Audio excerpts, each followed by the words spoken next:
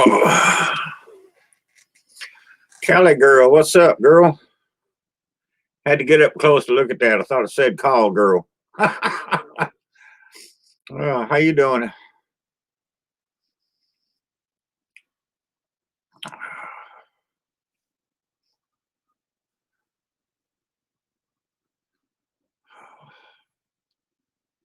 We ain't got a lot going on tonight. I just thought I'd jump on here and get a few people to join me. Waiting on Josh to show up here. He should show up pretty soon from Josh and Babe. Brandon, yeah, gonna do that next week, next Saturday. Hey, Kent, Darnell.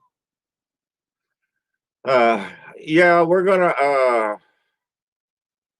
do a live 12-hour thing for Josh next weekend and try to get him some money. And I'm gonna shave. I figured that's about the best thing I could do is shave. If I don't get money for Josh, nothing will. Yeah, Mr. Homeowner is going to put it up on his channel, and I'll be popping in throughout the day. He's got he's got 12 hours of guests lined up, a couple of giveaways, and we just Josh is going through some bad stuff right now. We just want to get him some money and help him get through. Hey Skinner, what's up, man? Kent, I'm sorry to say, Uncle Steve's Gator Shake beat your rub out in the wings. Hey Scotty, what's up, dude? But boy, there is some heat in that stuff, Kent. But that's pretty good seasoning. I think next time we're gonna try it on some pig next time. I'll get me a pork loin or a pork butt. I'm thinking a pork loin would be better. So I'm gonna try that. So yeah.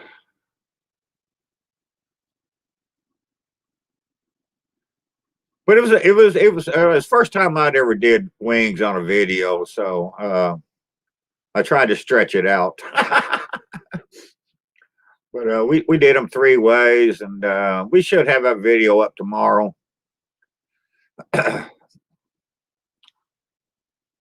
Yeah, Scott, this time this was the hottest one I've seen yet from Kent. So it's got great flavor, and it's kind of kicking the butt too. I mean, there's some heat in there. So and Skinner's supposed to come down here next weekend for the shaving episode, and I don't know if he'll be here for all of it or not. I may be shaved before he gets here. But I went and picked up some gator sausage and crawfish tails for him today. I'm gonna make some gator sausage and make some crawfish etouffee next Saturday. So I figured that'd be a good shaving meal.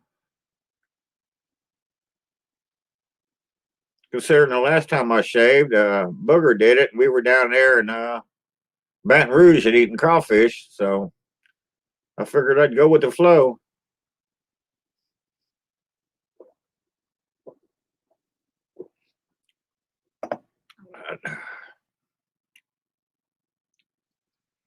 So yeah, I made wings today. It's something I don't do. I've never done a video on wings. I really don't care for wings. Terry and the boy eat them, but I don't. And then about an hour ago, I'm going to try an experiment tonight. I took a corned beef about an hour ago and put it in a crock pot.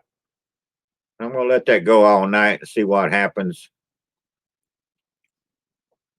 So, yeah.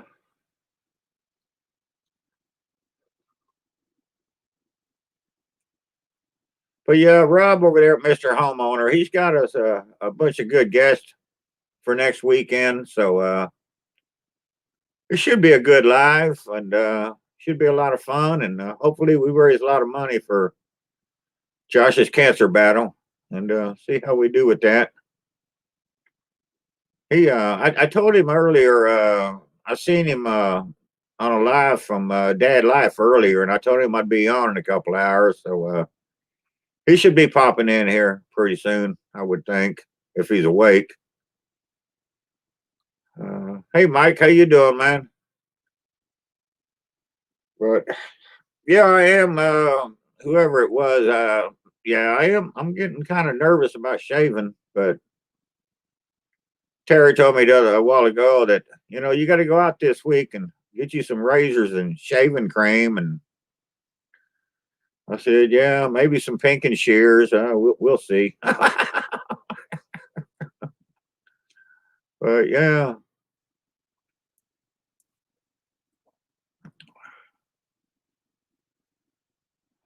yeah. And I will say this while I'm on the subject of Josh and Babe. If you could just go to their channel and join their channel, it costs you like $1.99 a month just to join their channel. That's $24 a month, or I mean a year. Hell, you spend more than that in coffee at Starbucks in a week. So it's just $2 a month. It's just a little bit, but it helped them out a little. So that's the only reason I'm doing this. I just want to try to get them some money and kind of paid Josh back for what he's done for us. He's been a cop for all these years, and you know he served and protected it. And, it's kind of time for us to serve and protect him. I figure.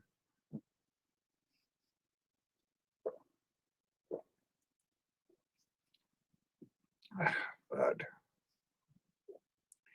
Kent, you still in here? I got a question to ask you.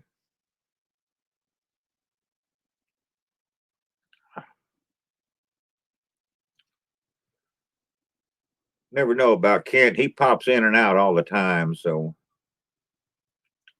I'm going to save this question for him to make sure I know he's in here.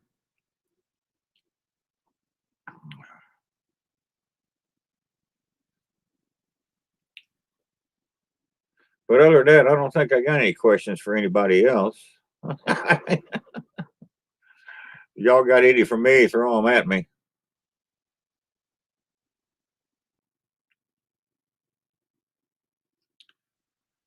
Let's see, what else did we doing? I didn't do a lot today. I wanted to do some stuff. I didn't get it done. I'm going to wait and get it done tomorrow. So I'm going to go through and I got to throw a bunch of stuff away and take some shit to the garage and going to rearrange my garage a little bit. I'm going to do that tomorrow and go from there. So, so did anybody cook anything good today or not good? It don't matter. I mean, are you going to cook anything good tomorrow?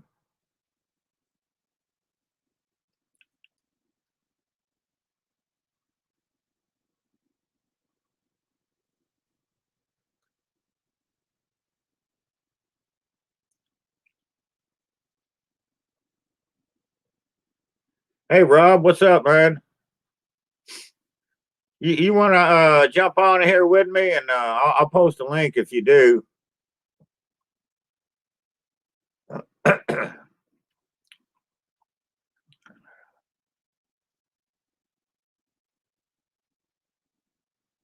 All right, Kent, you're in here. I got to ask you a question because you're a football fanatic.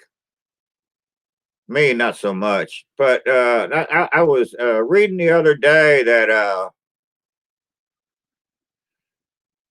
a lot of people wanted to postpone this Kansas City game in case Mahomes still had a concussion. What is your opinion on that? I'm just curious. I know what my opinion is, but yeah. All right, Rob.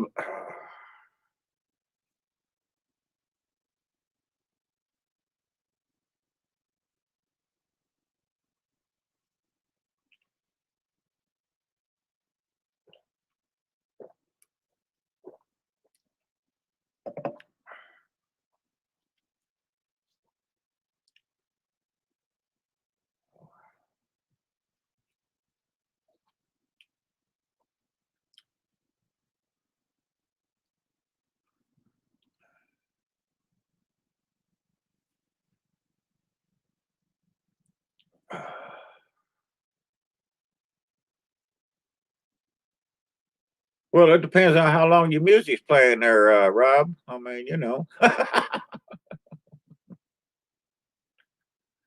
uh,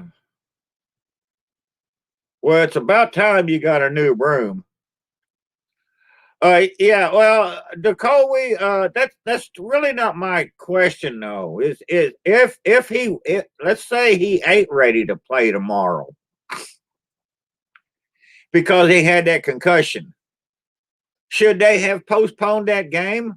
Do you think?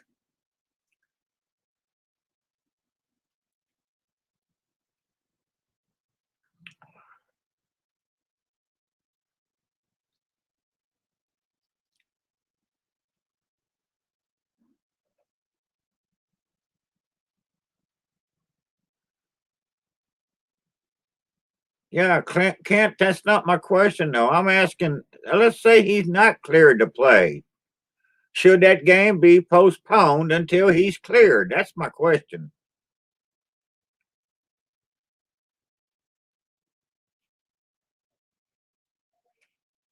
And while we're on the subject of sports, tip my hat to Hank Aaron. We lost him this week.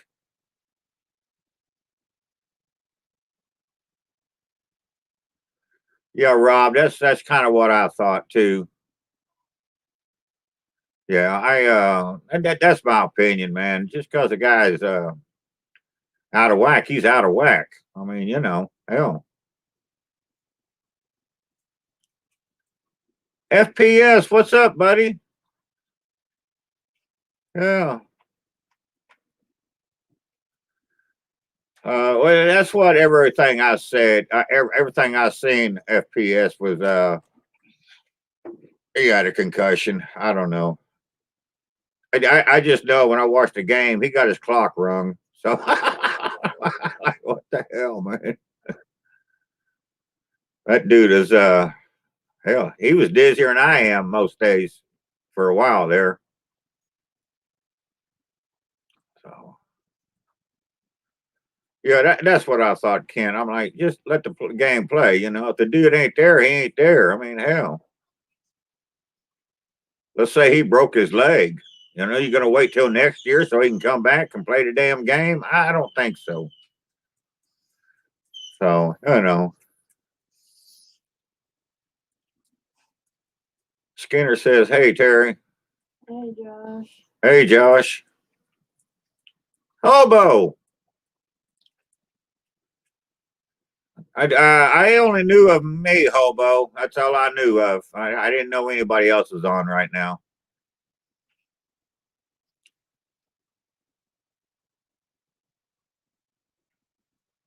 I didn't see any chokes, man. Yeah, I didn't see any chokes.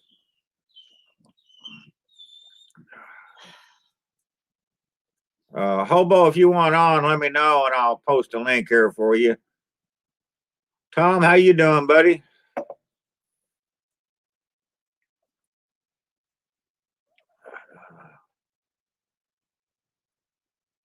Oh,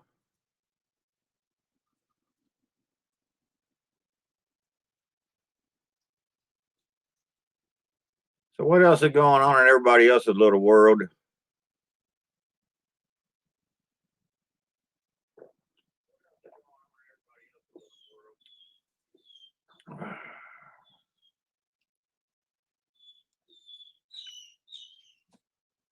All right, Hobo, let me know.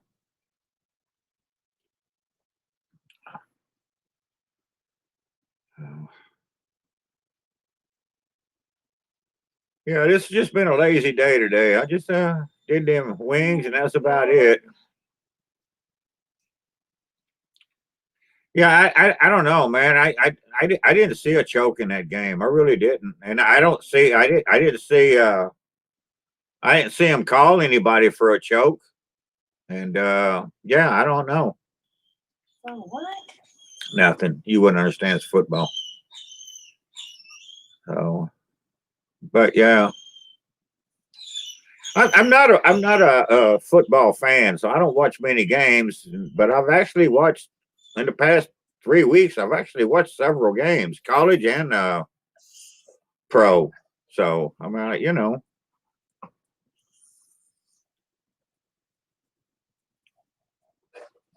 Damn dog.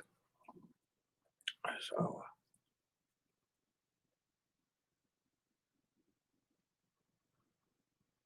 Yeah, we shot a video too, Josh. Yeah, we did wings today and shot a video on that, and Terry will work on that tonight. We'll get it up sometime tomorrow. Oh, yeah. It actually wasn't a fail for me. I actually did something I never did before, and it turned out decent. So I'm gonna go with that. I'm gonna say it was a win. So yeah,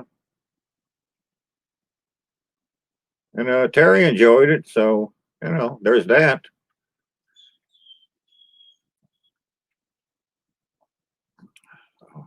Yeah, who knows?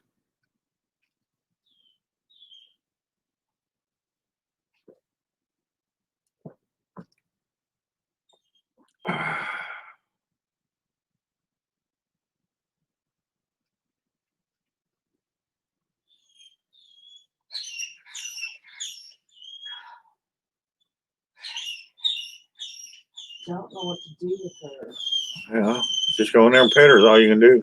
I can't stand in there. Bend over. Zachary got a damn dog over here tonight, and he's fucking flipping out, waiting on Zachary to get here, and just runs around whining and shit, and jumping on doors and windows, and I'm like, what the hell?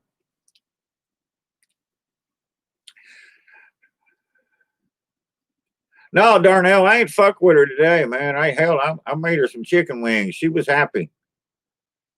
So yeah. Yeah, actually, this was a win today, Tom. I'm gonna put it down in the win category. I surprised myself. So well,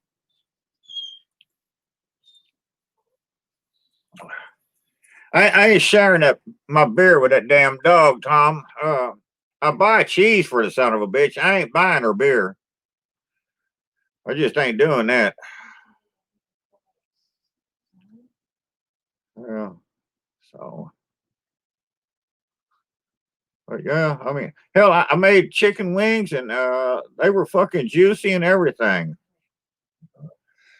So yeah, I was real happy with the cook today. Yeah, it was I don't know, it was about 38 degrees or so outside, and so it was a little chilly, but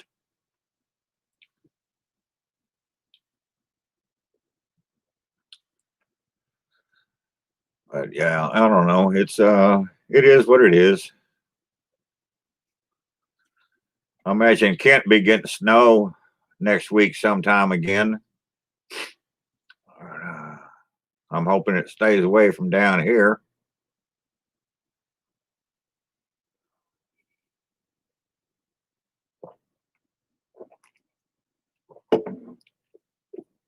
Oh. All right, y'all give me a subject to talk about and I'll talk about it. Something that I know.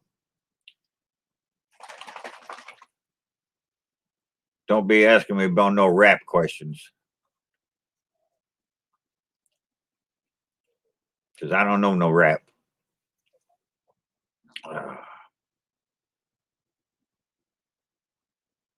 But you can ask me just about anything. I don't want to get political tonight. I'm tired of politics. I'm just fucking tired of politics, man. So be done with that. Come here, little dog.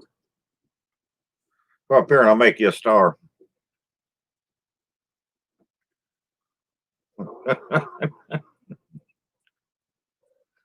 Hobo, I don't even know what the fuck you're talking about.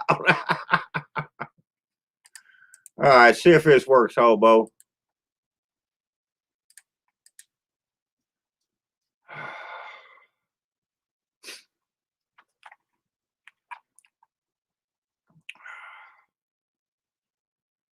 Nana, what's up? Yeah, the Eagles are good for sure, man. Yeah. I like their original lineup better than any. We got woodbuttplugs.com in here now. Everybody say hi to Hobo. I gotta put my text on mute, or else you're gonna listen to a million Biden saying, "Come on, man!" Text message comments.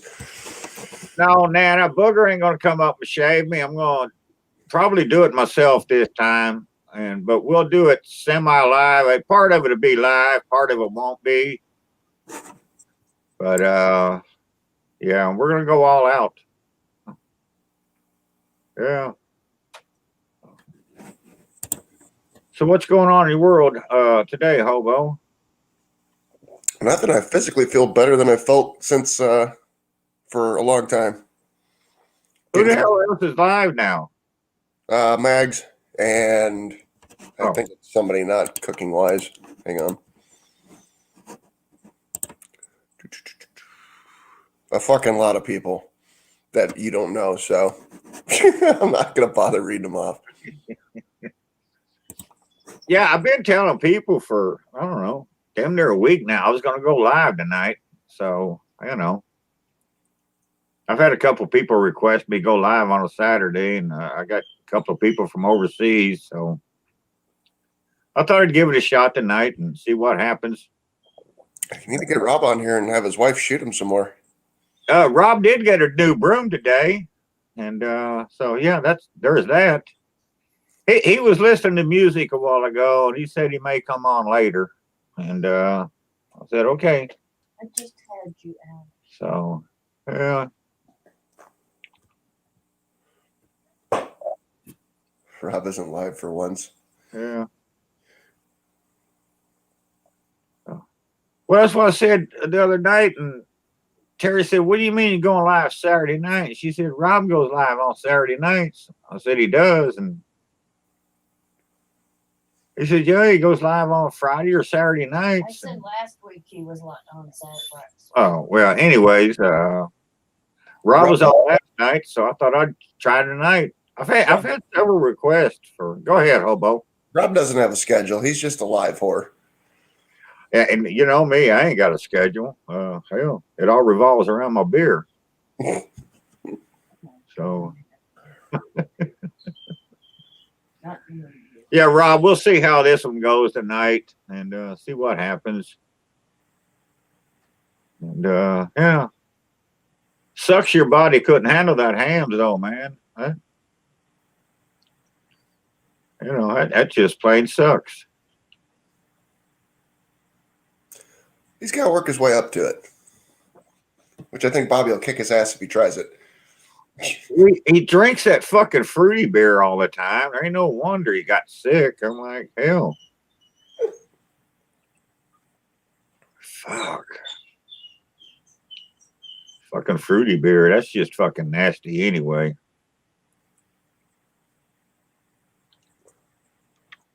Beer three is when I'm ready to start drinking, man.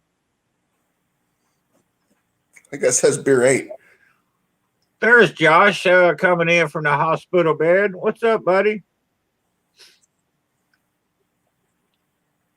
Yeah. So yeah, if y'all don't know who Josh is, the Cooking Cop and Babe, if you're new here, just click on that link, go over to his channel, click the join button, and give him $2 a month, and everything will be good. And come join us next Saturday, and we'll make some money for Josh. Yeah. Hang in there, Josh. We're thinking about you, buddy. Oh my God. Yeah. Oh my God. So yeah. So let's see. What the fuck else, Hobo? Hang on. Why does that not create a link? I don't know. I don't know. I don't know how to do all that.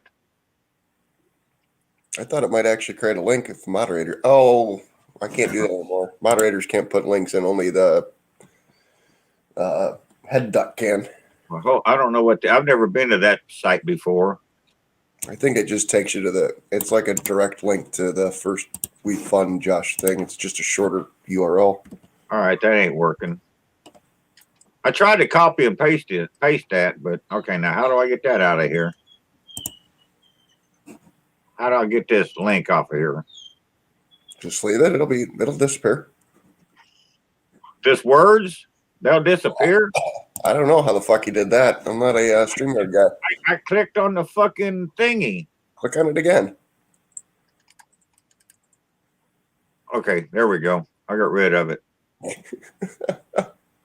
Yeah, okay. I got rid of it.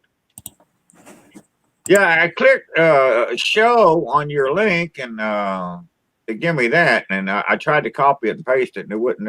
It's fucking there again. How do I get that out of there? I knew once before how to do that.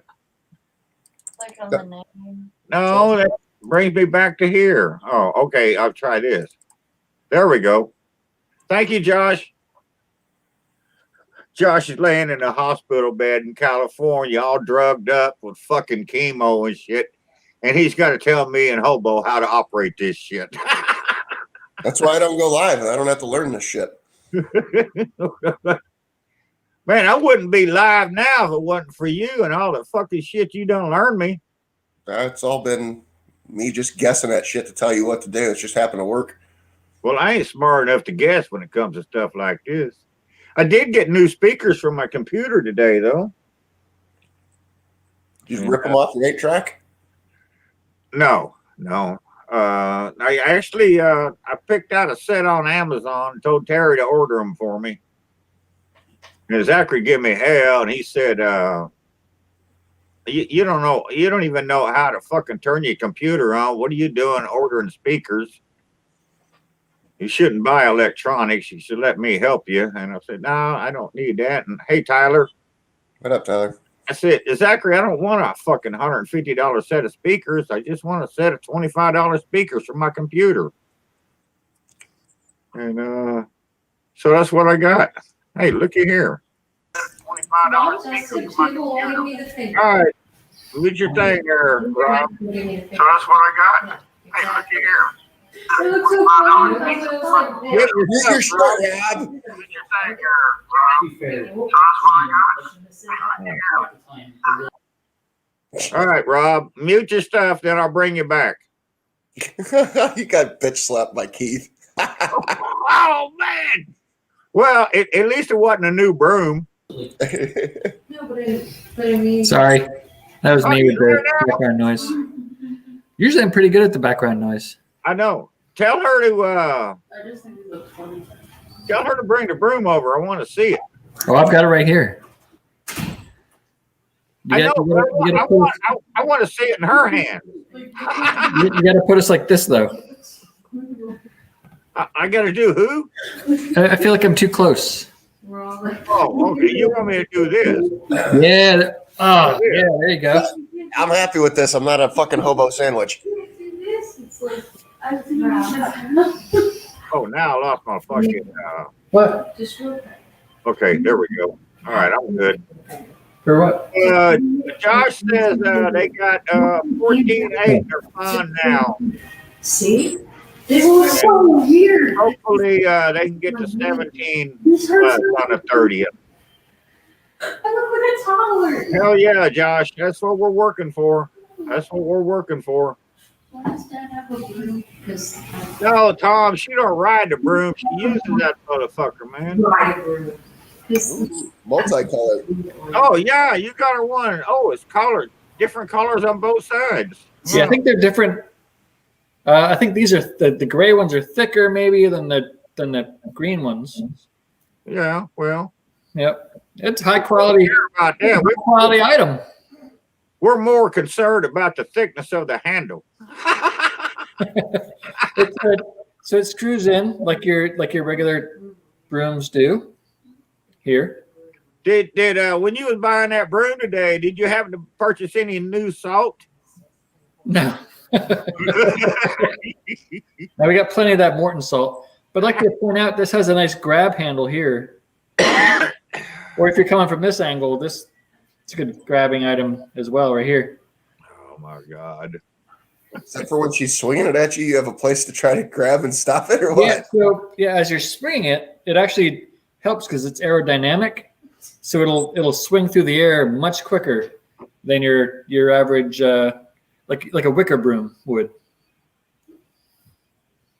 I don't know if I'm buying all that.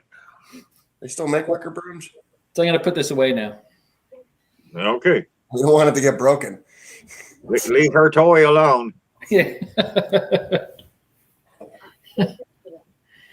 So we turn down the music. Yeah, I noticed that. So no copyright strike for you tonight, Keith. Unless you start playing some music. No, I don't do that. I learned after my first video, no more music. Yeah. Oh my God, Josh, you have to give me a hint because I'm fucking been drinking beer half the day. And the other half I was drinking Irish cream. And yeah. If you're talking about when I gave you a shout out, no, I don't know. No, he's talking about the video you did for his channel a couple weeks ago. Like it was oysters something or another. For the 12-hour thing? No, on his channel. Yeah, the oyster stew. Terry said I did an oyster stew. And sent it to them, and they put it up on their channel. Oh, okay. Yeah, okay. Now I know what you're talking about. Yeah. Like I say, you know, I need another beer. No, you don't. Yeah, Beer, you would have understood that. That's one of my favorite fucking meals, man. Yeah. I never went by a ratio of liquids and oysters there, Josh. I always went with what we had, and you know, when mom was making it for us kids, you know, she'd take 12 ounces of oysters, and there was 6 of us in our family, so you know, it'd be like, you know, 12 ounces of oyster. That's what, 2-3 gallons of milk. So you know, yeah, you had to stretch that shit out, man. But yeah, but yeah, I never went by a ratio. I just used more butter than anything. Butter and black pepper. Got to have that in there. So it's a pretty straightforward recipe. I mean, hell, you know, you can use butter. I mean, you can use milk, half and half, heavy cream, whatever you want. But we always just use milk. But I think today I did it for your thing, though. I had some half and half I needed to use up, so I put some of that in there with the milk. But that was the only reason. Yeah, calling oysters, they put lead in your pencil. That's why I always liked them.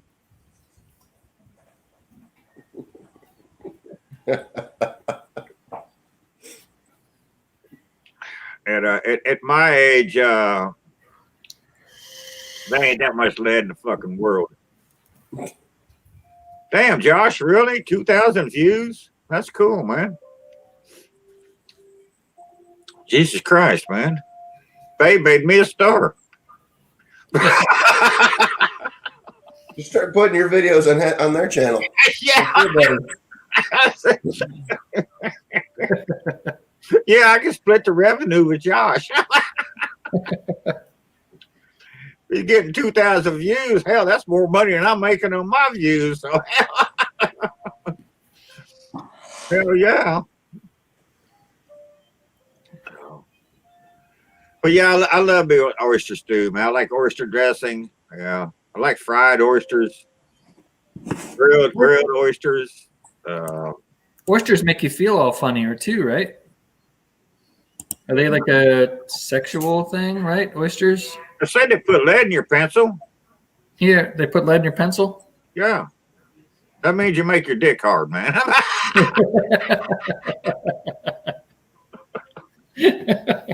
But that's an old wives' tale, man. It never worked for me because I just went back and got another bowl of oyster stew. I'm not be like, who's got time for sex when you got oyster stew in the pot, man? Another bowl. Hey, Skinner Farms is here. Josh, what's going on, man? Yeah. Yeah, he's gonna come down next weekend, man. And I picked up some crawfish tails today, and I'm gonna make him some crawfish etouffee next Saturday, Yeah. and some gator sausage. We're gonna have that. You're not gonna save the oyster stew for when he visits. For what? Get the mood going. No, I don't know. It'll make it hard for people to shave him if he's sticking out, Yeah. Rob. Yeah, really. It'd be like having to climb over that broom. Yeah. No, I said the last time that I shaved, we were down in Baton Rouge eating crawfish with booger. It was not shade. So the last time I shaved everything. Oh, don't think about shaving everything. We're just talking about your face and your head. But the head is still up for grabs. It depends if we get enough money, because I ain't going bald for nothing. Yeah. So yeah. Skinner Farm's asking, how old are you anyway, Rob? But Rob's 42. Am I 42 or am I older or younger? You're 42. Your wife is How about in the chat? Let's see what everybody thinks in the chat. How old's Rob? Rob is 42 and his wife is 27. Hey, you got applause. You got applause from the background. That's because I really like her more than you, but she's never on camera. Yeah. But I she was a told her star. she got to She start was her a own channel. star last night, man. Yeah. You ask Coco, she was a fucking star last night. I got to make that's two videos I got to make. I got to make one of them that has the whole broom incident, and then two, the whole bug assault gun. You're incident. such a baby. Dude, that hurts. It hurt. It hurt like a. It didn't hurt like a lot, but it hurt like a surprise band-aid getting ripped off. The kid didn't even cry, Rob.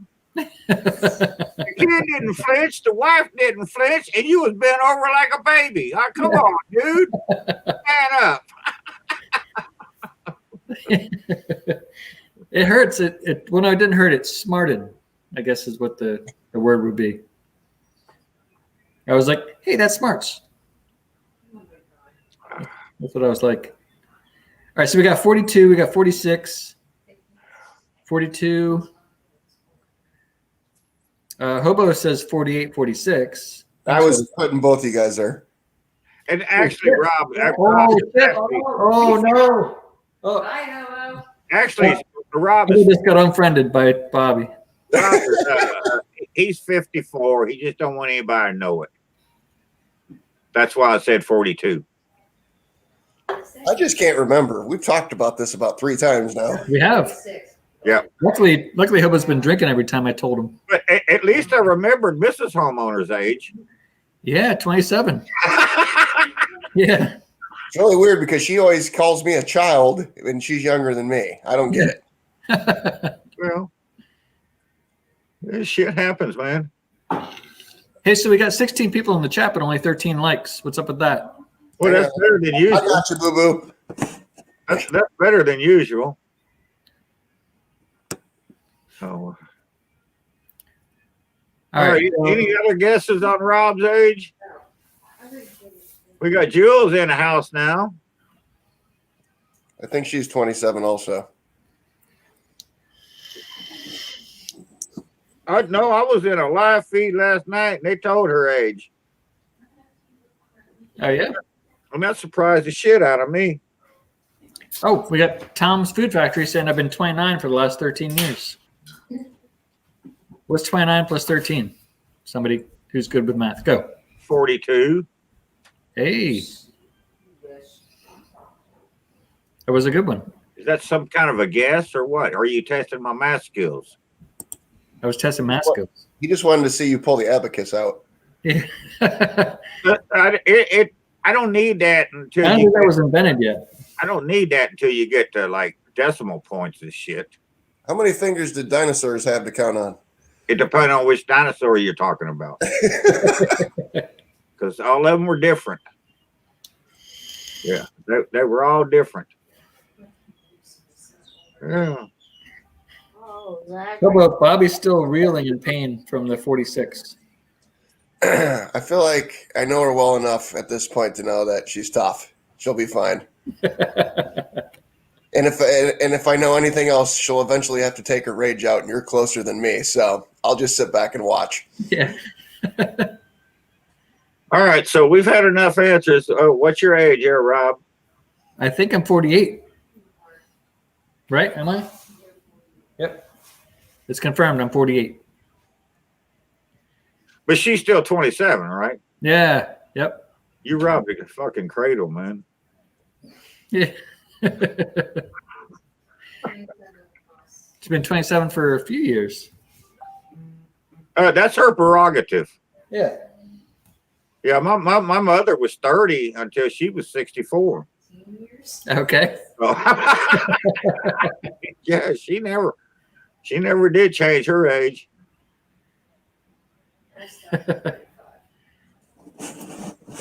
Hang on here.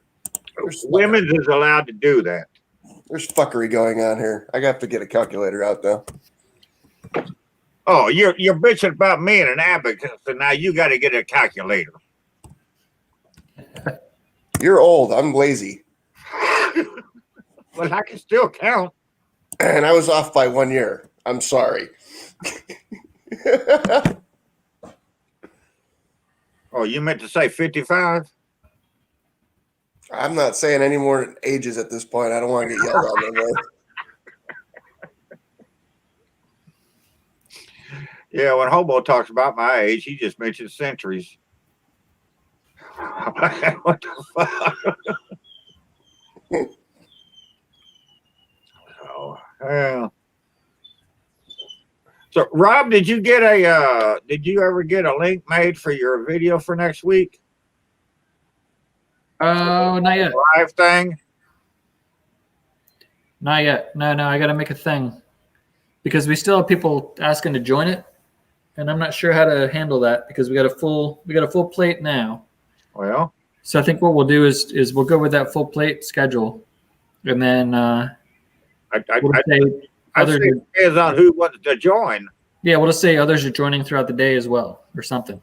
And then, I mean, like if it's like a 15 million channel subscriber viewer video fucking person, as opposed to a person that's got 12 subscribers, you'd go with the 50 million viewer one. Right. So that's just me. I'm just thinking that way. Or you can go into half hours instead of hours. I say just make it a huge like orgy. that. Yeah. The thing is, though, I already told everybody they had the whole hour, so I think what we'll do is we'll just have surprise guests come in throughout the day. You can do that too. Yeah. Yeah. Like, hey, I know you're here for the hour, but hey, here's another person. But Yeah. we'll just hop them in. That's fine. I know your last one, I was in for an hour and I stayed for 4. So Yeah, right.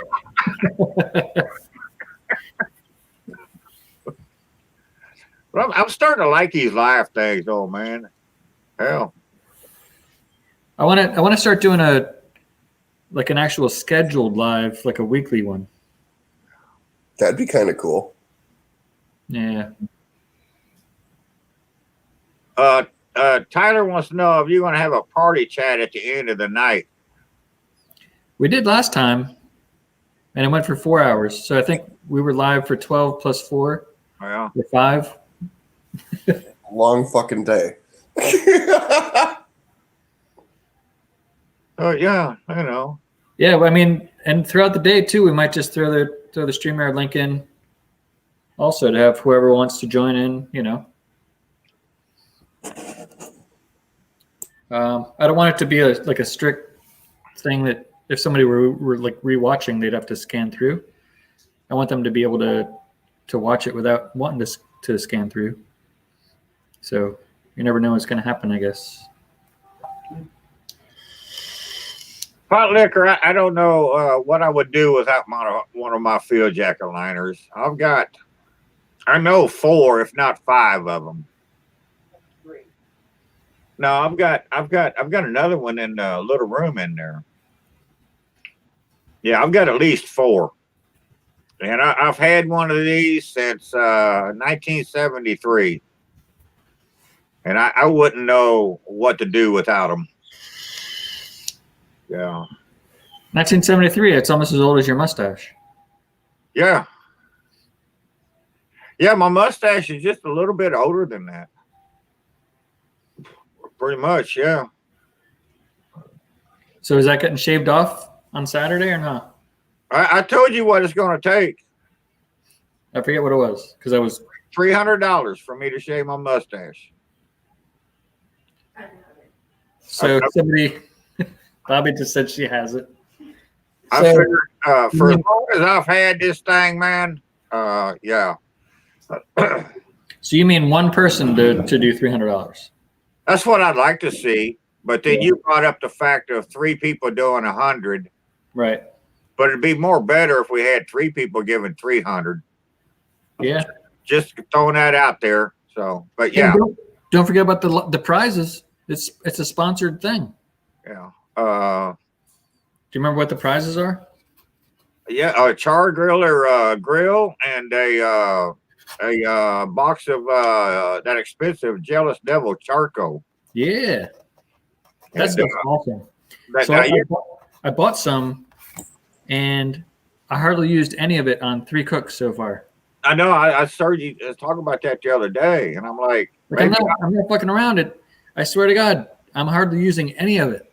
It like I'm going to shave my damn. I'm going to shave my damn beard and shit off. Possibly my hair, my mustache, but yet I got to buy a damn chance to win some expensive ass charcoal. And I'm like, what the fuck, man? That's the idea. Money talks. Yeah, Shaving walks. that's the whole purpose of this, man. You know, Yeah. I help a brother out, dude. I mean, shit. Hey, Rob, I stepped away for a second, but just for my own knowledge, because I have people ask me, how are you doing the grill and the charcoal? So that's going to be, at first I was thinking whoever donates the most, but then I was thinking, you know what? Whoever donates the most is probably one of our channel friends who already has a bunch of sponsors with grills, and they can get whatever they want. So instead, I figured we'll do just a random donator. So if you donate $10 or more, and like just put your name on the fund the first thing, and we'll like at 9:30, I guess, when we're starting to wrap things up, we'll do a like a non-technical name in a hat kind of thing. So whoever donated throughout the day, we'll put your name, and I'll contact them through, I guess, Instagram, because you can't fake that, I think. Otherwise, because in the past, and Eastwind's not in here, but in the past, like Eastwind won one of my contests before. He's like, hey, Chris, send me an email. I'd never emailed him before. So just some jokester emailed me and was like, hey, I'm Chris, Eastman Farms. That's so great, I won. I love your channel. Hey, here's send me the Amazon gift card to this email address. So I did. And then like 2 weeks later, the real Chris Eastman Farms emailed me. He's like, hey, not to be a dick, but I haven't heard from you about the the Amazon gift card I won. I was like, wait, no, what are you talking about? I sent it to you 2 weeks ago. So Man, that's a scam I never heard of. yeah. So what you got to do is you got to tie it into Instagram, because that's where people are. You can message them right through there, because you can't message them through YouTube. You used to, but not anymore. What if they don't? You got to send them an email or talk to them on Facebook. Yeah, so it used to be just like, hey, yeah, ship me an email, rob@mrhomehunter.com, and I'll get you set up. Hey, we got Dad Life in here. Hey, Ben. Hey, did anybody see Dad Life's? I caught the tail end of it, I guess, last 20 minutes or so. I saw a squirrel in the tree at the beginning. His daughter got shafted, man. Yeah. That burger one was it. Which one was that? The Italian Stallion? Yeah. Or- Yeah. I'm not a fan of pretzel buns, but she fucking put pastrami on it, man. How can you go wrong? And I knew you voted against it because it had white cheese on it. She used fuck, I forget what it was. It was a white cheese though. So I knew you would vote against it. Yeah. I like American cheese. That's white. No, it's yellow. No, we get the white American. File white, but they used yellow. Yeah. Actually, I think they used Kraft slices, but I think. But anyway, but no, that burger looked awesome, man. I had to go with the double smash burger. And man, that made me so mad because I sit here and I don't know how many times whoever puts an egg on a hamburger is just messed up. No way, man! You got to try it. And then she topped it off by putting pickles on it. Now you got pickles and an egg on a hamburger, and you're looking over here with a hamburger that's pastrami on it. How you going to vote for the egg and the pickle? That's just wrong. Well, I'm not a big pickle fan. The other one, they made a damn Southwestern or something. They marinated the meat for 24 hours. Yeah. But then they put ketchup on top of it. No, Well, don't go on. Your team cheated though. They did the mac and cheese inside. They did the They did it on top. onion rings inside. Like a topping. The onion ring was on top. Yeah, that was made inside prior to the cook. No. Yeah, No. yeah, that and the mac and cheese. Fontina. Yeah, Dad Life says Fontina. Yeah. No, that hands down was the best burger in that contest. And no, that's my story and I'm sticking to it. I'm going to give that girl major props on that one. Yeah. And no, I'm not eating an egg on my hamburger, and I'm not eating pimento cheese on nothing. No, I'm not doing that. No. No. Let's stick with the pastrami. Pastrami on anything. Come on, man. No, Ben, actually, that was a good-looking hamburger, except she had them 2 thick slices of tomato on top. And I'm allergic to tomatoes. I can't stand them. And I'm like, oh, my gosh, she ruined that hamburger. I can let her go with the egg. But the tomato on top, I'm like, no. No, I'm going to stick with Burger One. That thing looks friggin' awesome to me. They, No, I I'm think not a big they burger all, fan. I really ain't, man. I really ain't. I think they all look good. I rewatched it. I didn't even scan. I figured like, oh, well, I'll rewatch it. I'll kind of skip through and see what was going on. I couldn't even skip through because they had you like you couldn't skip because there was always stuff going on. You had to see what teams 1, 2, and 3 were up to the whole time. So I watched the whole thing. Somebody's got to do what somebody, who is it, Kent, was saying about Josh's channel to get him watch hours. Somebody's got to go through and do that same thing for the Dad Life channel. Just go on. He's looking for watch hours. Go on Dad Life. Put the playlist on when you go to bed. Let it go overnight. Colin, I just put the link in the chat if you want to jump in here. And yeah, I've said that. Well, see, like on my channel, I don't have playlist on my channel. You just go watch my videos. Okay. So here we got Colin in here. Yo. What's Hey, up, buddy? Let me move Hey, you what- around here. Hey, what's going on, guys? What's up, man? Good to see you, dude. Yeah, same as. Enjoying the show. Thanks for You know- Where you're from? I hear you're the. Definitely. You'll always hear the old twang, the old Irish twang. 30 years out of Ireland, I still got it. You know. Hey, my last name's Kennedy. How's that?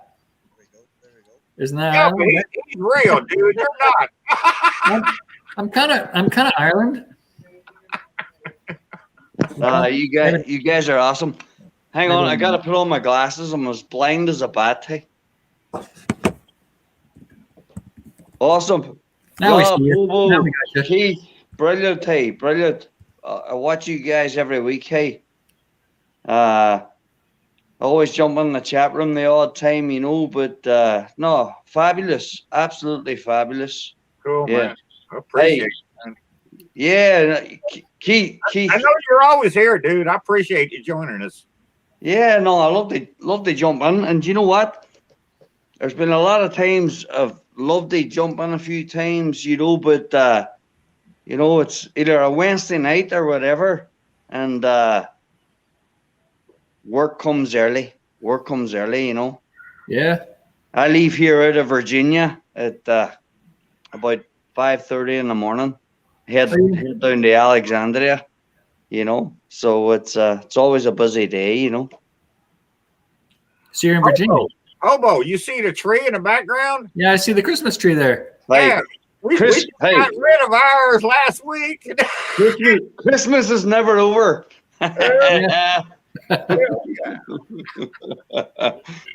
Hey, you know what? Where you from in Ireland, dude? Derry City. Derry City, it's in the northern part.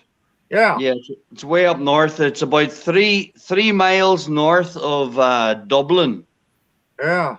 So I'm right up on the top, right up on the Atlantic part, you know. But no, I left there many years ago, you know.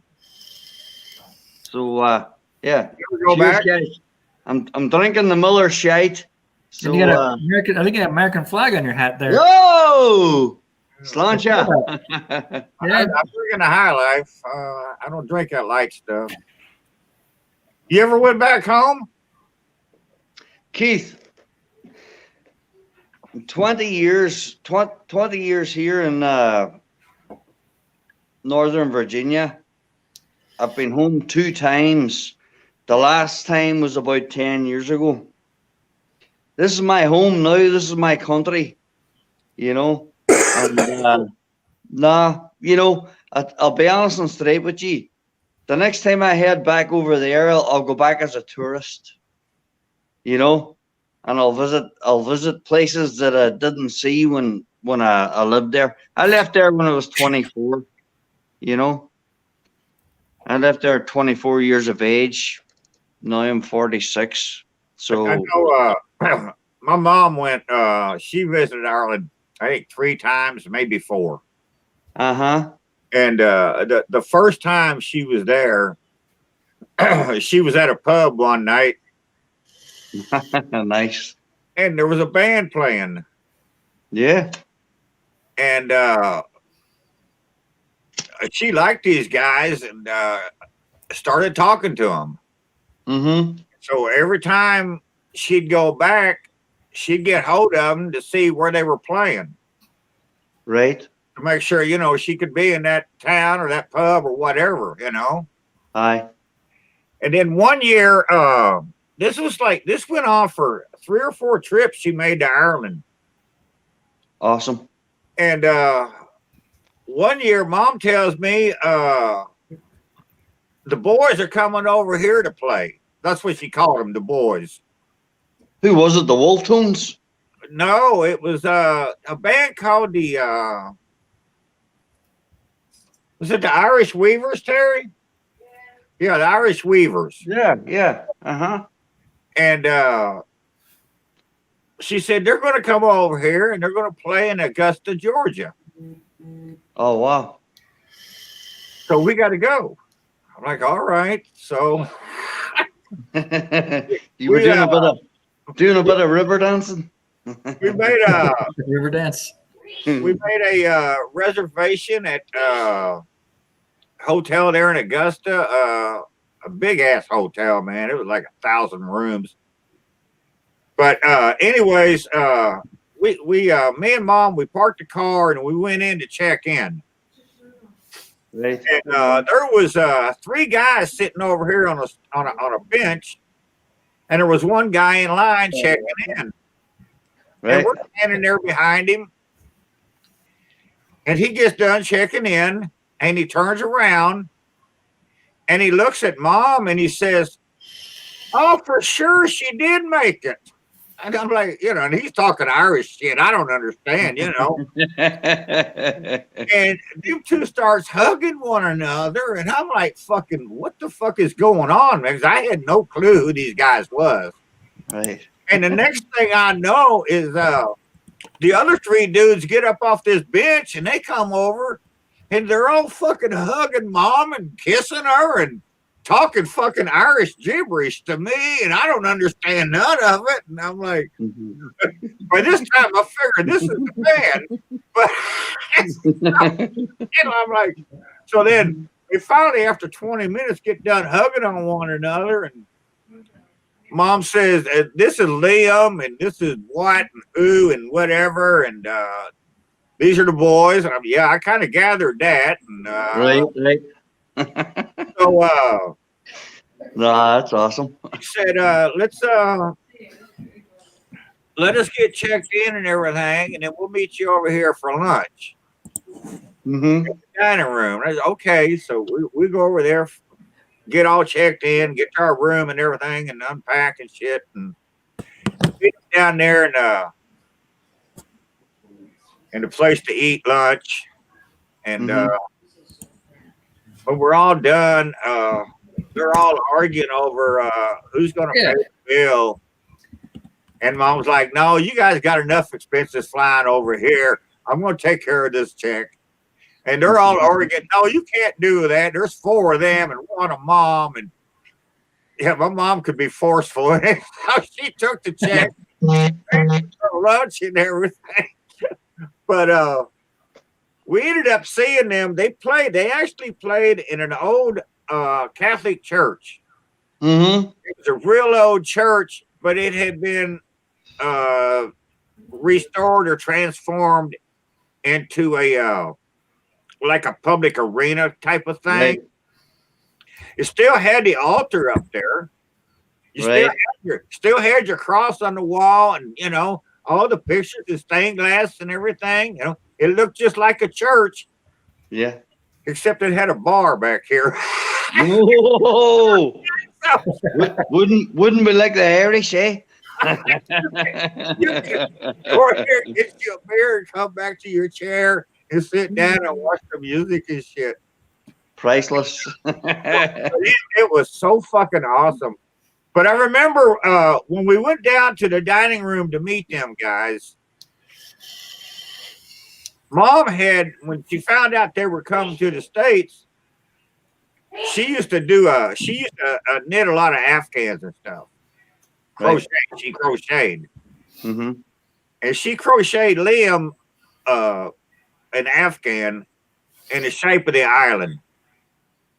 And I mean, it was a perfect rendition of the Ireland. Ah, beautiful. And she gave that to him, and he starts crying, and he was like, oh my God, this is beautiful. And I know it was like 2 or 3 years later, they were still talking back and forth. They would email. This was before computers and shit. Oh, yeah. And he said, yeah, we still got that Afghan on the back of the couch. It stays there. That's it. Hey, memorabilia, that's awesome. Yeah. You're talking about, back in those days, you couldn't even, we had no email or, we had no texting or nothing. I remember, it's going back to 1986. Was the first time I was a young kid, landed over in Pennsylvania. Hey! Coal mining country, Schuylkill County. And were you in Scranton? Yeah. Right up by Gardsville, Scranton, Pottsville. Yep. Yeah. But I remember. I know. But I remember, just going back to what Keith said, about, now there's no, or back in those days, there wasn't like any, emails or texting or anything. I remember coming over there as a young kid, writing a letter back to Derry City, Northern Ireland, to my mother. And you know what? It took 4 weeks. to for get the there. letter to go back. You know, can you believe that? You know, and now it's like instantaneous. You know, if you look at us guys now, like you get Hobo there, obviously you get Keith there, you know, you get Rob there, and all the guys in the chat. You know, it's unbelievable. You know, Yeah, USPS has been crazy lately. Like, I'll order something on eBay, like this little tiny thing that just goes in a little package like this big, mm-hmm. and it went from Texas. So I'm in Pennsylvania. It went from Texas. I ordered it on December 29th. Hey, Phil. It went from Texas to Philadelphia. Philadelphia is like near me, like an hour away. Mm-hmm. And then it went to Massachusetts, and then New Hampshire, and then finally back down to Philadelphia, and then over to me. And it Wow. was at least 3 weeks of just regular, like, mail. Damn. So now whenever I order something, I make sure it's like that priority mail, because that's guaranteed in 3 days or whatever, and the same price, pretty much. Yeah. But it's not. When Mom made her first trip to Ireland and she came back and she said, you know, we talk about antiques here. Right. Our antiques are 200 years old. Yeah. Yeah. Yeah. She said, there's people over in Ireland, they're my favorite actually one. using stuff that's 1,400 years old. This ain't antiques. This is everyday stuff for them. And I'm like, yeah, we don't know nothing about antiques here, man. Like, damn. Hey, real quick, Christopher Burke, thanks for subscribing, man. I appreciate it. And also we got Phil from Daddy Cooks is in the chat. Yeah, I just said hey to Phil, and I missed Madwood. Madwood's in here too. Johnny Maggs is in here. Hey guys, thanks for showing up. Yeah, we got lots. Yeah. Oh, Hey, my- hit that thumbs up, everybody. We got 27 in the chat, only 19 likes. yeah. What the hell, man? Yeah, don't you like it? If you don't like it, hit the thumbs down. Yeah, Hobo does that anyway. Yeah, you got one thumbs down. That's probably from Hobo. Hobo, did you want to say something before I go? When I interrupted you? Oh, two thumbs downs. Squeeze me? Did you want to say something? I think I interrupted you. How long ago? 90 seconds. No, I already forgot that shit. Well, Okay. give a thumbs down. Undo it and give a thumbs up. So that way, YouTube. You gotta understand, YouTube likes controversy. That way, YouTube gives Exactly, Hobo. Yeah. Exactly. You guys all think I'm an asshole. I'm helping everybody out. Yeah. Hit something. As Josh just said, Cooking Cotton Baby just said, haha, I just hit something. Hit some kind of button on the computer. Or your phone. You know what? In the chat, everybody say, are you on your phone or laptop? That's what I want to know. I got my laptop here, but I've got everything's coming through my phone. You know, Yeah, right. I'm afraid they mess with it in case I go off. You know. They? Yeah. Yeah. Cooking Cotton Babe's on his phone. Tom's Food Factory is on the laptop. Oh shit, Bottle Cap Barbecue's on his TV. Julie's on her cell. Bobby's on her phone. Hey, there's my bride. She's on her phone. Daddy Dutch is on an iPad. That counts as mobile phone. So Daddy Cook's on his PC. Huh? What is that? We got like multiple. But yeah, this is what I want to know because I was looking at my analytics earlier. I was like, well, I want to do more shorts, but I don't want to piss everybody off. And then I was looking on the analytics there, and 79% of people watching my channel are on their phones.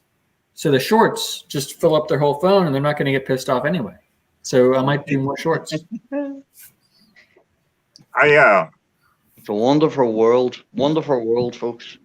I actually when we did that video this afternoon, I actually purposely made it stretch out I do that every night. just because I'm so opposed to these short things. But Yeah, you gotta stretch it out at least once a day. I know I'm If you don't use it, you'll lose it. I rambled quite a bit in this video, but when it was all said and done, I was happy the way it turned out. So I was happy with it. And I'll take the link to the video and being happy over nothing anytime. So, All right, Mad Woods on the laptop. But I think we had over 50% on some kind of mobile. yeah. Tablet. Hey, I'm on my PC. That's all I'm on. Yeah, I think the 4 of us are on PC. Or Yeah, laptop, I whatever. think I did a little more rambling today, though, dude. Keith, I still got to see your video from today. I didn't get back from work till I just little did it today. later on. Harry will work on that tonight. We'll head it up tomorrow. Yeah, I look forward to seeing it. I always love your videos. Hey, you do some great stuff on there, you know. And I'm not the longest viewer on there, but definitely been on there since about 2015. You know. Hey, So man. yeah, it's a good 5 years. You know. There you go. I remember old Sarge. You know. Oh, man. I miss that fucking dog so bad. Yeah, I remember old Sarge and you know, and the old He videos. was the best taste tester I ever had, man. I could always tell if it was good, he was wanting another bite. Man, if it wasn't no good, he'd walk away. Like, no, I'm done, dude. But yeah. Hey, Colin, do you have a channel or? No, well, I'm on YouTube. You know, I don't have a channel as to speak. You know, but you know, I'm on YouTube. You know, used to sing a lot of songs. You know that years ago. You know, used to play in the bars and stuff. And but it's all like traditional Irish music. Nice. You know, All right. but Where can you you know, find it? I don't know. You know, but a Johnny Cash. You know, stuff like that. Is it all? Do you have it on a channel somewhere? What's the channel name? Well, if you typed up if you went on the YouTube now and typed on Colin McMenamin, my name, Right. you're going to get a couple of songs and a few bars around here in Northern Virginia. Okay. You know, Leonard Cohen, So Long Marianne, stuff like that. You know, as I said, Johnny Cash, Long Black Veil, stuff like that. You know, and then you get the old stuff that I grew up with in Derry. Yeah. The stuff I grew up with in Derry. You know, it's just the old patriotic songs. You know, not everybody's cup of tea, so to speak. Well, no, But, that's cool. You seem like a cool guy. I want to support you. So Oh, well, thank you. She wants to know what you want her to do. that's all. That's all I wanted. So I subscribed. I hit the bell. Yeah, hit the bell. Yeah, definitely, Rob. And So Never so hit the fucking bell. Bad things happen when you hit the bell. ding dong. yeah, so I'll check it out. I'll check it out in the morning. And so, Colin, you had me at Long Black Veil because that's one of those songs that Oh, brilliant, Keith. I think I have a few songs. Long Black Veil is one of them. 10 years Wang ago. Dang Diddy is another one.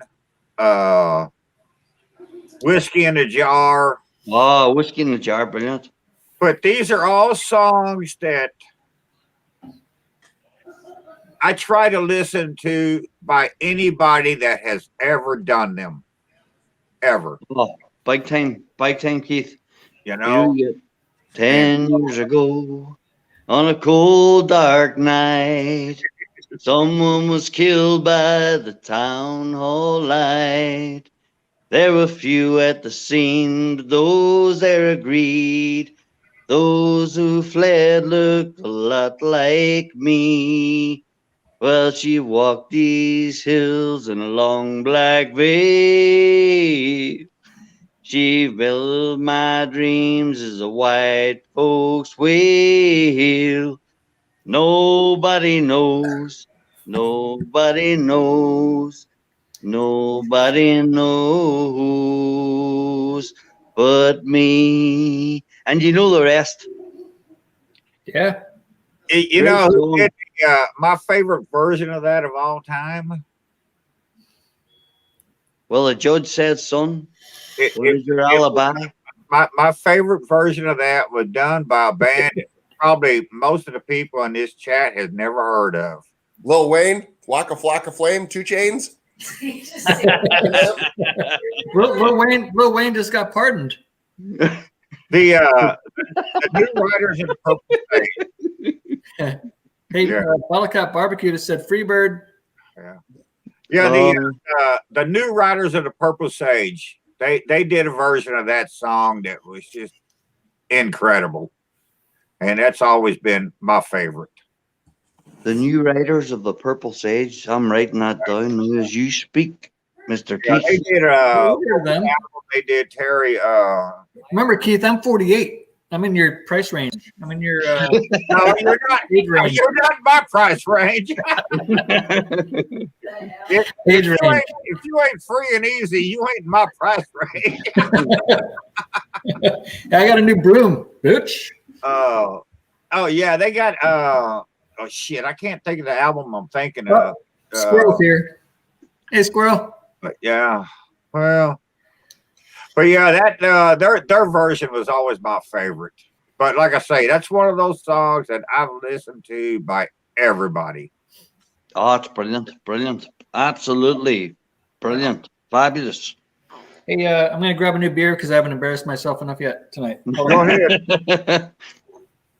You know what? I got one here, but You I go think get I another gotta one. grab another one. Hang on. The long arm of the law. I Focusing think, right on that beautiful flag behind you. I think I'll go visit. a little Bobo, girl thank there. you. Phil, you still in here, Phil? Daddy Cooks. Hey, Colin, you know what's funny is I got this sweatshirt I'm wearing right now that nobody understands, and it fucks everybody up. Yo! Abe, old honest Abe. Hey, honest Abe.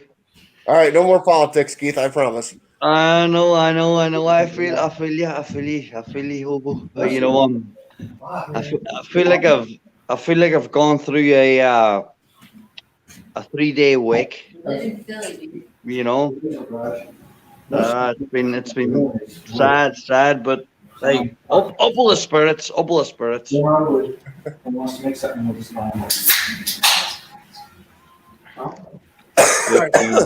Colin, you need a new beer, and I need to go visit the little girl's room. I guess All I'll right, go to the all show, right. That's fine. Hobo, it's your show. All right. Me and Hobo will talk. Keith, you do this to me every time. I know, Hobo. I watch a show every night these are on, and he always leaves you. It doesn't bother me any. It's nicer when you have somebody at least you can bullshit with, or at least like the dogs in the background. I can go, oh, look, the dog's wandering around. Right? But half the time it doesn't work out that way. And I just sit here and it's like, fuck, I don't know what to talk about. So tell me this, Hobo. How is it in Indiana? I'm in Ohio, which isn't far Oh, away. you're in Ohio. I didn't know. You know, I thought you were in Indiana too. You know, as I've been in Indiana a few times. You know, going back to the early 2000s. You know, I used to be dating a girl. She was up. She was from South Bend area. You know, that's gone back to like 2002. But that's the furthest up I've been. You know, South Bend, Elkhart. So I actually grew up on the other side of the state, just outside of Chicago in Northwest Indiana. Oh, really? That's where I grew up as a kid, basically. Oh, wow. So what took you to Ohio? Don't mind me, just bullshitting. Don't mind me asking. You know, it's like what took me from Ireland to America. You know. I Yeah, worked. at least you landed in Virginia, which is a pretty good state. I don't know why Hobo landed in Ohio. Because I worked in oil refineries. There was an oil refinery here, so Mm-hmm. I'm in Canton, Ohio, which is like an hour south of Cleveland.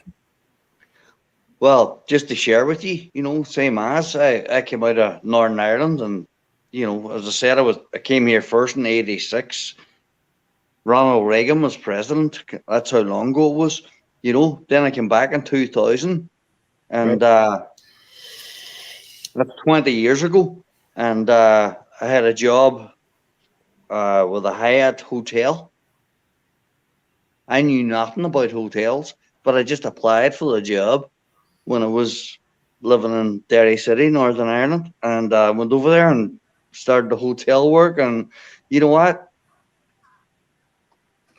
I never continued in it, but I stayed in the country.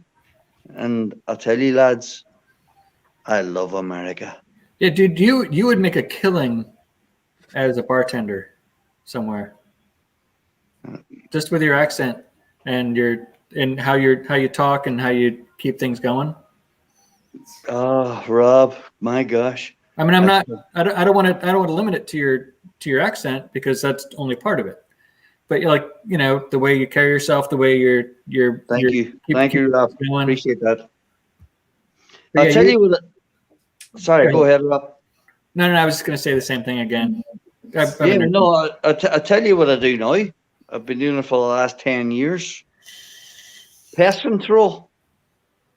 Really?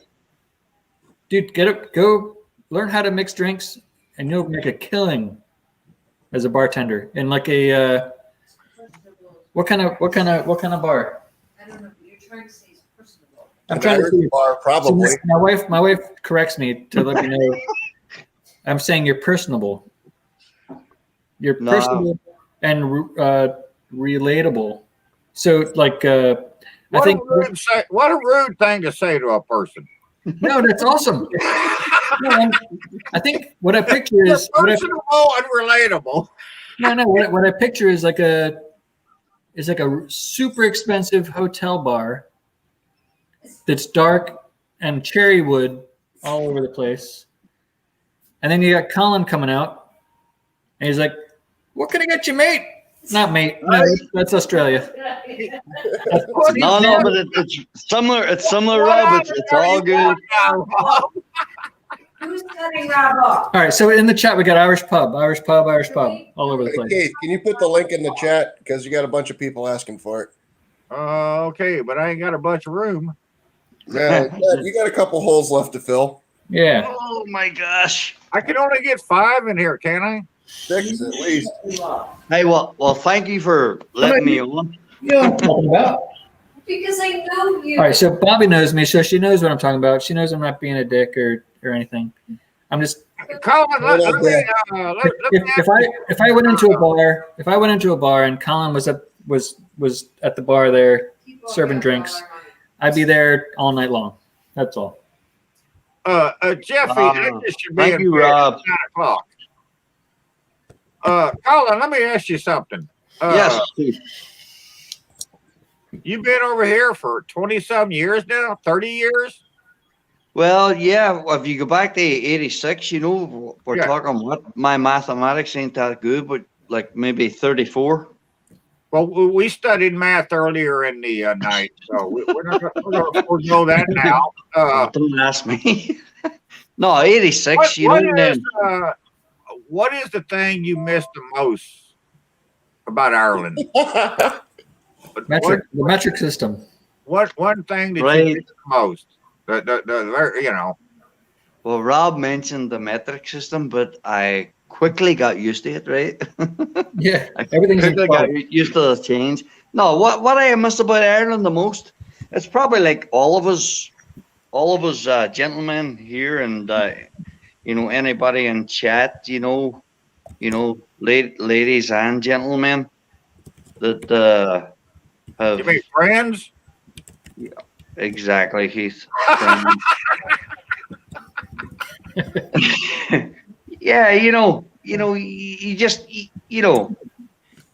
although you've created a new life and stuff like that, sometimes you miss your people.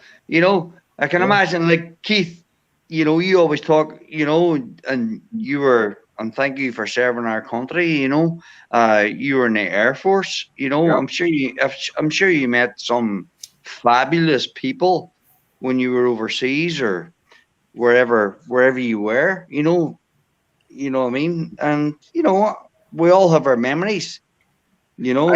I do miss 3 or 4 of those guys. Yeah. There's And 3 or 4 of them. But I'm sure Hobo and Rob, you know, we all have our stories and stuff like that there. And you know what? Like the 4 of us, we could all write a book, you know? Let's do it. Let's write a book. Yeah. Yeah, we're gonna write a book. No, the most Yep, that we're doing it chapter now. won't get what I published. must Yeah, we're doing it. Sorry. just going back there, just going back to kind of nail your question, Keith. You know, I miss the country. You know, I miss the landscape. You know, I miss some of the characters Well- that I grew up with.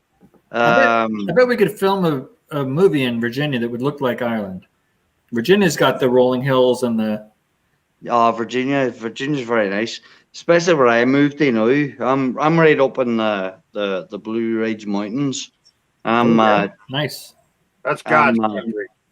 The Blue Yeah, Ridge Mountains, that's God's country. you know, you can definitely expect or you wouldn't be surprised if you looked out your window in the morning and there was a black bear in your trash can. Yeah. You know, Hobo guys. has that every other day in his house. Right? guys, I want to do something now. I want to play a wee song. Oh, on do it. The Irish tin whistle. Yeah. Nice. Let's do it. Oh, wait, no, Is wait, that not okay? yet. Not yet. Hold We're on. Let gonna me, get more music. Yeah, hell yeah. let me hit the restroom real quick. All right, go ahead. But that's No- as no long as plan until I Keith, get back. as long as Keith, the host, is okay with it. Yeah. Hey, if it's Irish, it's good, man. If it's Irish, it's good. Yeah. Oh, All right. Well, Rob's got a piss, so No, I'll tell you what, man. Tonight we've had we've had math, and we've had ages and geography and cultural stuff and music, and man, this is an entertaining night tonight, man. Keith, your channel is the best. Well, I'll thank you for saying that. No, definitely. But no, I no. appreciate you coming in when you do. You're on a lot of our chats, you know, and our lives and stuff, and you're always, you know, commenting and stuff, and you know that means a lot, man. And being Irish, that's even, you know, even fucking higher than that, you know. I mean, Well, Irish is big in my life, man, and well, yeah, we're all. I come from Scots Irish. They don't know which, a mixture of both, but that's where my Same roots as. are from on my mom's side, and so you know that's why she made so many trips to Ireland. And so yeah, well, we're big on the Irish here, and Yeah. Keith, what part of Indiana are you in? southern Indiana. Yeah. I'm like right across the river from Kentucky. Yeah, as I was saying to Rob and Hobo before, and the guys on the chat, you know, and you know, as I typed in before, you know, I've been to Indiana back in early 2000. You know, my ex was from up around Goshen, South Bend. You know. Yeah, that's way up north. Yeah, way up Yeah, north. yeah, I've been up there a few times. So, all right, guys, I'm gonna put this phone over here, and I'm gonna. Look, we lost him. Wrong button. We'll have to bring him back. Oh no. Hit the wrong button. I'm glad I didn't do it. Yeah. Right? Come back, Colin. All right, here we go. Hey, you're back. There you go. There's Move you over here. It I'm gonna seems like move you up here, and because you're gonna play the flute, so we'll put you. Oh, up yeah, on the yeah. screen. not the skin flute, but the real flute. Hobo's good, I know him, but you'll have to go to woodenbuttplugs.com to find out about it. Yeah. All right, guys. I was gonna ask you, are you able to put your phone landscape? Just put your phone sideways. It should adjust. That way we get to see it like this, like how we are. So is there a button? No, I think you just go beep with your phone. Like instead of having your phone like this, just go like There this. you go. Yeah, that's even better. Yep. More bigger. All right, I gotta set it here. Makes his whistle look bigger that way. Uh-oh. All right. See, Rob, you froze him up again. I fucked it all up. I'm sorry. All because you had a suggestion. Yeah. We're never going to hear this concert now. All right. Nobody ever listened to me ever again.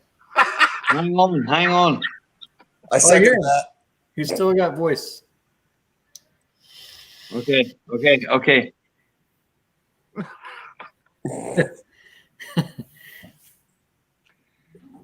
But I can't see his flute. Are we still here? Rob, you're froze now. Good to see you.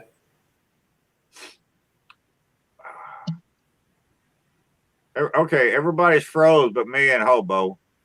No, Rob's not froze. He's pulling a left. Oh, you're playing a left. Oh my God, what an ass! Well, we even get semi-comic on here tonight, man. We've Right. covered the spectrum of emotions tonight and learning. My God. Hey, Keith. I think there's going to be more emotions later. Okay, I might cry. okay. All right, Colin wants to come back this way. What? How did he get in there twice? That's I amazing. don't know. I don't know how to get him out of here. Life's even better now. There's two Collins. Okay, but I can't get rid of that one.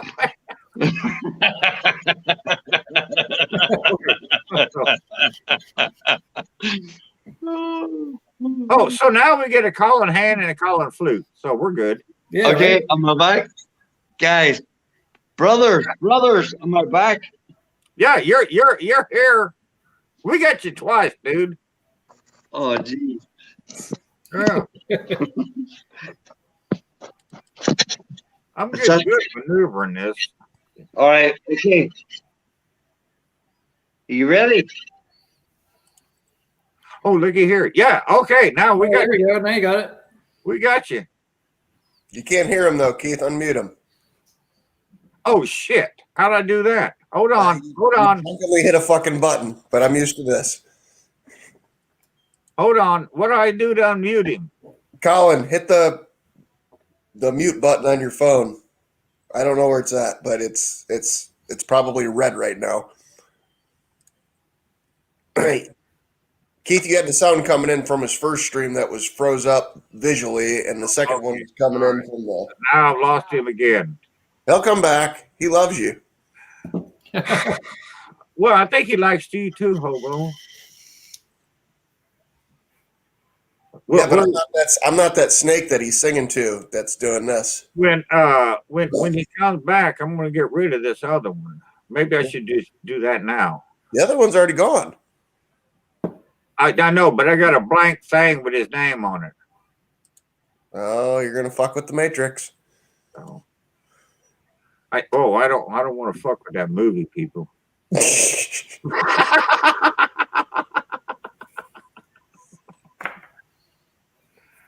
All right, Colin, I think we're ready for you. Come back. Come on out of the dressing room and rock and roll, dude.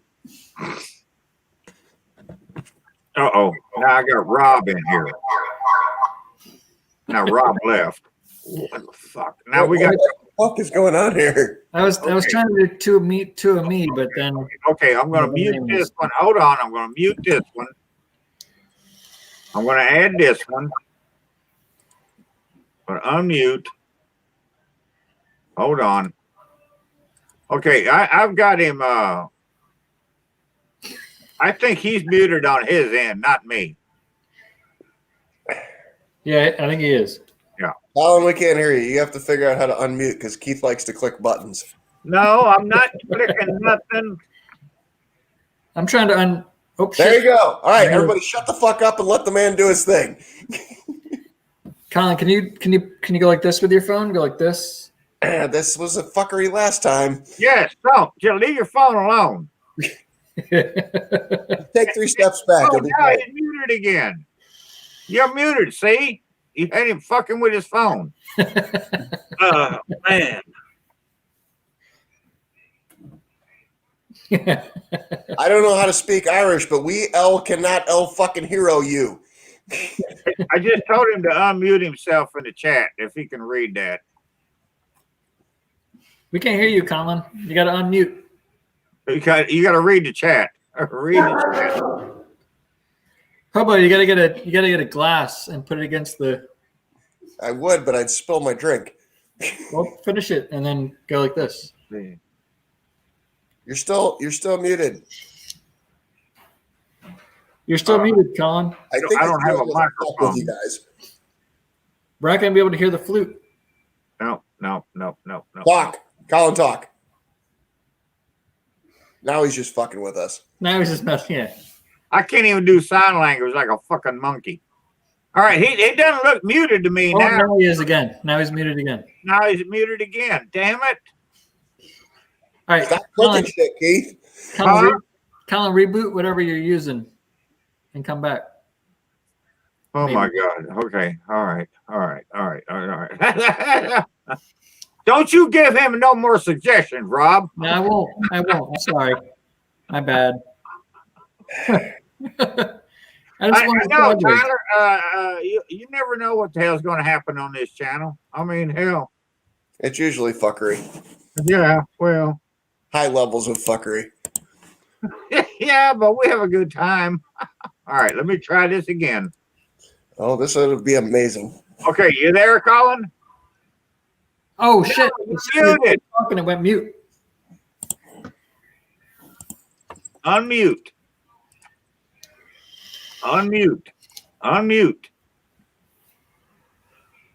I'm not singing. I see that, Dad Life. I'm Bobby. And oh, yep, that's my Bobby in there saying no. Are you not a good singer? I'm an awesome singer. I was in choir What grade? in high school and I junior. don't want to hear any church hymns. No, we didn't. We sang the hip stuff like St. Elmo's Fire. Like Waka Flocka. The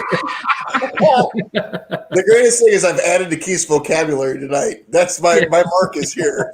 Oh, hobo, is that a real thing? Yeah, Hobo, you can continue on in life now that you've done that. Yeah, No, thank you, Lord. seriously, is that a real thing? Waka Flocka? He's a rapper. Waka Flocka Flame. Flynn? Like Flynn. Larry? Oh, that was Larry Flynn. All right. No, like Flame. I wasn't the bell. I wasn't the bell ringer in choir. Waka Flame?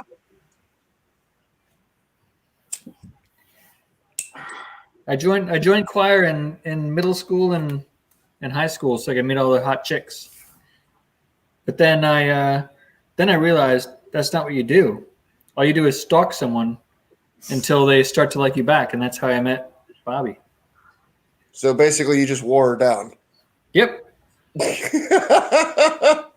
I don't think so, man. She's the one I who mean, carried the broom. You just blackmail their parents, and then all of a sudden, the daughter likes you. How much was the dowry? Yeah.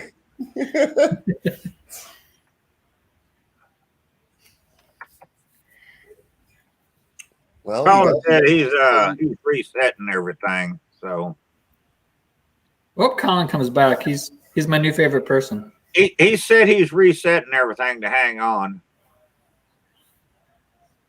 I don't know what I don't know how to think about this. You stalking Mrs. Homeowner? I'm not Yeah, liking. that's how it happened. I'm not liking that. I don't like stalkers. Yeah, that's how it happened, pretty much. That's twice tonight you got on my bad side, dude. So let's not happen that. Let that happen again. Now that's not. I mean, nice. Keith, I understand what you're saying, but I also know that, like, back in your day, you just clubbed Terry over the head and dragged her into the cave. So like, I feel like No, I didn't do that. I took his ass to Texas. Yeah, she took me to Texas. So yeah, and I didn't even con her into doing that. It was her idea. So No, I was just the weird guy hanging out all the time, and then she noticed me. That's all. of course, everybody notices weird people. Look at me. Well, and then her friend, so 3 years before we actually saw each other, her friend called me All right, let's try this again with Rob. Hold on. with Or Colin. with Colin. All right, you there? Yeah. Hey, Nobody hey, has hey, that. welcome back. Okay. Now Hey, don't touch nothing. your Don't phone. touch nothing. I'm just joking.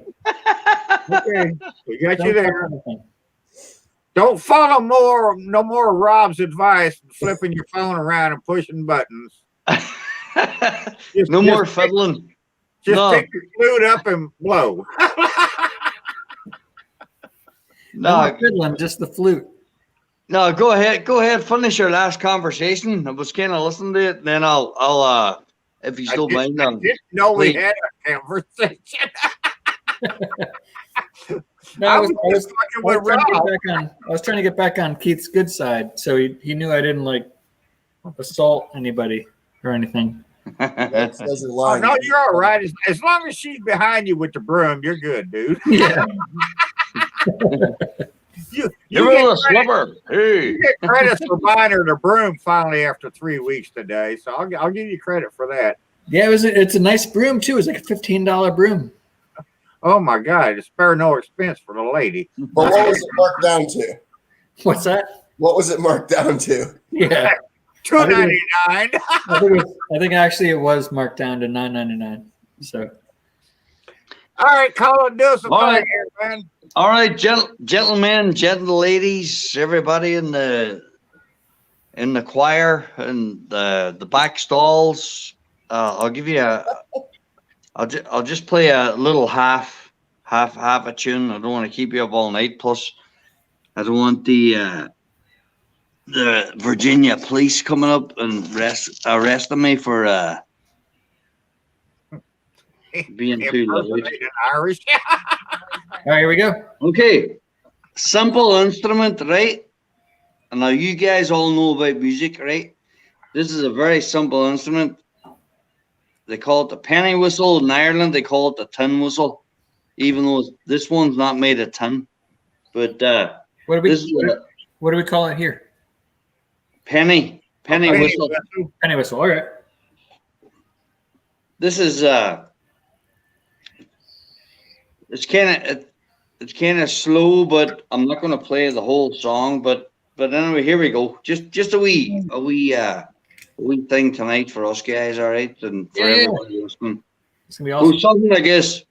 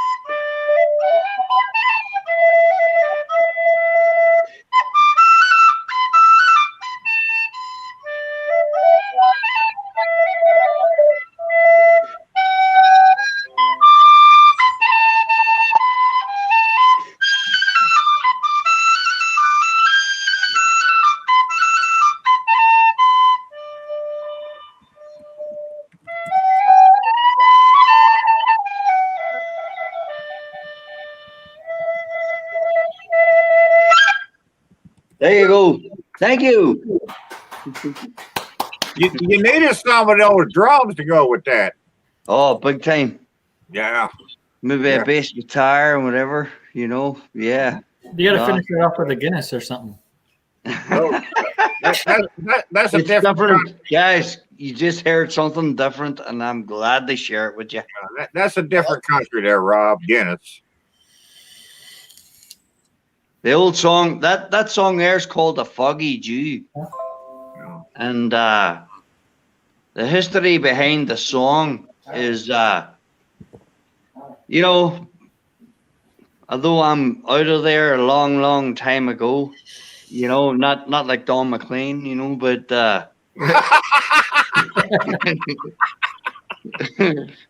you know, but is it when the British, you know, the Hey, Shane. imperialized Ireland, and then you know, the song "The Foggy Dew," you know, was Damn it! Why'd you turn around? Probably shoot me with the shotgun. I don't. Why would she do that? I don't know. Who's I don't know if I'm gonna tell me to do it or not. That's a total letdown.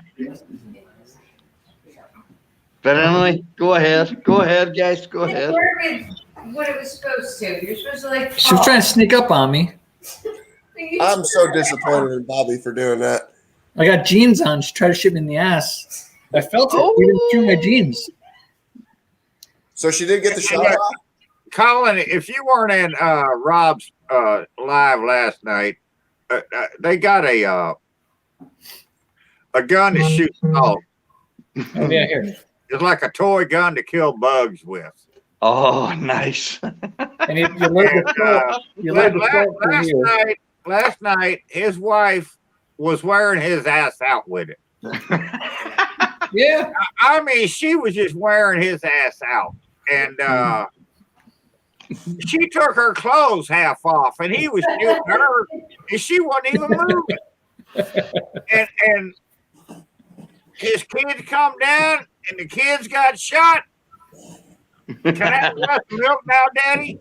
You know, and I'm like, they shoot Rob, and he's crawling on his hands and knees, begging for mercy. No, They wore his ass out, and it was so funny, man. I was like, oh I my tried to- God, it was hilarious. Oh my gosh. I'm here to entertain, Keith. I'm here to entertain. That's what we do. Well, that's what we do, man. That's what we're all here for. So yeah, Yeah, no, awesome. I might make a short. I might make a short out of it, and then get like 100,000 followers from it. yeah, there you go. Rob, Let I me can't Let me know how that idea happened. to shoot you. So, Colin, you like reels or jigs or what kind of music do you favor? The old traditional stuff or Oh, you know what, Keith. I lived in Ireland for 24 years. You know, and yeah, sure. You know, no matter where you grew up, you know, you grew up in the Appalachian Mountains or wherever, you know, you're gonna love whatever type of music. So yeah, I love the Irish music, but my mother and father, they raised me with Led Zeppelin. Hey, that's good. You know, especially my father went more into the folk side of it. You know, Right. he was more Tom Prine and, you know, more of the folk acoustic guitar singers and stuff like that. And me personally, I just love somebody that can sit down with an acoustic guitar and play. You know, yeah. Surely in my younger years, you know, I love the heavy stuff, you know, but now and you know, at my stage of life now, not that I'm ancient or anything, but I just love, you know, I just love nice acoustic music, you know. Yep. And there's you know, I love the old country music. I love the Highwaymen. You know, I love what Johnny Cash done, Chris Christopherson done on his own. You know, Sunday mornings coming down, stuff like that. Yeah, you know what? That's what I'm into now, and that, I know I was always into singer songwriters. yes, Play exactly. guitar, you know, and you know, a lot of them that I listen to, nobody's ever heard of, but Uh-huh. they've heard thousands of their songs because somebody else you know, did them. Like Jeff Beck, guys like that. Well, I go more. I'm more country than that. I go Towns Van Zandt, Oh, Towns is amazing. Billy Joe Shaver, you know, Uh-huh. stuff like that. You know, I like stuff like that. But I was going to ask you, what's your opinion of Rory Gallagher? Brilliant guitarist. God rest him. Brilliant guitarist. Rory Gallagher. He was from Belfast Yeah, in the north of Ireland. Aye. Yeah. And I tell you, I'm not sure if you heard him. Barry Moore. He was the lead guitarist of Thin Lizzy back in the Okay. day. yeah, Yeah, or not Barry Moore. Sorry, Gary Moore. Gary, yeah, okay, Brilliant guitarist. He died about 10 years ago. yeah. See that to me, I have a strong hate, and I'm going to use that word hate Uh-huh. of the Rock and Roll Hall of Fame. Right. Because Rory Gallagher is not in there. Oh, Keithy. Isn't that unbelievable? Unbelievable or what? If you take away the Grateful Dead, Right. and they also did Whiskey in a Jar, that was a good version. Uh-huh. But if you take away Grateful Dead, not them themselves, but their fans, okay? Mm-hmm. Rory Gallagher had the biggest fan base in the world. Yeah. And all these years after his death, they still hold a festival every year in his honor Right. and have buku people show up for it. Yeah. This guy was a fans musician. He played for the people. He didn't play for the art, for the label. He didn't play for the money. He played for the people, and he liked to play for the people. And plus he was a virtuoso. He was like- played, like- and you could take him acoustic or electronic as he could be, Mhm. and this guy was a fucking master. Yeah, just And like us. until just like Stevie the Ray. Rock and Roll Hall of Fame recognizes him, I will boycott the Hall of Fame, the Rock and Roll Hall of Fame. I'll hate the Rock and Roll Hall of Fame. I just won't have nothing to do with it because I don't think you can say that Run DMC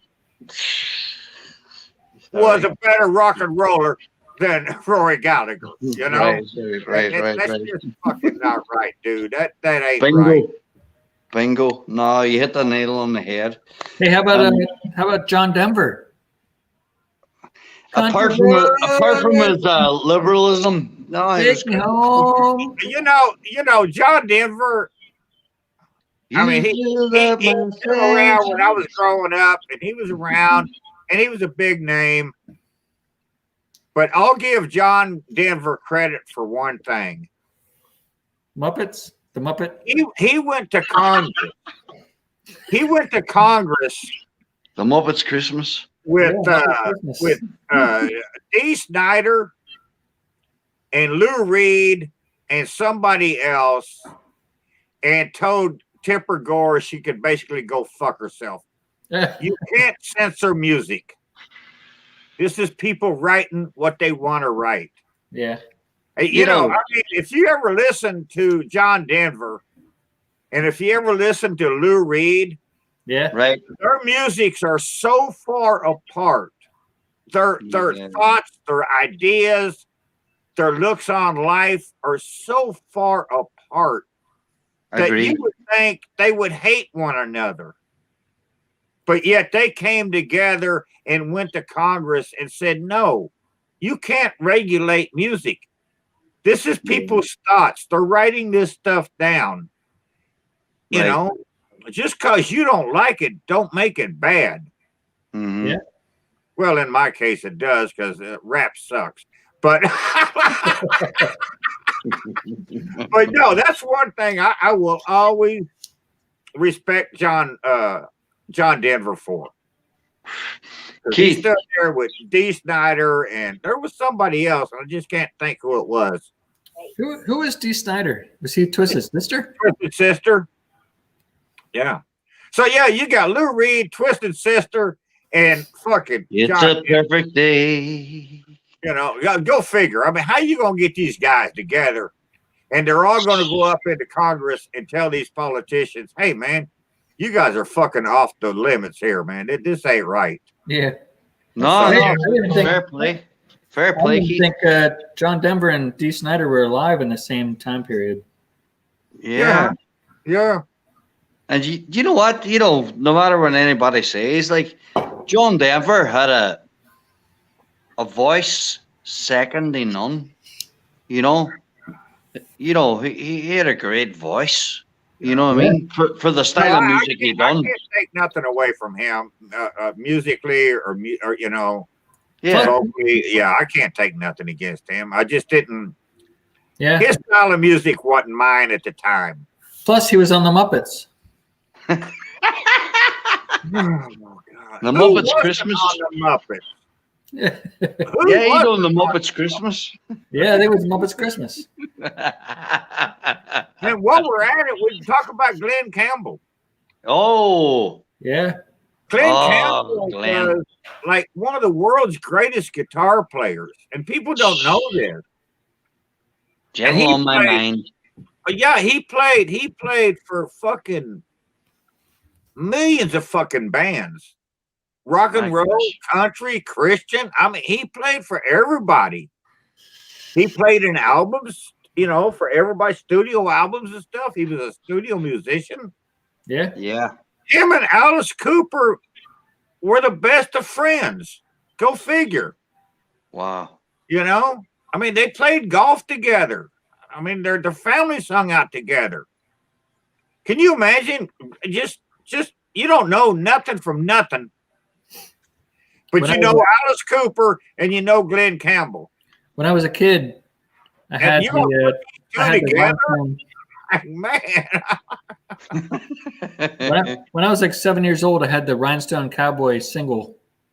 Like a Right, you are, round you- cowboy. You are young. Brilliant song, Rob. Brilliant song. I go back to Kenny Rogers. Oh shit! Lady. I just dropped in to see what condition my condition was in. That's how far back I go, and So I go farther back than that. But Keith, what'd you say, Kenny Rogers? yeah, Kenny Rogers in the first edition. Hey, Kenny Rogers is brilliant. He. Yeah. so Yeah. every Christmas. You can if you look up Kenny Rogers and the Gambler, Nobody's listening to me. and then you go back and look up a video of Kenny Rogers, and I just dropped in to see what condition my condition was in. Yeah.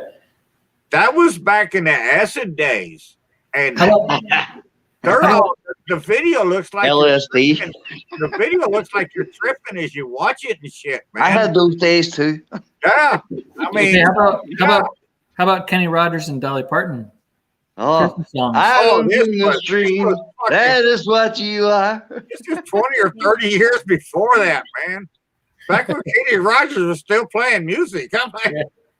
With Sing Ruby a and song, shit like sweet that. music man. Do you know, Keith? That's the only song that they say that Kenny Rogers ever wrote, and it's a brilliant song. And you can pull it up on on YouTube. Sweet Music Man, Really? and yeah, and they say it's the only song he ever wrote. Although he brilliantly executed every other song he ever Yeah. sang, you know. But pull it up on YouTube. It's just him sitting there with like fluorescent lights in the background, and it's him actually with a guitar. Sweet Music Man. It's Yeah, brilliant, he's one of the amazing. world's greatest guitar players, and he just doesn't get the credit for that. Mm-hmm. You know, I mean, he's not an Alvin Lee or a Roy Gallagher, No. He's just but it's a different style completely. exactly. And but yet he was brilliant in everything he ever. I mean, because he played on a lot of major rock and roll albums. Hey, Yeah. so we Wait, got Dad Life. Dad Life's got to go. It's got to run. All right, Ben. Thanks for hopping in, Hope man. the hot dog. Oh, hot dog. Yeah, Ben, have a good one. Yeah, I liked your live tonight, man. I still got to go with Burger One though. I don't care what they say. Yeah. If you're not subscribed to Dad Life, go find them now. Mm. Go subscribe. We got Roundhouse here. We got Tom Horseman, Roundhouse. It's not a hot dog. It's a Butterwood cheddar. Oh my God, we got somebody else wanting to show up now. Probably a squirrel. This Oh, whole the squirrel? Hey, Squirrel. Hey, it's Squirrel. What's going on? not that dumbass again. Hey, good evening, mates. Oh, it is. It's the true Squirrel. I hear your voice. Get rid of Oh Colin? Lord, we lost Colin. Oh, shit. I'd rather have Colin back. Wait, who lost their colon? Somebody lose their colon? That's a Colin, not a colon. Oh, Colin.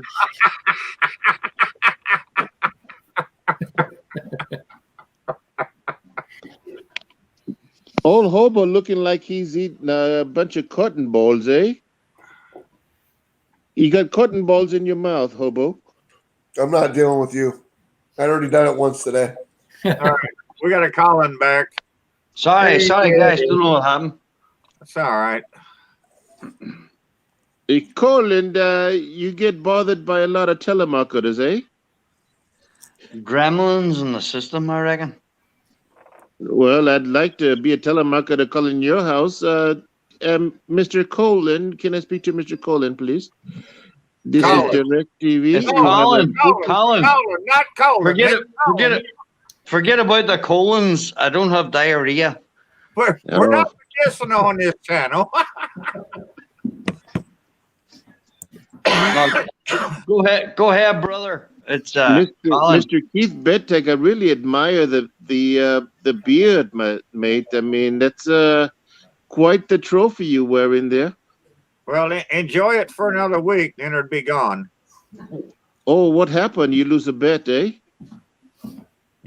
No, I didn't lose a bet. I'm hoping to raise money for somebody.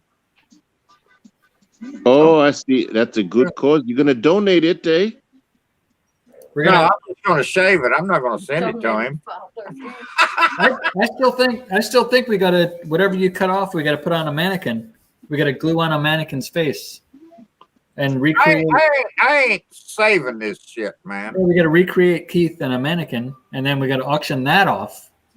I ain't saving this shit, man. Boy, you know what I'd do if I were you, Keith? I'd shave the beard off, and every time I went out to eat, I'd throw a hair in my food and eat for free all night. I mean, that's a lot of free meals you got on your face. Yeah, you got a point there, dude. That'd be a Red Lobster saying, I need to speak to the manager. There's a big hair on my fucking food. You can see it's not from him because he's got no hair on his face. Yeah, it's not mine. Look at this. I'm a clean-shaven man. I got no fucking hair or nothing. I'm not. Yeah. Walk in with a big old stringy hair in a baggie at Red Lobster. And order lobster. Hell, order 5 lobsters. Yeah. Oh my God. I just think it's funny that Squirrel sounds like a Texan fucked a Canadian and had a baby, and it spent back its time and then spent some time in England. It seems like every video I hear him in, he changes his accent. There's different squirrels on different channels. Oh, is that right? I once saw a squirrel on who was it? Smoking Joe's Barbecue. I saw a squirrel on once. Who's this there, Rob Homo? Oh, homeowner. Oh, I thought it said homo. He's got the O capitalized. All I read was homo. Rob's going to do the video next Saturday, and it's a 12-hour thing, and you can come join us. I'm going to shave. Oh, I will definitely make an appearance, mate. I'm going to make an appearance, mate, for sure. Keith, I can't wait to see you with all that hair on your face. I bet you're a sexy fella. It depends on how much money you want to donate. Oh shit! Yeah, dude, I was gonna reach out to you to hop on. No, seriously. Let me get with you. I'll email you and we'll figure a time for you to hop on. I Squirrel. mean, the real squirrel, The real. I mean, not real squirrel. yeah, not squirrel, but the person behind squirrel. Yeah. Okay, you'll have a good night. Keith, you ought to take some pictures, mate, because that's going to be a long time since you grow that hair out again. I've been that long. Yeah, especially at my age. Yeah, it's going to take a while if it even comes back. Yeah. But it's a No, chance I'm willing to take. yeah, that's a good cause.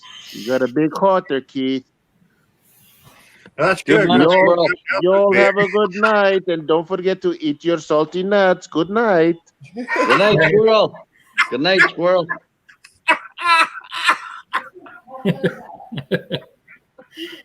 But no, yeah, Jay. I don't want to give you away, but yeah, Jay. I wanted to reach out to you to be in that, to have an hour slot.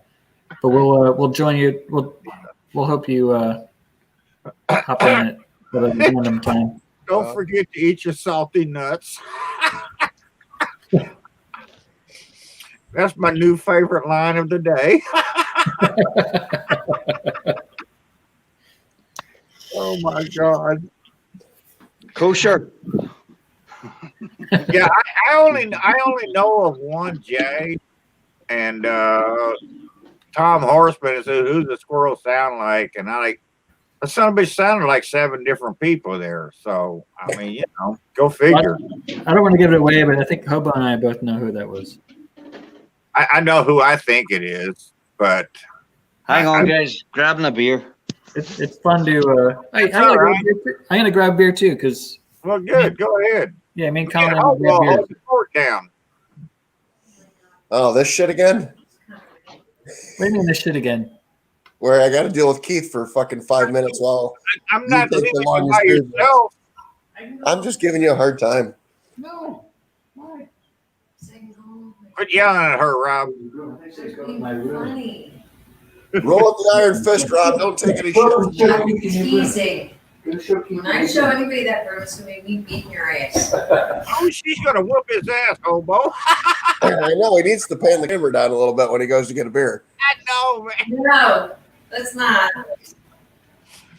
If there's going to be a domestic dispute, me and Keith want to at least color commentary.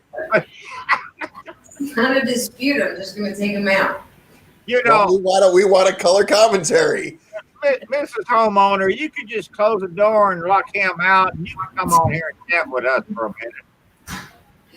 Because we enjoyed your film debut last night. That was fucking awesome, man. Sorry. You're all right. You don't got to be sorry. Now he's going to. What are you guys talking about? You locking me out? Yeah, I said she should lock you out and come on here and join me in Hobo for a couple of minutes. And I because told you. we enjoyed her episode with the gun last night so much. You know, I'm like, hell, you're such a baby, Rob. Go feed the ducks or something.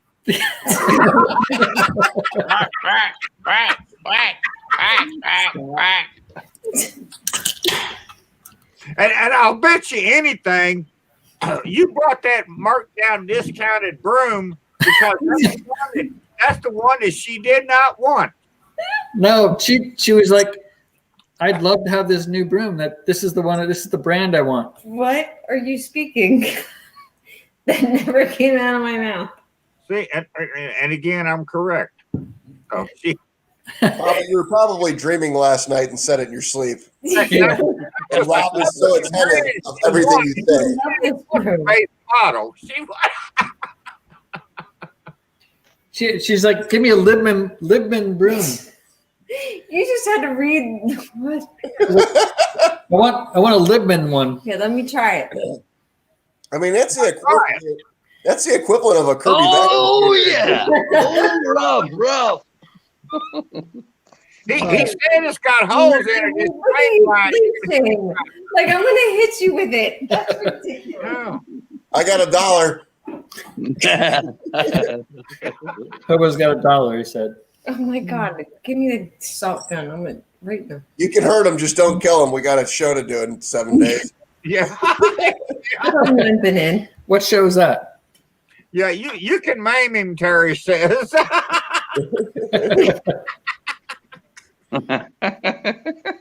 Well, she was well on to her way to that last night.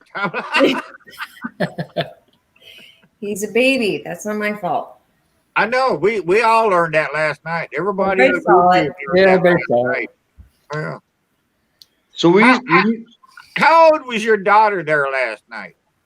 Was it 16? Yeah, It was 16. Jess. 16. Oh shit!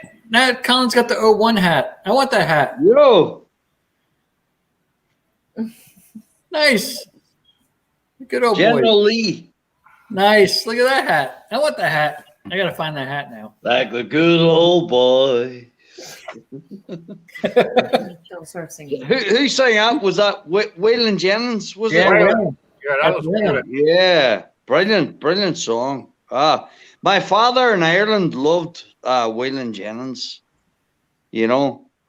I had every album Waylon made from 64 to 71. Brilliant, Keith. Brilliant. He's a Excellent. god in our house. Me and Terry both. Waylon is a god in our house. We both Mhm. love him. Priceless, Keith. Yeah. Waylon Jennings, unbelievable. You know. so we I had know. Half the songs he did, though, Billy Joe Shaver wrote. I want to be on this side. so we got a Billy new Joe Shaver wrote a lot of his music. Yeah. Keith. We got a new person in the chat. She was searching for a recipe for roast pork and somehow ended up here. And wonders why she. Well, hell yeah. Aaron, I don't know What what happened? the key word is. Melissa, I do a lot of pig on my channel. I cook a lot of pig. I love pig. And yeah, I love me some music. Yeah. Oh, glad, thanks for stopping in, joining the chat. Melissa, make sure you subscribe to Keith here. Hey, Keith, drop the link and see if you can convince Mags to hop on. We need another crazy fucking accent. Well, I might Who's that hobo? Yeah, squirrel again. Who's that hobo with the other crazy accent? No, You know? Johnny Mags lives in like Massachusetts or something, so he's like, Right, got right. the hop on. I got to park over here at the fucking garage. We gotta get Dark Side of the Grill in here. Oh my gosh. Hold on. Yeah, Mag Shooter's pretty good. Terry really likes him. I'm not as big a fan on Shooter as I was his daddy. But yeah, Waylon is I seen Waylon Amazing. I seen him 5 or 6 times live in my life. Him and Lucas together. And I mean he was Waylon was awesome, man. Yeah, him and Wooly done a few good tunes together as well. Yeah. unplugged, you know. Yeah, Willie was cool. I seen Willie one time. That's all. I just seen Willie once, but I've seen Waylon 5 or 6 times. Yeah. Yeah, You know, yeah. those guys are amazing, Keith. You know, there'll never be nothing like that ever again. And you know, fucking Willie's still out there doing it, man.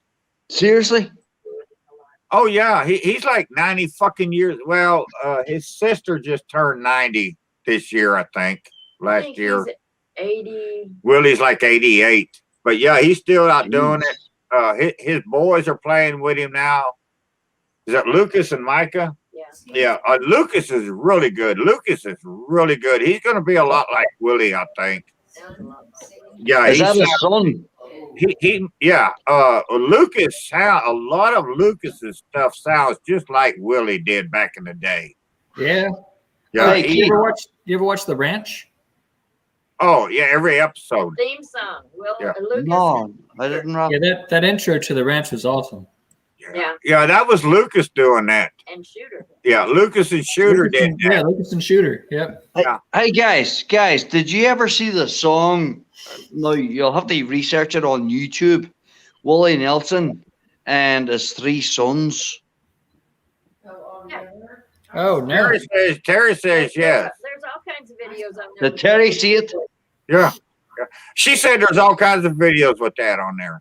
Yeah. Yeah, well, there's one with Willie there and his 3 sons, and he lets his 3 sons. I can't remember the song, but he lets one of the 3 sons. Sorry, excuse me. Start a song, and then Willie comes in. It's amazing, amazing. You know what? Well, I know he's got Lucas and Micah. I don't know about the 3rd boy, but Right. yeah. I know Willie's got one with Lucas, and they're driving down the driving down the old dirt road or something. Believe.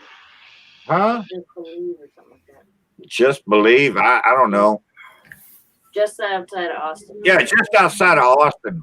And that's They're driving. That's just Lucas. Blue Eyes. just Lucas. What's the one with him and Willie in it? They're driving down. I thought they did Believe, that. I think it's called. Oh, Just Believe. I don't know. But yeah, Willie and Lucas plays a lot of stuff together. And yeah. So I guess Lucas has taken the most after his dad. Yeah. Oh, Yeah. He's I don't think Micah is the musician as either one of them ever wanted to be. Or Did you think, see you know, Baby Star is Born? Hey, yeah. so Keith, you got Melissa Thompson in here trying to find a recipe for roast pork and about to leave. Oh, I told her I got I got a shit ton of pig on my All right, so on my channel. what kind of roast pork are you making? We'll tell you how to make it. Yeah. You can cook it in a bag, you can smoke it, you can bake it, pork Yeah, butt, tell us pork the loin. kind I don't smoke Yeah, I don't know. marijuana I've in got the so smoky. many of them on there. I mean, I've done so many different versions. We don't take no trips on LSD. tell us I'm what kind proud to be an Okie from Muskogee. of, tell us what kind of grill you're working with, and then we'll help you make it. Yeah, so it's the yeah, best way to Melissa, make it. just look at my channel. You're going to see pig on there. And I've got it several different ways. Yeah. Not even that. What I'm seeing an opportunity to help somebody live make their roast pork the best it's going to be. So we just got to find out what kind of cooker she's got, what kind of roast pork she's got. We'll tell her to how to go through the steps. I'll tell you what, if she's not gonna cook it outside, put it in a bag, a cooking bag, stick it in the oven. Stop it! No, we're out here. We're outside cookers here. That's the easiest way to do it, and it's one of the most tasty ways of doing it. It's not the most tasty way. Do you know, I said hey, one of the guys, most tasty ways. It is good that way. I'll give you that. Yeah. But give me some charcoal. No, You know that's how what I'm saying. Because not everybody has a grill. I'm saying if you don't have that option and you have an oven, get you a cooking bag, shove that son of a bitch in that bag and put it in the Oh, I oven. can't beat that. Oh, cooking back. Justin Wilson taught me that 30 years ago, man. All right, Keith, you just went down. You just went down a couple points in my book. It ain't my fault you don't know who Justin Wilson is. Well, I don't care if he's got an oven. I'm not up there oven cooking. I'm charcoal up and down. No, He's not. if you look at my channel, man, 95% of my videos are in the house. You know, I know my limitations. But you got my respect from your char griller years. I don't have any char grillers anymore. Well, I got one, but I haven't used it in 3 years because it's not usable. Well, dust it off. It's not adjustable. The dust ain't the problem. Yeah. If he hits it with a Swiffer, it's going to fall apart. Yeah. Yeah, the dust ain't the problem. But Well, I think you should get back outside for a couple, like one a month. I'm hoping to do that in the future. I mean, once it gets what the warmer out, you know, it's tough. It's tough now in the cold. I said I'm hoping to do that in the future. Hint, hint. Char griller. Well, no, you can't have Rob. Yeah. Well, the thing is, I told you the other day that, man, I would do that. I know, but you gotta. I'm sure they're gonna want at least 2 videos a month. You So- told me one the other day. Well, I don't know what they want. Well, if they look at me, they won't want any. So,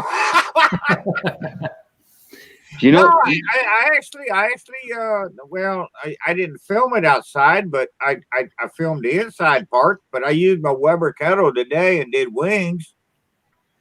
I love But wings. hell, I did. I think it was on my char griller several years ago.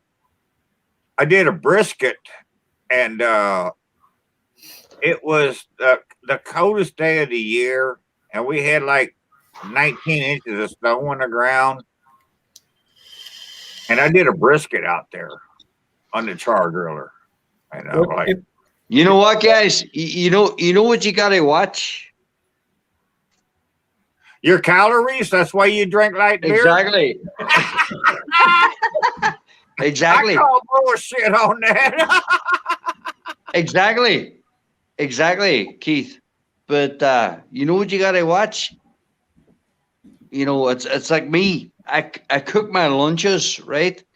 And you know, it's for a few days going to work, right? You eat your lunch. No, the last one I made was smothered pork chops, but it had cabbage. I know, Keith, you don't like cabbage, right? No. But it was smothered pork chops, cabbage, gravy, peas, onions. You know, I went under my work, picked up my work truck, headed to Alexandria. All of a sudden, the bowel system started to move. I had to find the closest place. And I'll tell you what, I hadn't even got time to cover the seat of the toilet bowl. It was like the miracle on the Hudson.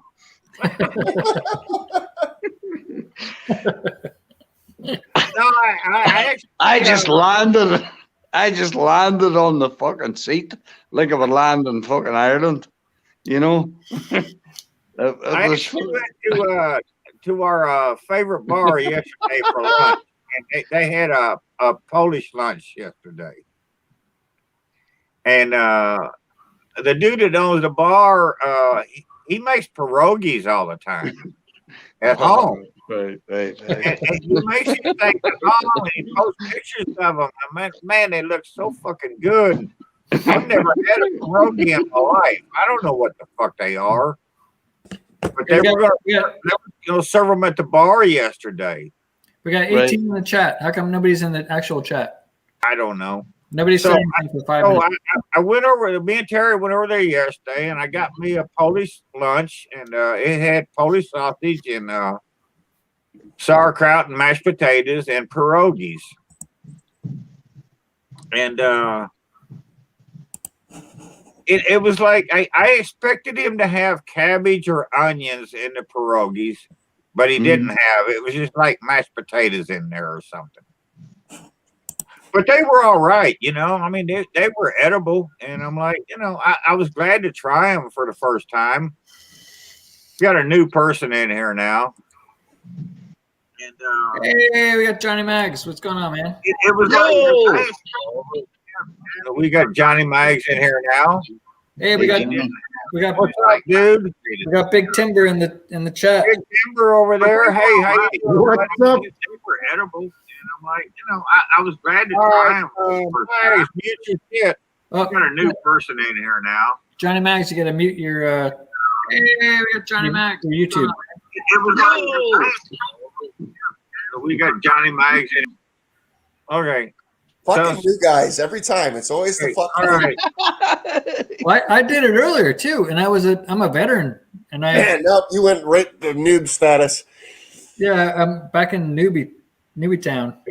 All right. I just Thank you for your service, Rob. I just told him to type. I just told him to mute his stuff. Yeah, he'll be back on. Oh, he's back. Let's see what happens. All right. Are you muted? Hey, we are back now again. We good? Okay. All right. Yeah, All right. Go ahead and speak some Boston to us. Speak some Boston. I can do that. Well, Hobo said you was from over there. I am. I know. Sit here drinking our beers, you know. We've been listening to Irish all night, man. We thought you'd help join in. Hey, Lot of- lot of I Irish know, in I know Boston. there's Irish in Boston. Come on. Big time, big time. For sure. So about 20 years ago, we bought a house up in Rhode Island, and we were painting it and whatever else before we moved in. And so I went to a local bar, and I was like, "Hey, Yeah, give me they got no R's up there. yeah." So I was like, "Hey, I'll take a Yinling and give me a cheesesteak." Mhm. And they're like, "A cheesesteak? What's that?" I was like, cheesesteak, like a Philly cheesesteak. So they're like, I don't know what that is. It's like, yeah, like cheesesteak meat and then cheese and put it on a hoagie roll. So they gave me an actual steak with cheese on it in a hoagie roll. Oh my gosh. And I was like, fuck these fucking patriot people. I know the first time my first wife was from Buffalo, New York. And the first time I went up there, I'm sitting at her house with her family and stuff, and they're talking about all this fucking Yankee food, Right? and they want to go get some buffalo wings. Hmm. And this was way the fuck back in the day. This was back in the 70s. It was fucking buffalo wings. Oh, you got to go down this bar and get these wings and this hot sauce and eat them. Why? Oh, because they come with celery and fucking cream cheese or ranch dressing or some Blue shit. cheese. And I'm like, again, why would you eat this fucking shit? You're talking about wings, man. I'm like, no, who the fuck wants to eat a wing? Keith. I do. Okay, This- so wait a minute. So we get through that episode, and the next day they're going to go get me another fucking specialty, Oh my god. and they're going to get me. They're going to get me something, and they're going to serve it on a hard roll. Why the fuck do I want to eat stale bread? If it's fucking a hard roll, it's stale. Why do I fucking want to eat it, man? I'm like, no. You fucking Yankees eat some weird ass shit, man. Let me the fuck You're outta here. in New York?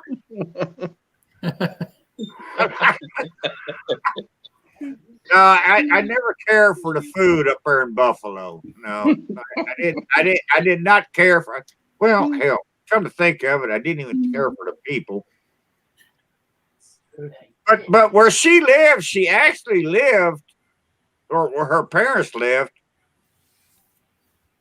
was like it was walking distance to O.J. Simpson's house.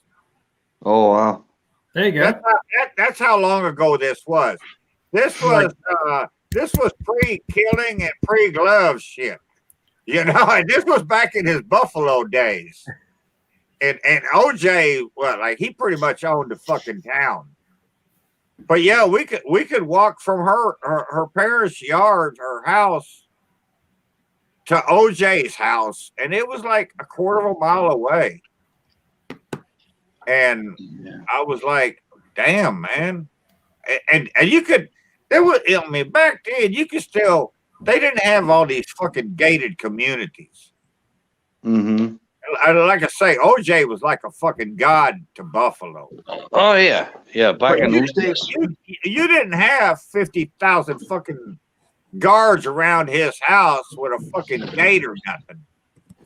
You know, you just walked through the neighborhood and walked up to his house, and there it was. Yeah. You know, it was back when people were still people, you know? And, Yeah, not like now, right? oh, no, it ain't nothing like that now. I mean, hell, now, I mean, motherfucker makes a YouTube video and gets 2,500 views on it, and he thinks he's a fucking star and he's got to go hire a security force. You know? Yeah. Secret we were Service. like that back in the day, man. I'm like, but I don't care. Buffalo food still sucks. I don't care. I still don't like hot wings. And I ain't eating no fucking hard rolls. Well, I was sitting there one morning. We was gonna have breakfast, and they had bacon. And I'm from Southern Indiana, and we like pig. Mm-hmm. So I got me a hunk of bread. I poured me some mustard on there, and I grabbed some bacon off the plate and put it on the bread because I'm just making me a fucking sandwich. And my soon-to-be wife, she says, "What are you doing?"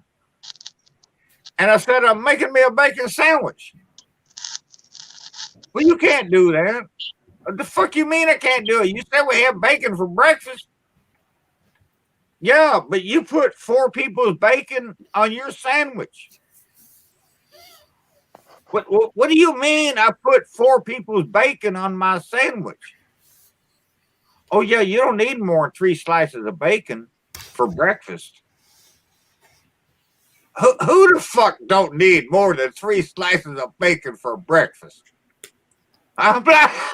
Who ever heard of eating 3 slices of bacon to begin with? That's not even fucking legal, man. Well, Keith, you know how to cook 2 pounds of bacon, right? Yeah, you make 2 sandwiches. You start with 3 pounds. But yeah, don't tell me a fucking order of bacon is 3 slices. A hamburger bun won't even hold 3 slices of bacon.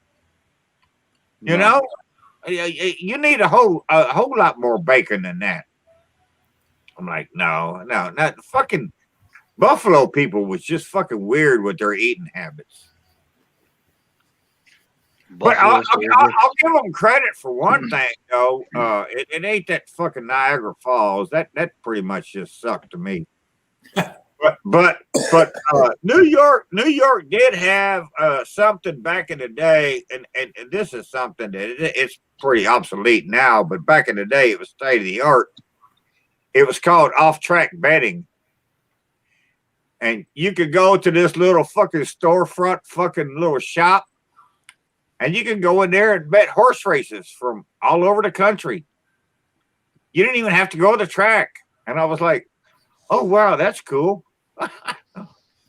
let's go in here and I can go eat another slice of bacon at your house and come back and make another bet. You know? But yeah. But, so- Hey, do you know what? Do you know what, Keith? Keith, what's that? I was at the doctor's the other day, and you know, I got the I got the whole physical, you know, and they tested my cholesterol, and you know, the doctor said after they tested my cholesterol that they found a slice of bacon in it. You know, they don't even test my cholesterol anymore. They've done it so many times, and they said my good cholesterol is so over the top of my bad cholesterol, I would never have to worry about it. They don't understand it with the shit that I eat, my diet, the beer that I drink. Even my doctor doesn't understand it.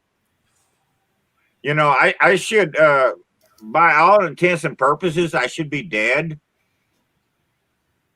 But my fucking, my shit is just fucking right on, man. You know, they don't understand it.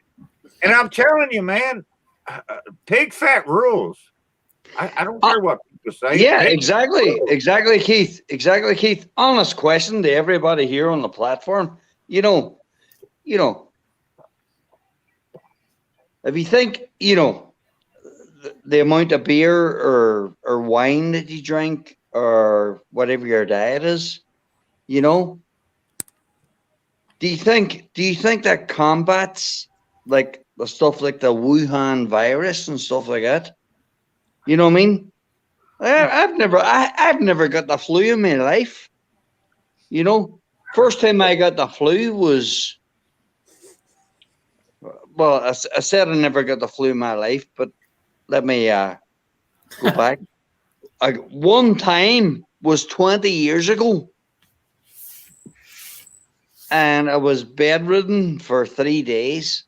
You know, but you know, if you drink a lot of beer, or if you're a wine drinker, you mix them up or whatever, you know, do you think the alcohol can defeat the virus? The only time I ever got the flu was when I was in the service in the 70s. Mm-hmm. And Yeah. they had a strand of flu going around called the Russian flu. And Well, they the made us all take a vaccine for that. It damn near killed me. I laid on the couch for a week. So Keith, I didn't piss for 3 days. Damn. And when I did, my old lady had to bring me a coffee can because I couldn't get off the couch. I just rolled over and pissed in the can. That was it. So, you know what, Keith? Now you're breaking into history, because back in those days, it was a Russian flu, and you had to piss in the can. Nowadays, look at the exaggeration over the Wuhan flu. Do you know what I mean? That's the Chinese disease to me. Yeah, same as. Uh, You know, but if that's what you had to do in the Air Force years and years ago, you know, it just makes everything seem so much of a farce nowadays. Well, I know what you're saying, but I can't really. I mean, like through personal experience, I have to say, I know what you're saying. I know right now, Tara's brother-in-law tested positive, Yeah. and Problem. he went back to the hospital today to get something done, and they admitted him with pneumonia.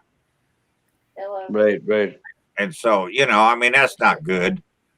No, definitely not. And Definitely so, not. you know, I mean, so, and I understand everybody's point on this, and my whole point My main point with the Chinese disease is the whole world knows where it came from. Why has not the whole world stood up and said, China, fuck you, and it just stopped buying all Chinese products? You know? Johnny, what do you think? So, you know. Honest opinion, Johnny. I'm with you. The hell with them. Yeah. Hobo, what do you think? Hey, before I answer that, and I'll give you a great answer. Big Timber wants Colin to You can eat say triglycerides, and I feel like Johnny has to say the same fucking thing. Triglycerides. He'll just say pig fat. That's easy. What about Rob? Okay. No, you guys have to say triglycerides. It's a thing. You actually want me to say it? Hang on. Fucking do. Triglycerides. My God, I think he added a letter or two and took one out. Triglycerides? Yeah, triglycerides. All right, so Colin, to answer your question from my perspective, I drink bourbon every day. I fell down a flight of stairs on fucking 3 days before Christmas, crashed into a dresser at the end of it. I survived. Don't fucking use condoms. Don't have AIDS. Ain't got fucking COVID. Bourbon's the answer. You know, Yes, Hobo. I have done so many drugs in my life that if the drugs that I've done hasn't killed anything, nothing will. You know, and now I live on beer. Ah, big time, Keith. In the younger years, you know, it's like what's that old movie used to be on years ago? The Younger Years, you know. What can you do if a sang in a storm? Yeah, the Can you Wonder stand Years. and walk out on me? Yeah. You know, yeah, no, but you know, the Wonder Years, yeah, done the same myself. You know, back in the old days, even living in Ireland, you know, and you know, my friend now is not my friend, but you know what I do now. I drink a beer when I'm not working in the morning, you know. But that's the height of it, you know. But no, I definitely have fried my brain in the younger years, you know. I will say, the people that I know that's generally in my age limit here, age range, the ones that was always pissy about doing dope and shit, you know, they couldn't do that. It was bad. As opposed to ones like me that did anything they could get your hands on. Okay. Yeah. Oh yeah. Those of us that did the dope, I would say are 70-80% still alive. Yep. And the other ones are gone. Yeah. You know, so you know, saving yourself for marriage didn't work. No, I'll tell you, I'm not here to I'm not here to glorify drugs or anything. I'm just saying, in my life, for me, my lifestyle, it's worked for me.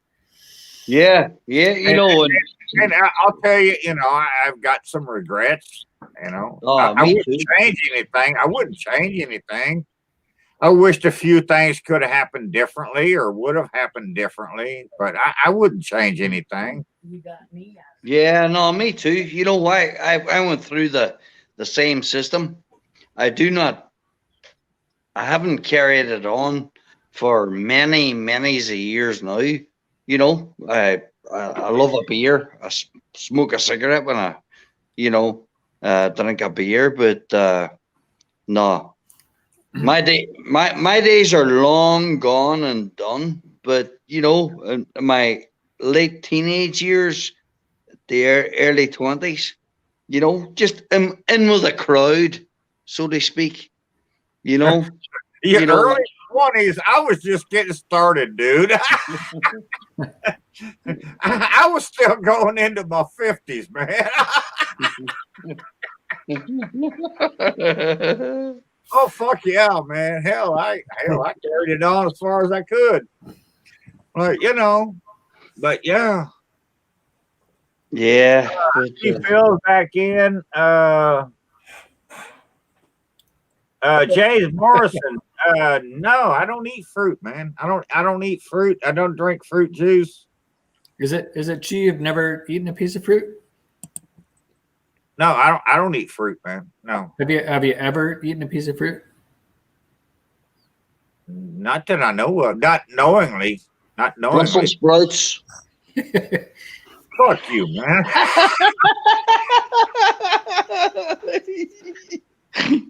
No, I don't know that. I don't know that I have ever eaten a piece of fruit. No, You like not knowingly. you like peanuts, right? No, I don't like peanuts. I never did like peanuts. He likes cream cheese. No, I don't like cream cheese, and I don't like fucking peanuts with cream cheese on them either. I do like pecans though, and that's the way you say that word, pecan. Yeah, pecans You are don't say it fucking pecan. That's just fucking wrong. And while we're at it, I'll clear another thing up. If you're gonna cook the motherfuckers and eat them and do a video, they are called bratwurst. They are not bratwurst. You don't say the word fucking bratwurst. I mean, a brat is two different things. You own the worst fucking brat in the neighborhood. That ain't a bratwurst. No. People should learn how to speak before they do things. I'm like, You can't say fucking anything, right? so that's just the way it is. I think pecans are fruit. Come here, girl. Tango Pecan. Joe told me that a jalapeno was a fruit. So if that's true, then yes, I've eaten fruit. All peppers. But if you're considering mangoes and fucking oranges and tangelos and all that watermelon bullshit, no, I'm not eating none of that. No. What the fuck is an Angelo? Tangelo is like a fucking. It's an Italian taco hood. So no fruit sucks, man. Like, I feel like I'm diversified in the food world, and I've never heard of a fucking Most Angelo. fruit takes my breath away. I can't smell when I get around fruit. Like cantaloupe, people eat cantaloupe, and here in southern Indiana, that's a big thing. People eat, cantaloupe big time. It's good stuff. I let Terry eat it once a year. No, you don't let me. And Cantaloupe. it because the fucking smell just fucking kills me, man. I can't stand the smell of it. It's like bad socks. After a hard no, day's those work. smell good to me, man. Those smell good compared to a cantaloupe. Are you kidding me? What about like I'll take Mags' socks after 4 days.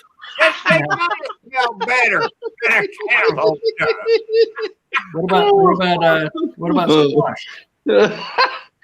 Eat squash? What about a who? What about squash? No, who the fuck is what? You might as well eat zucchini or that godforsaken cucumber that Terry Sorry. said COVID. for me. I ain't slicing that smelly shit up. No, I'm like, no, I ain't doing it. All right, I know you like green beans, right? I like green beans. Yes, I do. Yeah, green beans, potatoes. Yeah. With I a like peas. I like peas. I like corn. I love peas. mushrooms. I'll even eat rabbit food every now and then. Yeah. I'm not opposed to it. I don't like carrots, but I will eat them from time to time, and I'll cook with carrots and stuff. But I don't. Yeah. I'm not a fan of them. No, I'm not eating no asparagus. No. Yes, I think So I'm fucking weird as that. I think Daddy Cooks, I don't think tomatoes are a fruit. I think they're a nightshade, and I think that's different than a fruit or a vegetable. Excuse me. It's different. Oh, do you like tomatoes? I'm allergic to tomatoes in some instances, like a fresh tomato, a sliced tomato. No, I can't touch that. I don't want to be nowhere near around that. I'm allergic to that. But you guys. But I can eat salsa. If I take a Roma tomato, I can actually cut one of them up for Terry and dice it up and make some pico de gallo or something. But I have to take a regular big tomato and cut it up. I'm probably going to have issues with that. I can eat tomato paste, but I can't eat tomato puree. Well, how about spaghetti? Oh yeah, I just spaghetti, any kind of pasta. I live on pasta. Hey Keith, do you like Alfredo sauce? No. I like the original since I made it, and the original Rob doesn't have any white shit in it. Yeah, I don't want white sauce. No white sauce. If you watch my video on the almost authentic Alfredo, you'll find there's no cream in it. And that's the best Alfredo I've ever had in my life. And you got to spend the money and buy the right cheese. But it's basically 4 ingredients. You got pasta, water, butter, and Parmesan Reggiano. Nice. Yeah, if I'm gonna eat it, I gotta see the recipe from start to finish. I got a video up. It's not too long ago, within the last year, and almost authentic Alfredo. And I actually went as close to the original as I could get.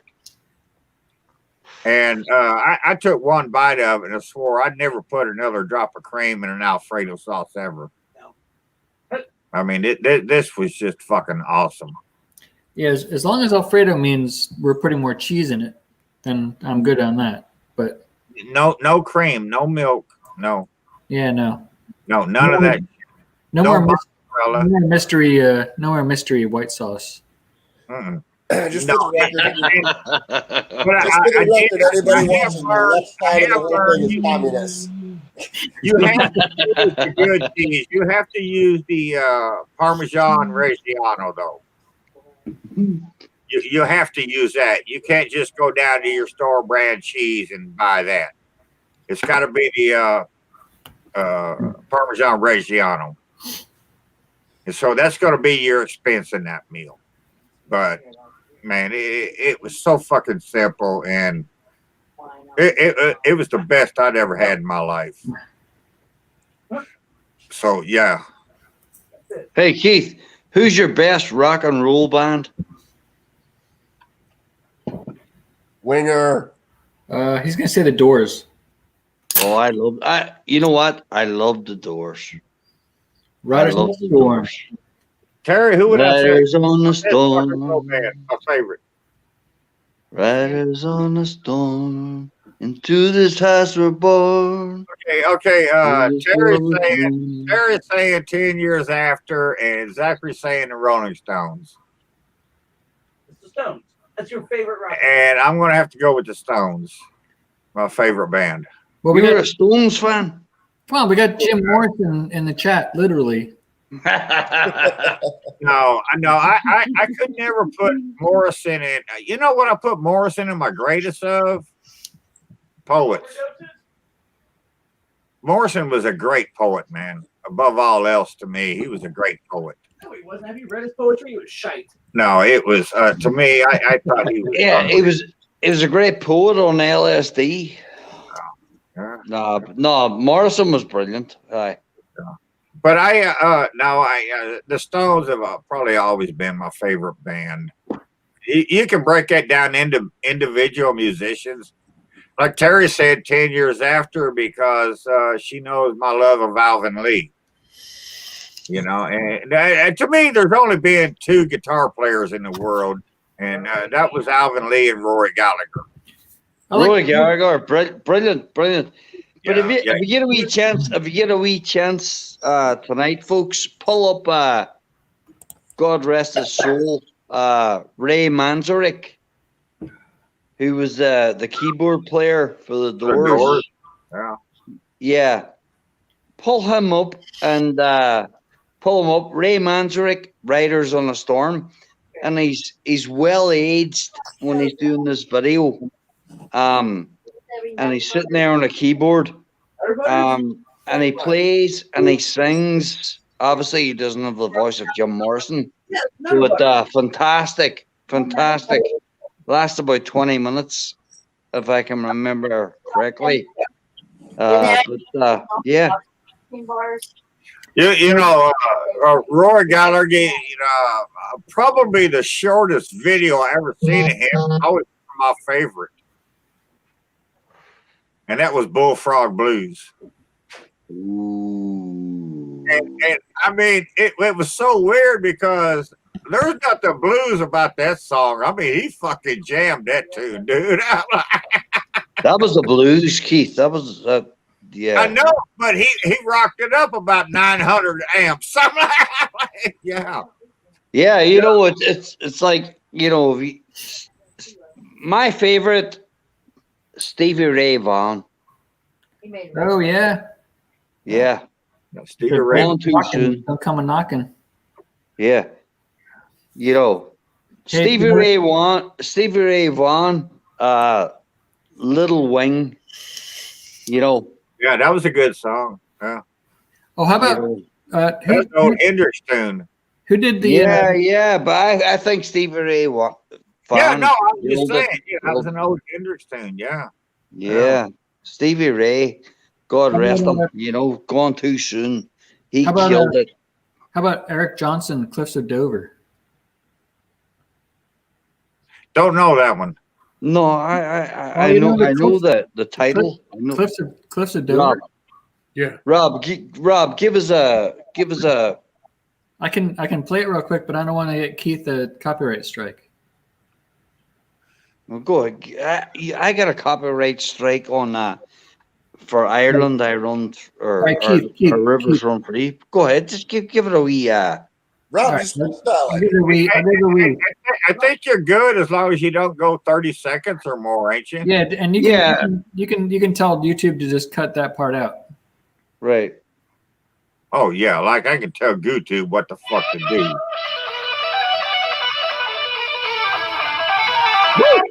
You'll know it in a second.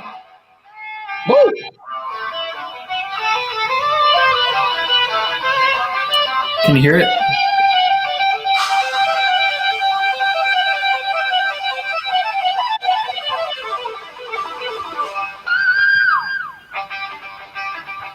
Now you know it. The flute. Wow. Amazing guitar. Yeah, Jules, Mary Had a Little Lamb was a good tune. Yeah, I like that one. Well, you played this song, Rob. You know what it reminded me of? What's that? It reminded me of Ian Anderson and Co. with his flute. It's really Here we go. Here we go. Here we go.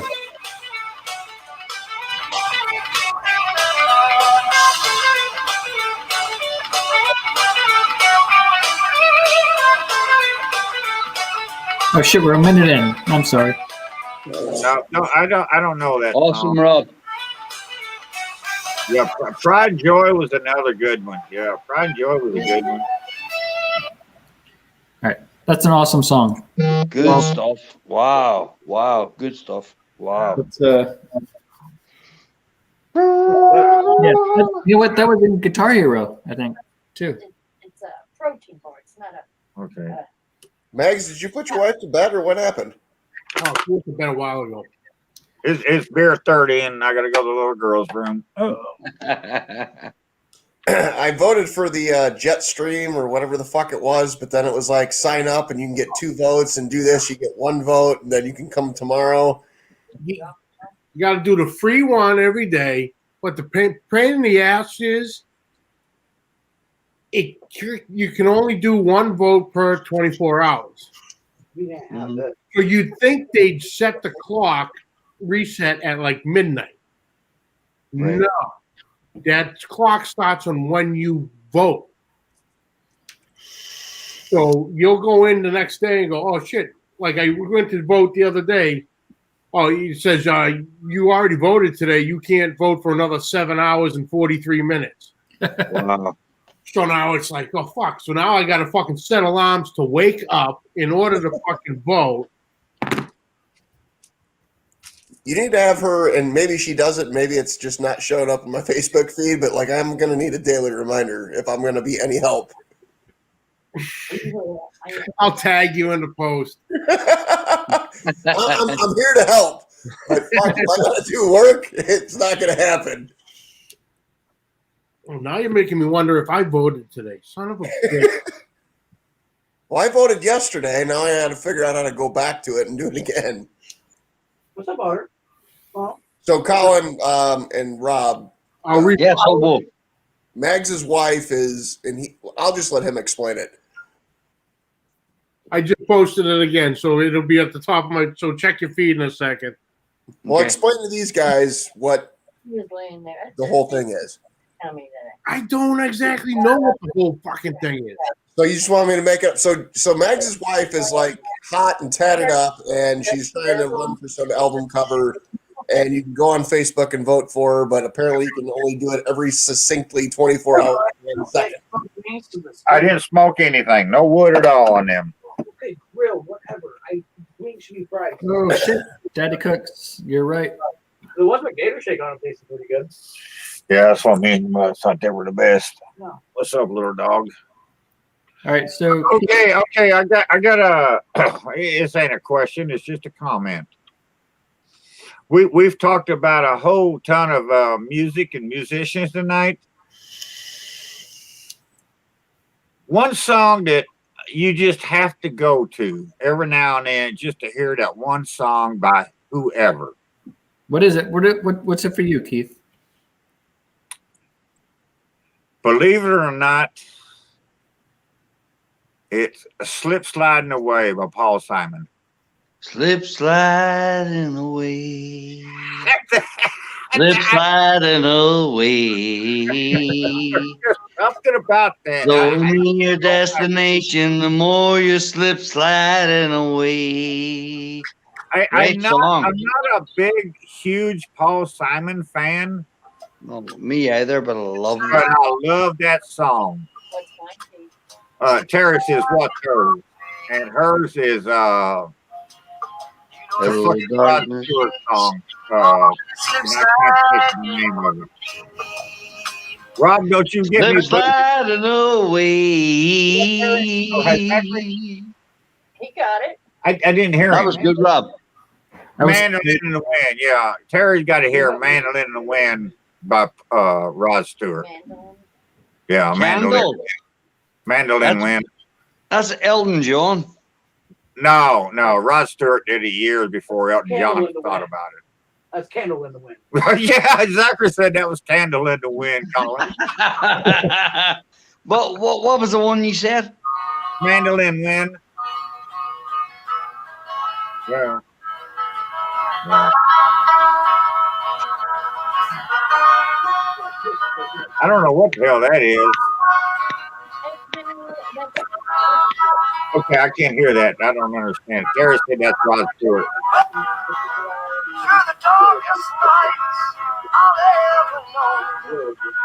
Yeah, that's Rod Stewart there. Well, yeah, that's Terry's favorite song. But yeah. Hey, And Keith. I loved a couple of the guys' ballads. I forget his name, but one of them was "Message in a Bottle." Jim Croce. Jim Croce. Yeah. Yeah. Oh, yeah. shit. Don't get me on Jim Croce. Oh, beautiful, Hold on. beautiful. He was another one that we lost way before we should have lost him. Big time, big time. Yeah. Gone too soon. Gone too soon. Yeah. You good now? Yeah. But we've lost a lot of them like that. Oh my God. Rob, are you doing this or is Hobo? That's me. I'm sorry. Oh my Chris. God. I don't want to get in trouble. I'm sitting here looking at the people who are beating Meg's If you're already over the edge, though, we may as well just play these awesome songs, right? Yeah.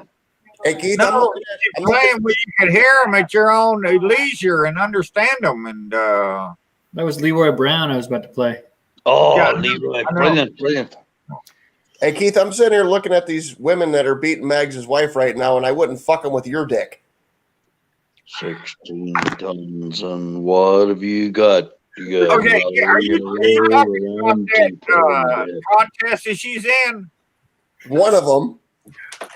Okay, well, I watched one. She was in like a bikini, laying on the beach or whatever, and Yeah, she she's was in like, 8th place, and there's 7 chicks ahead of her that I wouldn't fuck with your dick, let alone mine.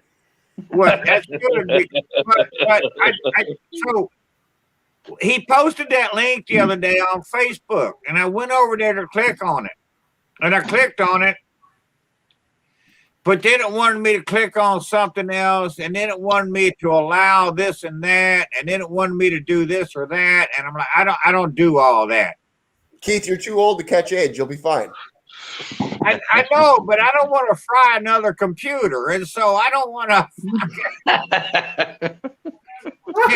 And I'm like, Whoa! but I was like, no, because I looked at this heifer and I said, hell yeah, I'd vote for this. And I'm like, what do you mean I got to click on another link and I got to put my address in? And You'll be fine. I'm like, fuck all that noise. I don't like doing all that shit. But Mags, I'd give her a thumbs up, and I would have given her 2 votes if I could have. I just didn't want to follow all them fucking goofy ass rules they got on Facebook and whatever that contest thingy was. Hey, Shane. Thanks for stopping by, man. We love you. Shane, have a good one, dude. But I had to look at that picture 2 or 3 times because I was like, Johnny Mags, Easy. Her husband. Johnny Mags, Mrs. Mags, that's something don't work right there. 16 tons, and what have you got? Ain't that the dude that drinks that fruity fucking vodka shit? Yeah, now you'll sit with That's what I was thinking. I was like, man, how'd this happen? Keith, But yeah, hey, Keith, I know what the man does for a living, so it's not his pocketbook. Apparently, he's hung like this. oh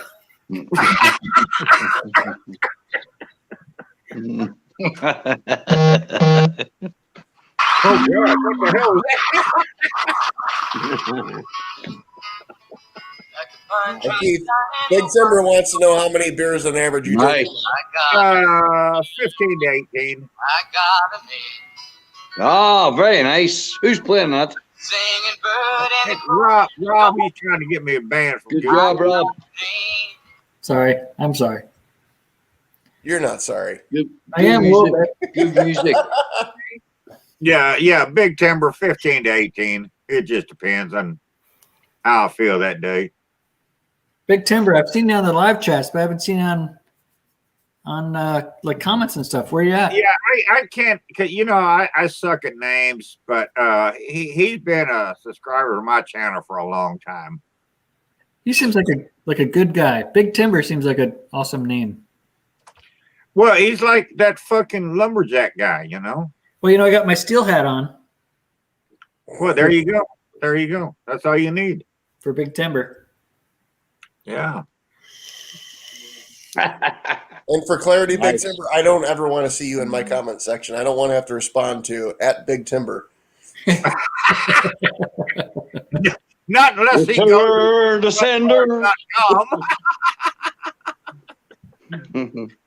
Yes, a hobo, you could use him as a corporate sponsor for woodenbugsmovies.com.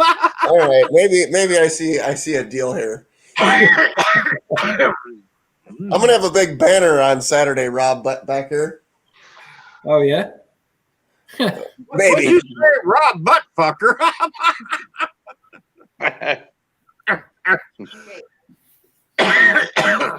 Oh man. If I can get an outline of Mrs. Mags and then the woodenbuttplugs.com. Oh my God! Go over here and vote at Jet Set. If that don't get us no donation, nothing will. Either donations or banned off YouTube, one or the other. All the above. Well, Once you as long as we get the money first, that's all that matters. And I don't think they're going to ban you immediately. They have to give you at least till you finish the live feed. Rob, you just send whatever the little fucking lady's name is that runs YouTube, and you listen. It's Hobo. I got nothing. Yeah.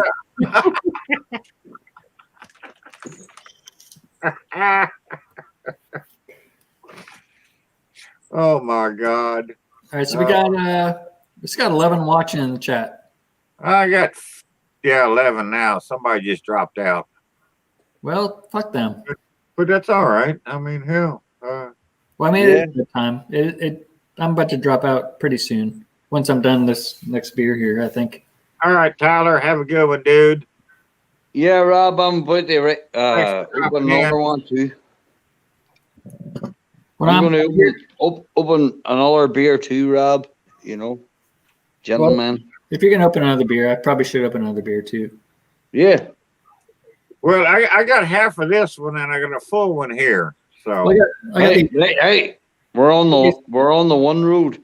We're I got on these- the one these- road, singing the one song. We're on the road to God knows where. I got We're on the these one tall- road, singing the song, singing the soldier's song. Northmen, Southmen, comrades all, north, east, west, and south of Donegal. We're on the one road, singing the song, singing the soldier's song. God bless our military, our police, red lines, blue lines. God bless them all. That's an Irish song, though, right? Yes. All right, I have to hear Mag say north, and then I have to hear Colin say north. I'm trying to figure out what the fuck a red line Hobo. is. Which No, red line? Keith. Say it again, Mags. Red line? no. You're Air Force man. Oh, You're- red line. Oh, okay. I know what that is, but yeah. Okay. I didn't know what that. Yeah. I crossed the red line. I crossed the red line once, and they fucking locked and loaded on my ass. Yeah. they fucking and I got this fuck. I hadn't been in Air Force 6 months. I didn't fucking know anything. And got this dude with me. He's a buck sergeant, been in for 4 years. And he stood there arguing with this fucking lieutenant from the police, and he's arguing with this motherfucker. And then the lieutenant says, lock and load, and we're surrounded by these security police. And they fucking draw their fucking hammers back on them M16s. Oh, And wow. then the fucking sergeant, he walks up to the lieutenant, starts getting some shit. He ain't done yet, you know. And I'm like, fuck, I'm spread eagle, locked and loaded on. And then that fucking lieutenant pulls this 45 out and pops the fucking hammer back. And I'm like, Mitch, shut the fuck up, dude. So they fucking handcuff us. Mitch finally shuts up. They handcuff us and they take us down to the fucking security police station. And they call the fucking fire chief in to get us out of fucking jail. And the fire chief has to go down there. I mean, not the assistant chief, not the deputy chief. It's got to be the I fucking. hear you. I hear you. And the fire chief that I had at that time, he wrote all of the fire regulations, all of SAC, and about 98% of the Air Force. Love it. And Love so this song. we fucking, he picked us up at the police station. And he, Love this song. he takes it back to the firehouse, and he doesn't say a word. He holds it back. Me. Oh, that's The fucking record good. there. The record by Emerald Fitzgerald. We go into fucking his office. Big And he Shaboomy. looks at me. He looks at me and he says, "You're a fucking idiot. You just got here. You know nothing. So shut the fuck up." And I hadn't said anything. And he looks over at Mitch and he said, "Mitch, you've been in for 4 years. What the fuck was you thinking?" And man, he just started rattling all kinds of shit off at this dude, reaming his ass up one side and down the other. And then he tells me, "Okay, now I know you ain't got nothing to do with this. So you just go ahead and leave this office now." Okay, so thank you, Chief. I'm leaving. And I could just hear him screaming at Mitch for like, I don't know, 3 days later. I mean, he's fucking still screaming at him. And I'm like, damn, dude. But yeah, when you get fucking locked and loaded on and a motherfucker pulls a pistol between your eyes, I'm like, it gets serious on them red lines sometimes. Yeah, no, crazy. I remember I was in my early 20s. I'm 46 years old now, but I remember in my early 20s, in Northern Ireland, some of the political decisions were really bad, and I wasn't involved in the political decisions that the politicians made, but there was riots in the street, right? And I remember me and a guy called Shawnee O'Hara, God rest his soul, he's dead now. He died very young with alcoholism. He died at like 48, and that's like 5 years ago. But I remember me and him in the 90s headed down the town in Derry and into the city, and the British Army were rampant. And I remember, beforehand, we were up in a bar and we were drinking cocktails and stuff.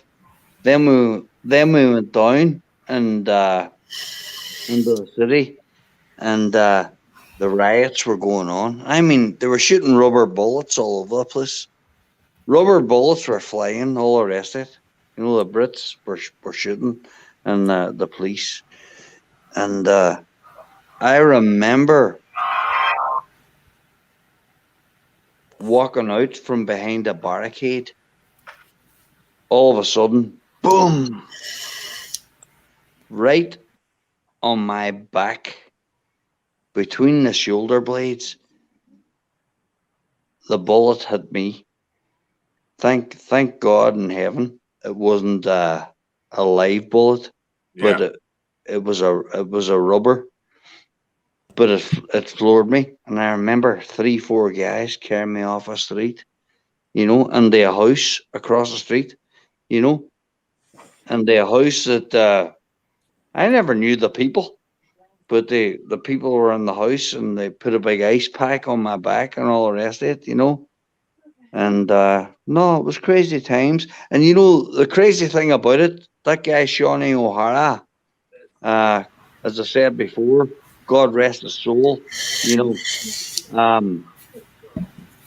he died very young, but his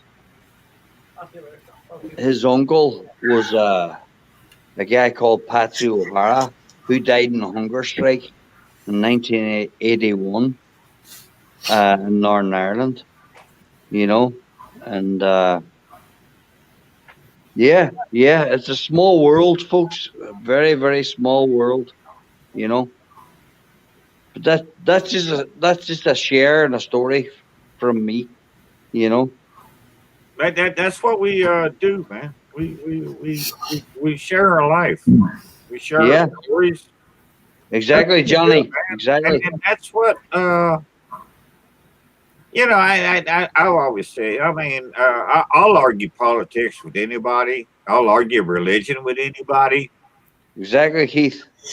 And hell, I'm 65 years old. I've done it my whole life. You know, that's all I know.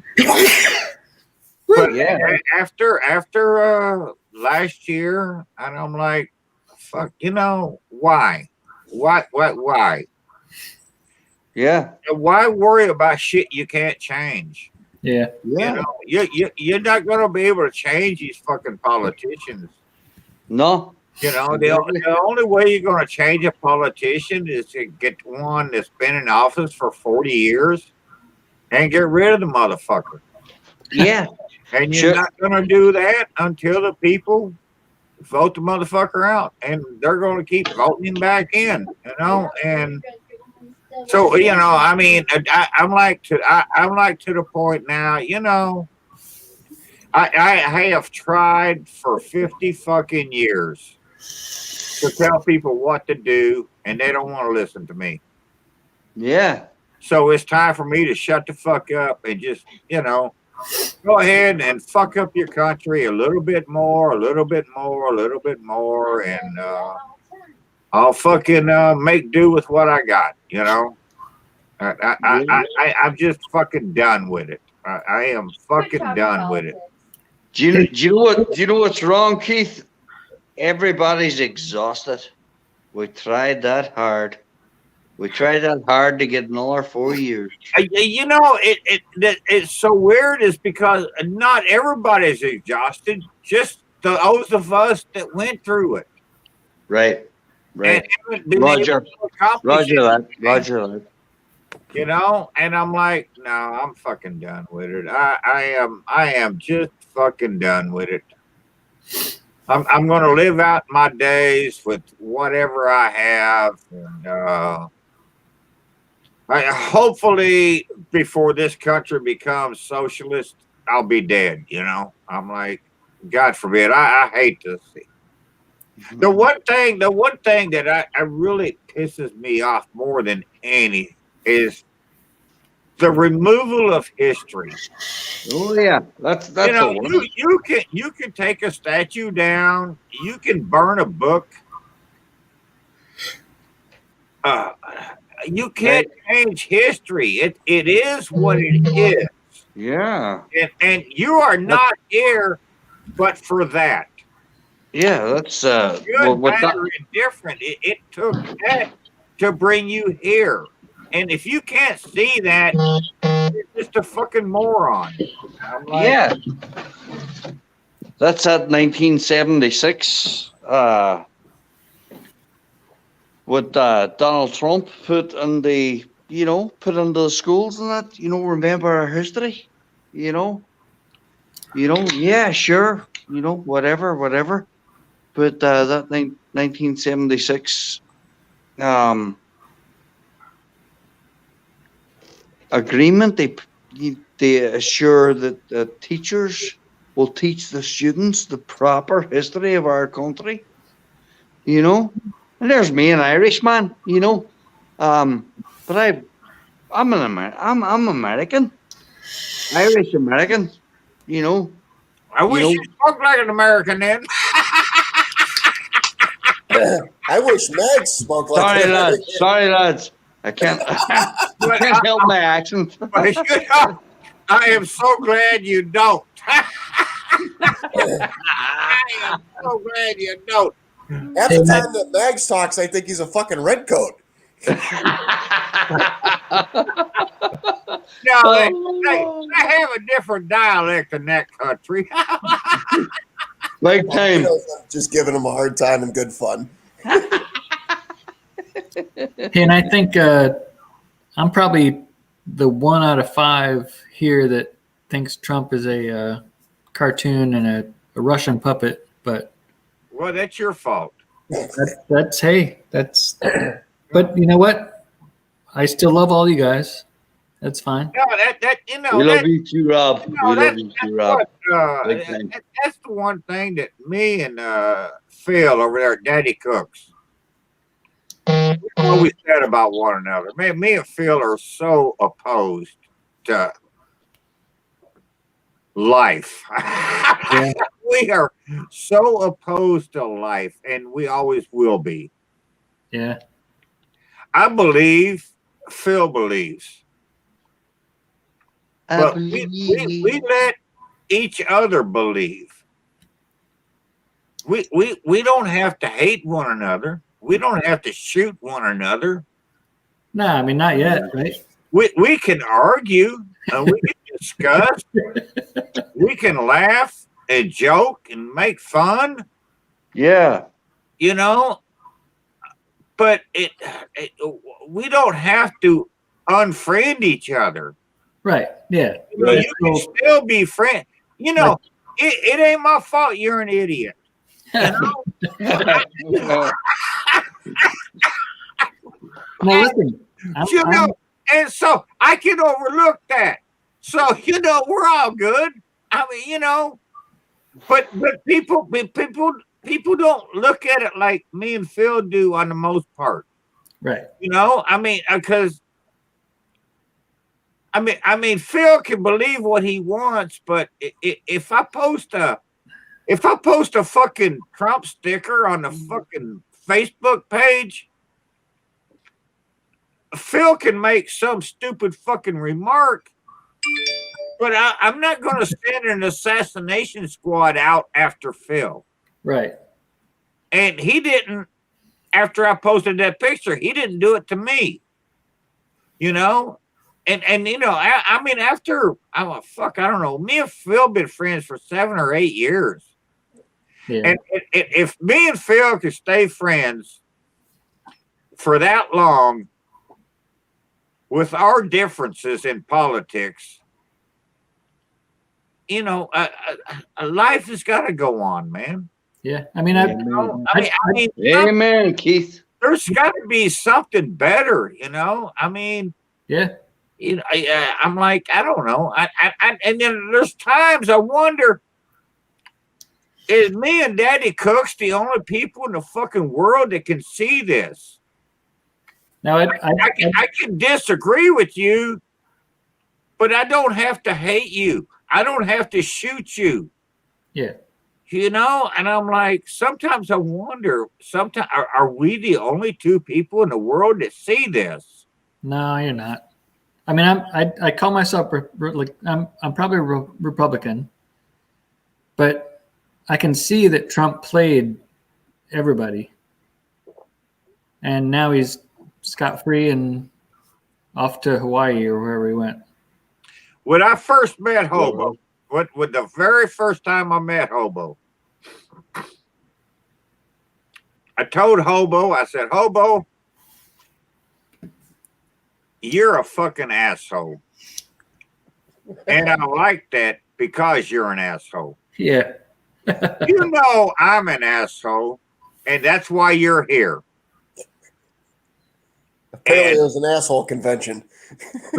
Well, there was 2 of us anyway. And I think we had Jeffy refereeing. But but no, I mean, like, you know, when I first met Hobo, Hobo had, I'm in my mind, this is what I was thinking.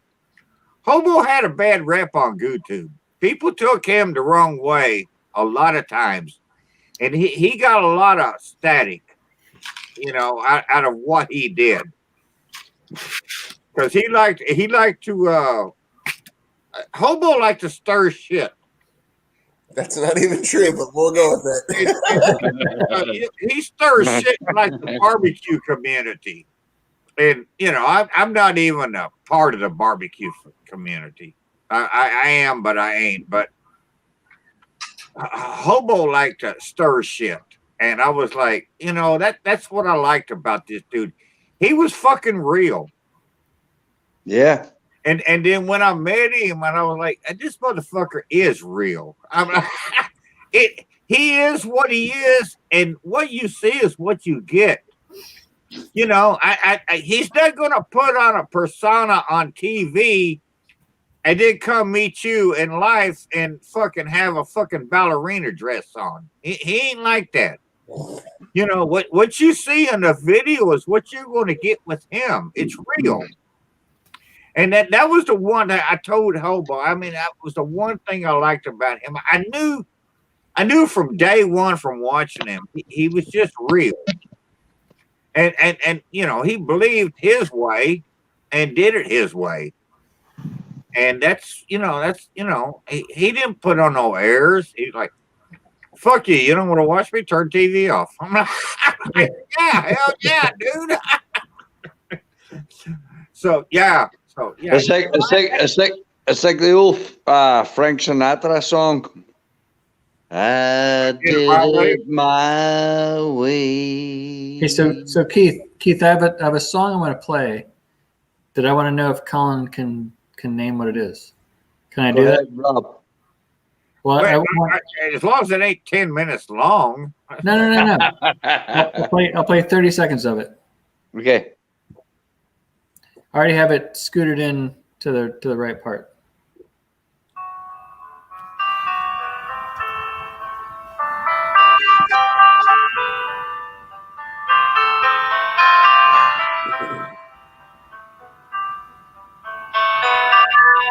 Deep inside, my soul fights a war I can't explain, I can't cross over anymore. All right, what is it? Sounds like Cat Stevens to me. All I see, It's my man Elton John. and why Oh, it sounded like Cat Stevens. But I don't know the song. try to see through wires. Is that the English Rose version?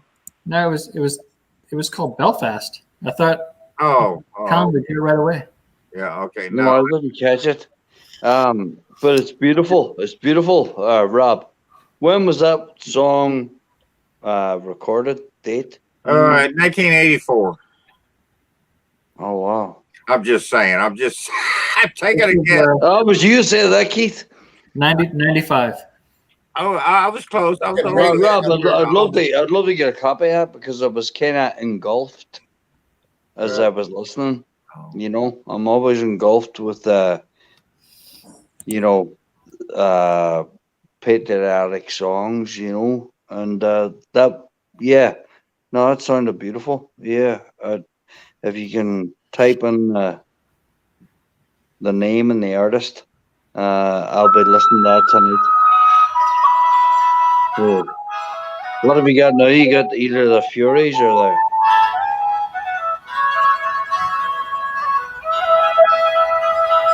Walking all the day. That's Luke Kelly. Luke Kelly.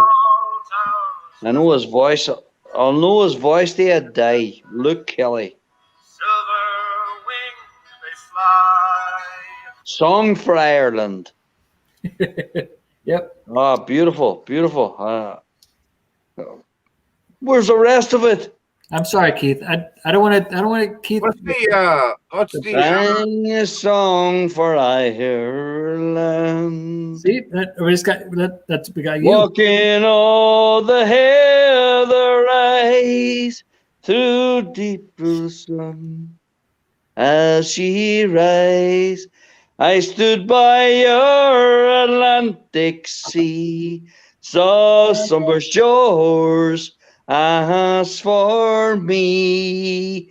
I stood by your Atlantic shore, and I saw a song for Ireland. Sorry, Keith. I know Donegal Bay. Donegal! Oh, close to where I grew up. Close to where I grew up. I know the song about the fucking the army, the general, the fucking I can't think of it. I had too many beers, man. I can't think of my Irish music now. Me too, believe me.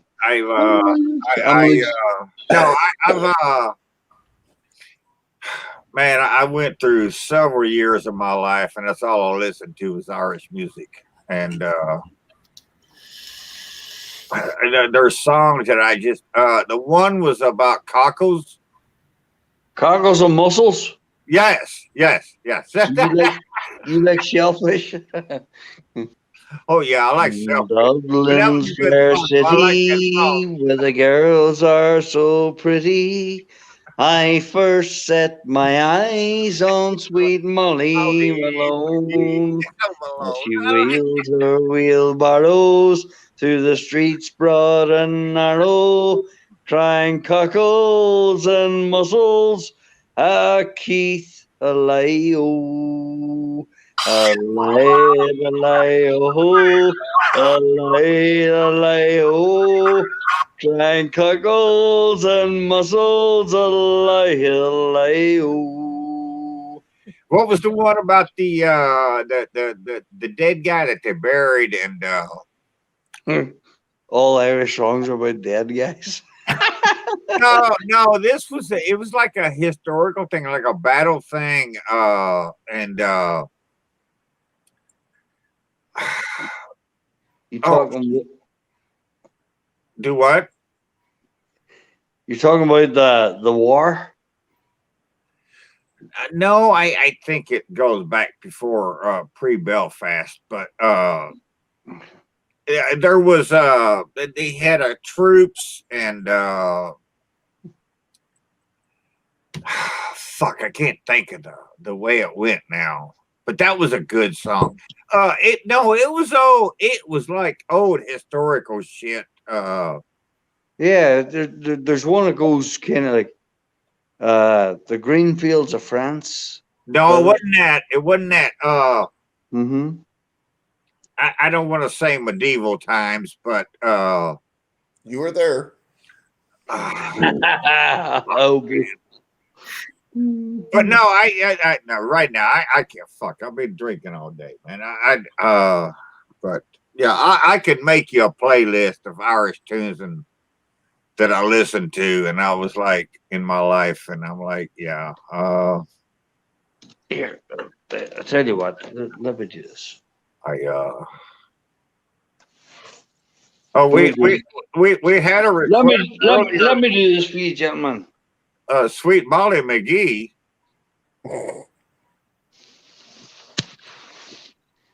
Uh-oh. Damn, we lost him. And Rob didn't even tell him to push a button this time. How the fuck did that happen? So, hey, real quick, Mags, since Rob's muted, on Saturday, you got any free time next Saturday to hop on the Josh thing at some point in time just for funsies?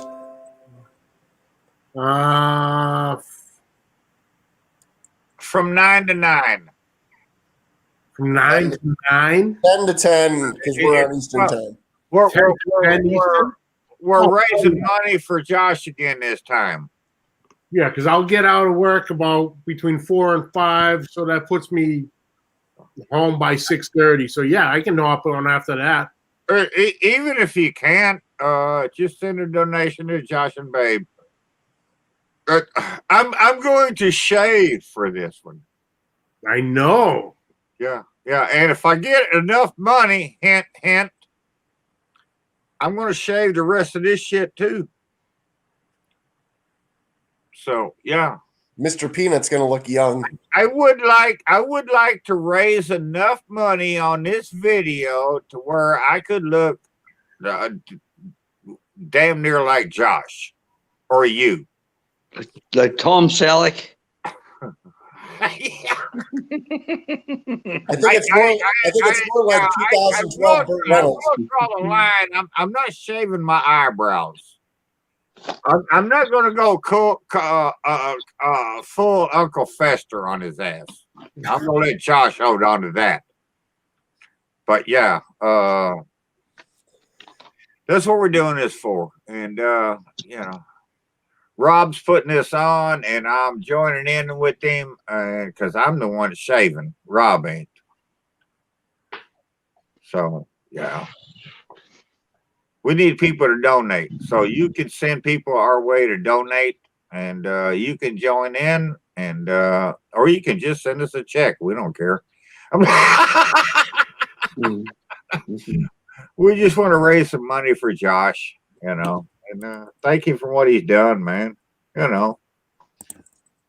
So yeah, it'd be good to have you though, man. What the hell? Oh yeah, I'll definitely be in there later. We got the kitchen queers in there. So they're gonna be on, and yeah, Rob's got the 12-hour lineup already, and then we'll have people pop in all day, in and out. And I've decided I'm going to shave in and out through the day. You know, so I may come in one time and just cut some of this off, and then may come in and cut some of this off, and we'll make it last a full day affair. And fuck yeah, man! When's this happening, Keith? Next Saturday. Next Saturday. Okay. Yeah. Roger that. Roger that. It's on Rob's channel. He's gonna do a 12-hour thing, Mr. Homeowner. Okay. And yeah, we're just trying to raise some money for Josh. Yeah, man. And you know, that goes back to you were talking about the fucking war in Belfast and Northern Ireland and all that shit, and we're talking about the political strife here in America and the cops and everything. You know, I strongly believe in my cops. Me too. Me too. And the military. I back them to the hell. The police, the fire department, I support the hell out of them. Amen. Amen. Amen. And hell, we're down at the fucking local bar. The fire department shows up, and you know, they got 3 or 4 guys there on the truck, and they come in on Friday or Saturday night, ordering their chicken wings and shit to take back to the fire station. You know, and people at the bar are fighting over who can pay for their fucking order. You know. That's nice. You know, and I'm like, you know, yeah, I mean, like one night we were there, and my sister said, you know, there's 4 of these guys standing there, and my sister said, I want to pay for their order. And there's like 5 people at the bar, they're fighting over who can pay for their fucking order, man. And I'm serious. I mean, they're really. That's so positive. I So got positive. it. No, I got it. And Kara's like, no, I said it first. I went, fuck you. You're farthest away from the door. And how about, you know, yeah. So, you know, that's the way we are here, you know. Yeah. We support our cops, and I want to help Josh out whatever way I can. And if I can shave my beard and get his fund over to 20,000, that'd be nice. 20. Do you know what? He's at like 14.8 now, and he's hoping for 17. And I'm like, oh fuck, let's get it to 20. You know? Do you know, Keith? That's always one thing I do. You know, in my job, obviously, you know, I do the pest control industry. You know, but whenever I enter on I work down in Alexandria. You know, beside Fort Belvoir. Yeah, it's all active military, or else retired, you know. And what I do, these people treat me well. I don't mean that they give me anything, but they're gentlemen, you know. And all I ever say to them is, "Thank you for your service." Yeah, that's all. You should say to them, thank you for your service. You know, it might seem like you know, people might think it's corny. Yeah, but you know what? It's from the heart. Yeah. You know what I mean? Thank you for your service, because you know what? You were in the Air Force. I don't know how the other lads here were if they were they were nothing, man. God bless everybody, you know. But you know what? I know what you're saying. People, I mean, like, I've had people come up to me before and say that to me, and I'm like, you don't need to thank me. And I'm like, no. I'm like, no, but we do. And but I'm you like, know what? I appreciate that. So no, exactly, Keith. But you know what? If somebody has taken an oath,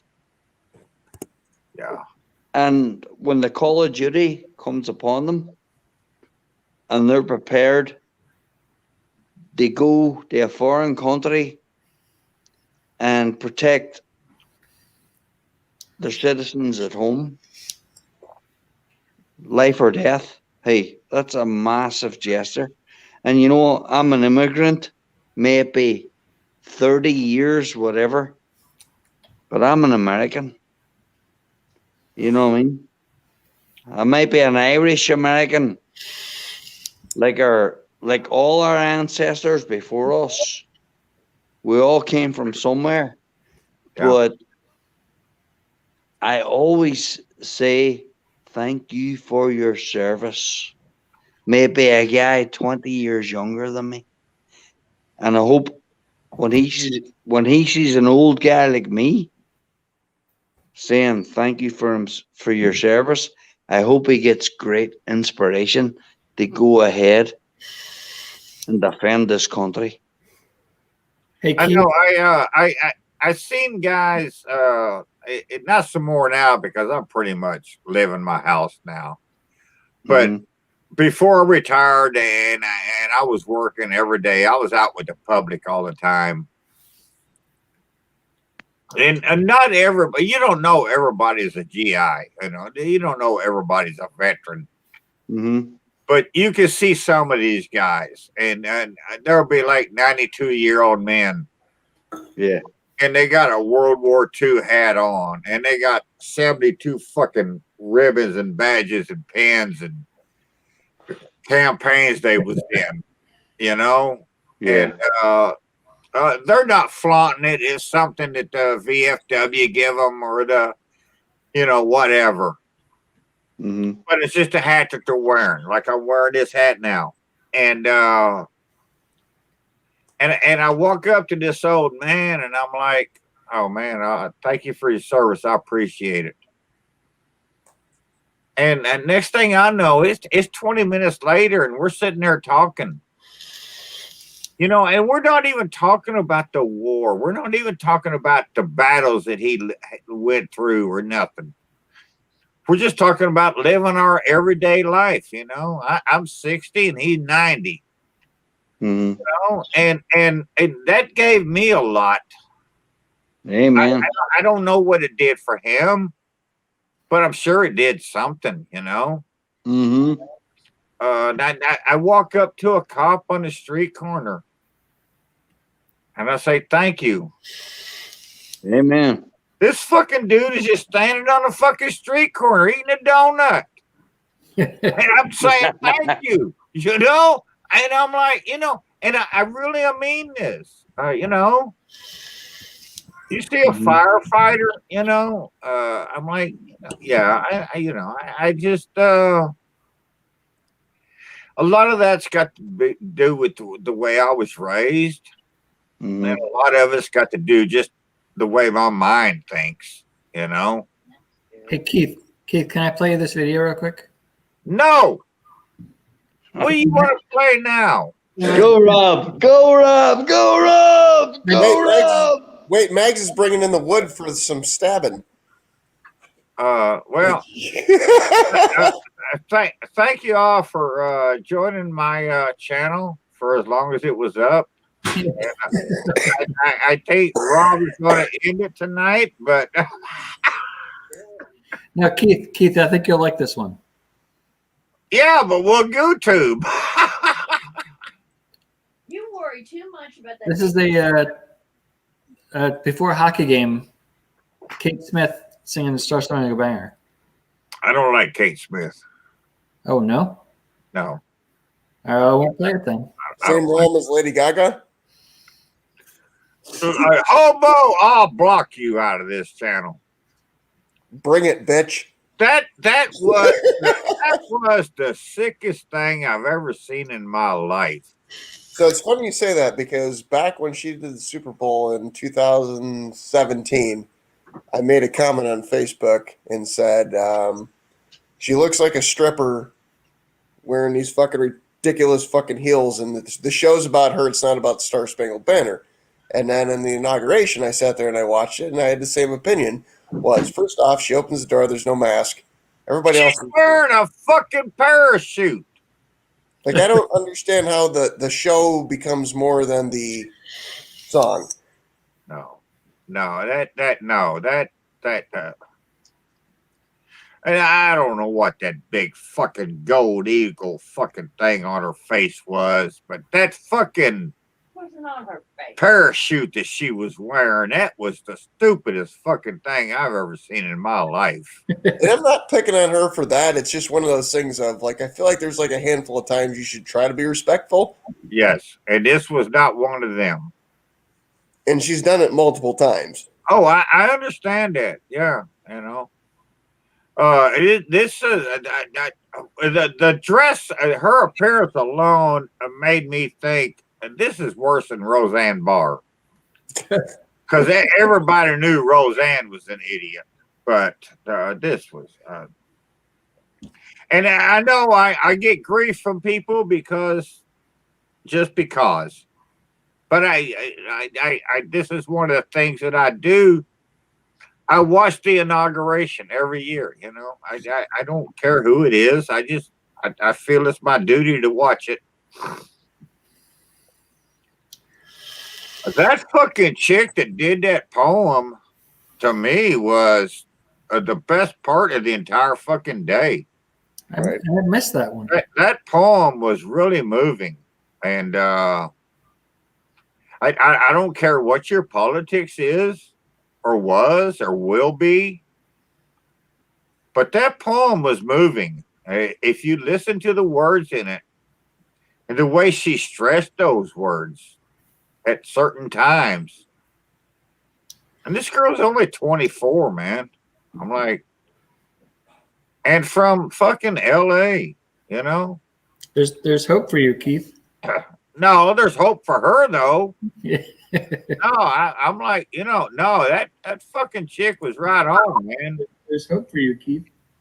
No, there's hope for her though. Mute your shit, Colin. Yeah, mute it, Colin. Mute your shit, Colin. Oh, man. There's hope for you, Keith. Oh my God. Somebody else tell him to mute it. Oh, no. Yeah, mute it, Colin. Mute your shit, Colin. Hope for you, Keith. Oh my God.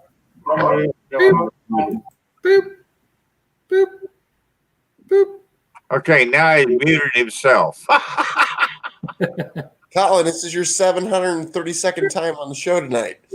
Hey, come on. I hope he's Irish. First time here. Give him a break. This is your 732nd time on the show tonight. I know, but he played music for it 3 times.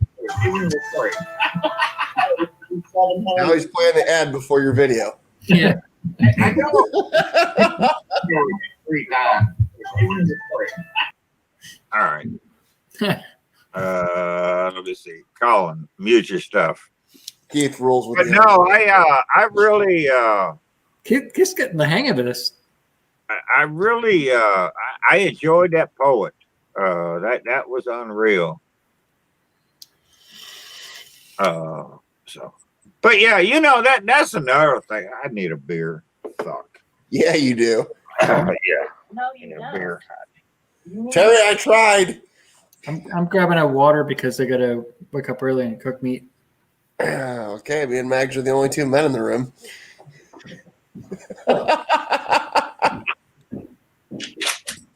Oh, fuck.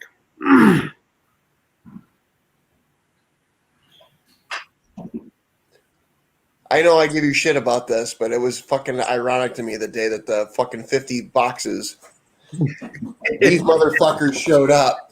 I'm like, really? I ordered these before Christmas. It's like fucking 5 weeks later. And it was literally the day after you and I had that conversation. Want to give me the big job? I get shit done. Right. It was amazing. Well, we got Colin back with no reverb and no picture. So Can you hear me? I can hear somebody. No, tell me. Can you hear me? Yeah. Oh, we can hear you. All right. I'm having. I switched from the phone onto my laptop, but I'm having a wee bit of trouble getting the views on here. So no, I'm still here, folks. I'm still here in spirit. Go ahead. It looks like somebody killed you in a bathtub, and your GoPro is underwater. Yeah, I don't have anything but a red screen either, hobo.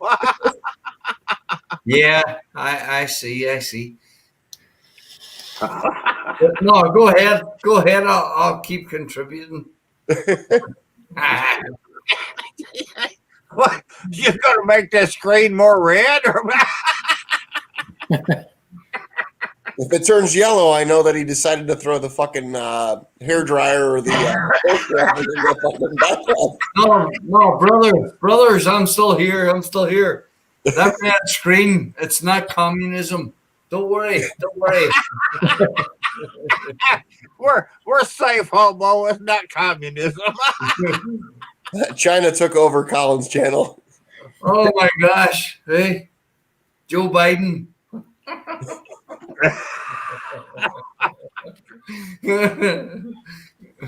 You know, even as much as we try, we can't get rid of politics in our life. Yeah. But I think it depends on, like you were saying earlier, and I'm the same way with Phil, and I'm the same way with Rob. We both know each other's viewpoints. We can have a conversation about it, but I don't feel like we walk away and I'm like, I hate this motherfucker, because me and Rob wouldn't be going on for like 2 months now, or me and Phil wouldn't be going on for that amount of time. There's no future in that, man. There's just no future in that. Yeah, but the scary part is the people like they control the world live in that. Yeah, but it's not what I'm trying to say is it's not the YouTube world. It's not like we're friends and then these other things come in. It's like I have people that live next door to me that like we still get along, but we don't get along politically, and that's fine. But we still get along, and they're more than welcome to come over here and break bread and fucking hang out and whatnot. But then I have other people in my life. It's like, no, it's a hard fuck you. And like, I can't wrap my head around that because I don't have that hard fuck you in my life with anybody unless they give me the hard fuck you off the get go. I'm the same way. I have never told anybody they couldn't come here and eat with me. You know, you want to come eat with me, fine. You know, I don't care if you're gay, lesbian, straight, Democrat, Republican, communist. I don't give a fuck. You know, you want to come eat with me, come eat.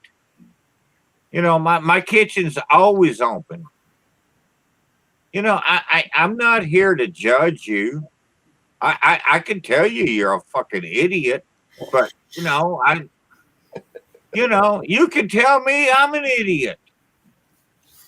But hell, we can share another chicken leg together. I mean, I'm like, we don't have to hate one another, you know? And I think that's the key to life, for lack of a better word. It sounds simple, but it's not. It's kind of like your sister's friend. I can't remember her name. I think her name was Sam. Okay. You need to give me those digits. Yeah. KAY.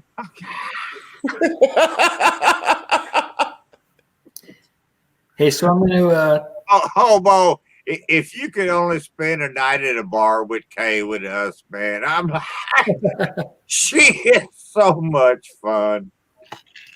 And her and Karen go out all the time, and they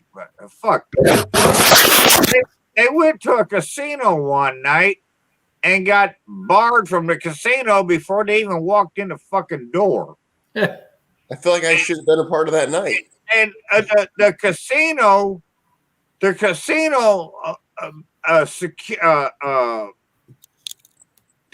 they made security take them to the bus. They're staying at the fucking hotel at the casino. I know exactly what you're talking about. The casino escorted them to the bus, take them to the fucking hotel. Yeah. To take them to their fucking room because they were that fucking drunk. We're literally talking about Rob like a, I don't know, 200-foot walk. Oh, is it what? One night, Kay's over at Karen's, and she gonna spend the night and she's flopping the fucking bedspread around or some shit and gets it hung up on the light fixture up above or something. How does that happen? It's Kay. So Kay gets up there to unfucking hook it and falls off the bed and breaks her fucking ankle. That's just Kay, man. That's the way she is. And but yeah, she's fucking awesome, man. Kay is. We have more fun with her when we're out, and it should be allowed. It really should. Well, I just really enjoyed her because when you were trying to change the rules of the popper challenge and she was sitting next to me and everybody was filming it and she's like, he's trying to say that your popper is his. And I'm like, I know he is. I still say you cheated me on that one. And I got other people that agree with me. So it ain't just me. So don't say that. And I'm not holding that against you, Hobo. Hobo, after all these years of popper challenges and I never won one, come on, I'm the one that invented the fucking game. Hey, I'm sure the guy that Louise wins every fucking year. That's just wrong, man. I'm sure the guy that created checkers thought he was good at it too, and then there was some 6-year-old that just trounced his ass.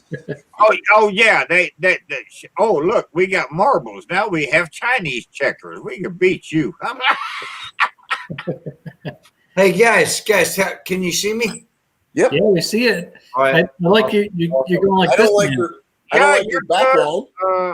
Instead of that. Well, can you see that? I don't know. Yeah, I don't you're like good. Colin's background over his right shoulder. Yeah. All right. No, you're right.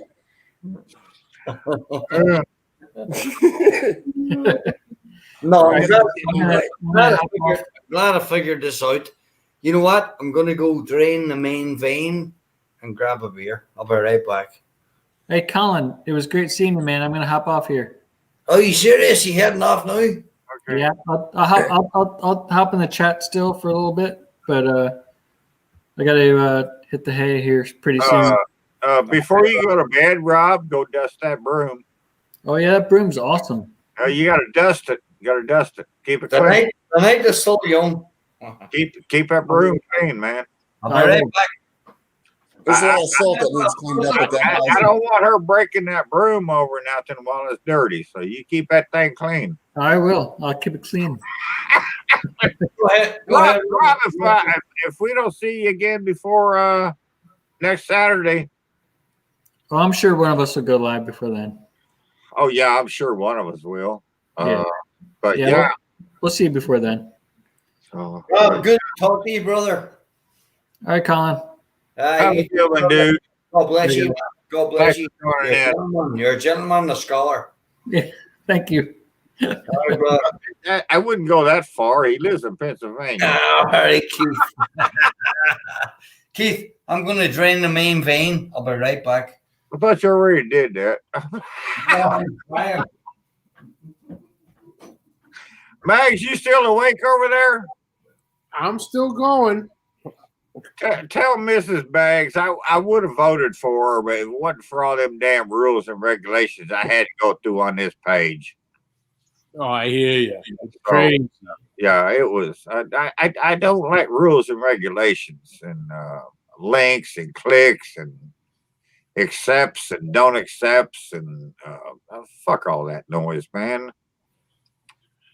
Just tell me, is this for hot or not? Well, yes, and be done with it. Can't you give me something simple? Damn, man.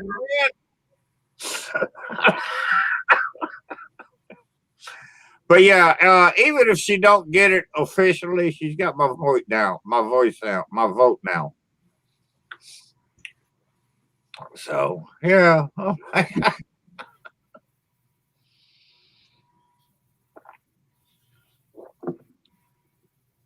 So this is the first night for Colin to join us. But me and Hobo and Rob's been together for several times now, so this is pretty much what you get, dude. I can dig it. So, I'm like, it is what it is. Like, fuck. Now, we're not drinking no Samuel Adams or no lemonade vodka here, but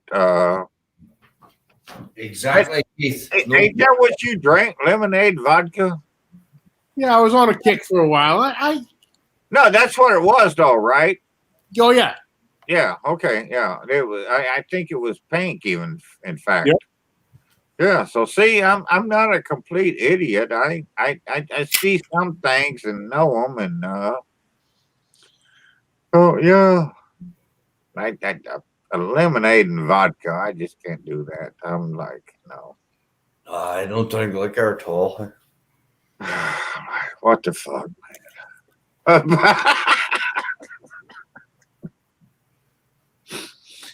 Oh my lord.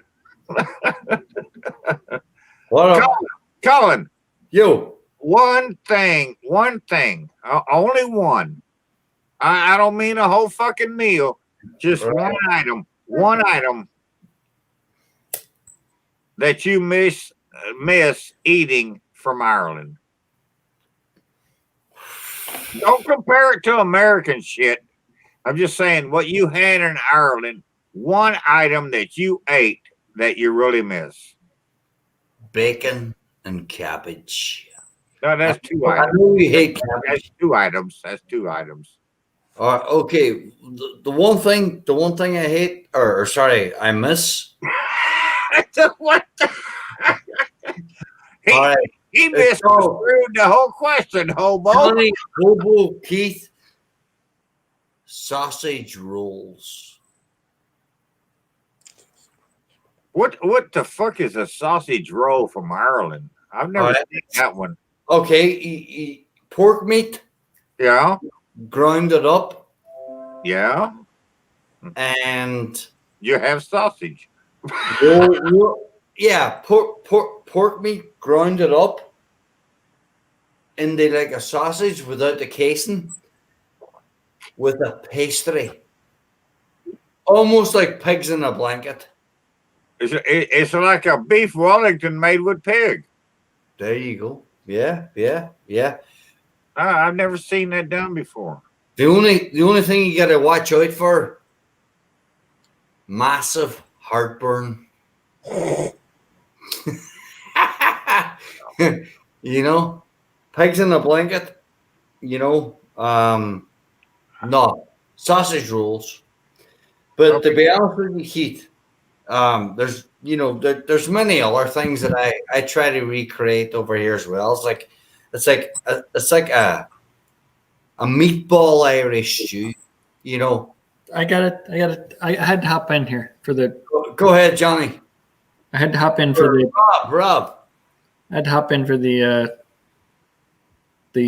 sausage rolls. Mm-hmm. Keith, can I share or no? You know what they are? I made a video. I want to share part of my video. Make it just to the very end of my video making sausage rolls. Oh my god! Yes, Rob.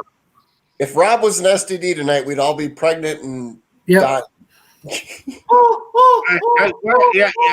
You've asked my permission 100 times tonight, and you've not listened to it any time. So fucking do it, dude. Here we go. Hold on. You'll see. I'm just going to do the very, very end of it so you can see what they are. No, you know what? I'll scoot through it so you can see how I make them. I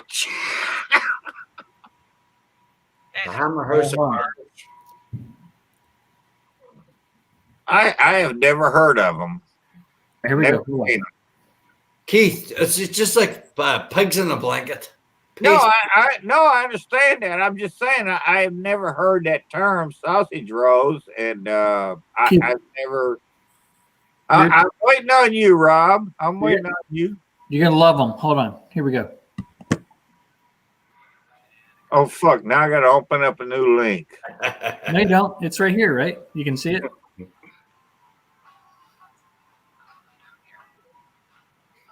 All right. Can you fast forward that?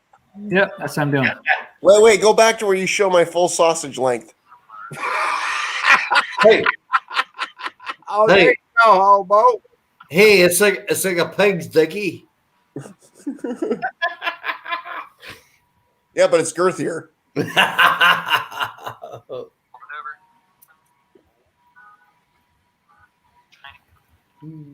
You using puff pastry or what?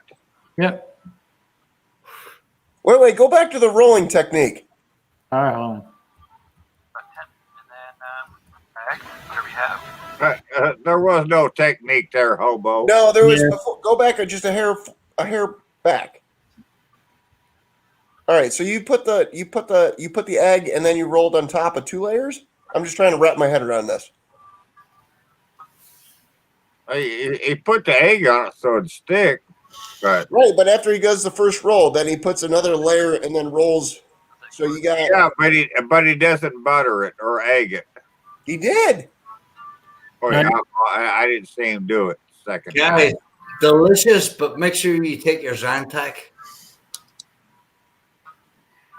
No, he only wrote it the one time, hobo. Wait Yeah. for it. Now my local store didn't have any parchment paper, so I had to use these parchment bags. Here it comes. Okay, all right. He's So they're like, he's gonna fix it to make another one, I guess. No, he's gonna roll that motherfucker on top of it. I'm just trying to wrap my head around this. No, I'm making the second one. Gone fishing. Is there not a sausage inside that one? He's got to finish the first one first.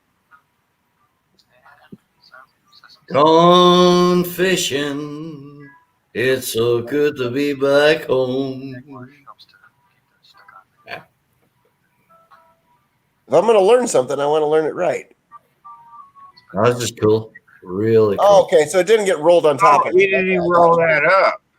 I thought you actually rolled it a second time, so there was like 3 layers of bread on one Yeah, side. I'm like, Rob, you're on the ball here, brother. You're on the ball. Oh, it's going that way. All right. So Good man, Rob. Good man. Oh yeah. Here we go. Here we go. yeah, I've never seen or watched or heard of anything like this in my life. Delicious. Delicious. Wait. What is this thing you put it into? That doesn't look like a smoker. Yeah, it was an oven. What's that? An oven? I didn't know you had them in Pennsylvania at your house. I thought everything was a fucking Kamado. The only thing you gotta watch with a sausage roll is you don't have a vein in the middle. Oh, trust me. We ain't got that problem here. as you can see, came out nice Wow, Rob. Oh wow. Perfect. Perfect. and flaky. Nice, right? Yeah. You can see See a lot of salt on that, and if you want to give it a pepper, unbelievable. Why did we go back outside? I like outside. Talk. I'm still waiting for the Irish guy to tell me why he misses this from Ireland. Well, Keith, I don't miss the heartburn, but I miss the old sausage rolls. Yeah, these are exactly what Rob posted. That's exactly how they're made. Are you serious? Are you serious? Yeah, fantastic. Oh, delicious. Delicious. Fucking guy from Pennsylvania. What the fuck's he know about Ireland? I thought it was a UK thing. All right, so Colin, let me pick your brain. You know who? Where did you come up with that at, Rob? I thought it was a UK thing, like an England thing. Mhm. How many times do I gotta tell you? Ireland and UK or England are 2 different countries. Right. That's what I'm saying. I thought it was a UK thing. Mm-hmm. No, it's UK, and if you look at the UK, it's you go from Ireland to the UK, it's 5 miles across the St. George's Channel. You know, All right. So it's only 5 miles away. See, Keith? yeah. It's I don't think Ireland is part of the UK. no, it definitely isn't. I think Ireland is Ireland. Mm-hmm. Yeah. The UK is the fucking Queen's country and fucking South Africa or West Africa and fucking Liverpool, whatever she wants to fucking own this week. But I think Ireland is Ireland. Oh yeah. No, that's what we believe. You know. I'm sorry. That's just the way I feel. No, bingo, Keith. I am an American and you're a fucking Irishman. Let's keep it like that, man. You don't need to be a UKander. No, I've always thought that. I never understood that. I know if you go back through history and the British Isles, the British rule, the monarchy, and they've controlled everything in the fucking world. Oh, yeah. That's why we beat them out in 1776. I'm like, we're not a British, and British owned us. So why should Ireland be British? I mean, let fucking Ireland be Ireland. Yeah. And so if the southern part want to be fucking Catholic and northern part want to be fucking I don't know, Jewish or whatever they want to be, let them be that, but let them be a country of Ireland. Yeah. Yeah. Like we got states here. We got Pentecostal states, and we got Methodist states, and we got Baptist states, we got Catholic states. We're gonna have all these religious things come together, but we're still Americans. Yeah. Let Ireland be Ireland. Yeah. Yeah. And let the Scots be Scots, and they can eat haggis. So, Yeah. I've a good Scottish ancestor from Glasgow. I'm good with all that. I'm like, hell. Yeah. Yeah, Keith, you got to try those. You got to try. It's just puff pastry.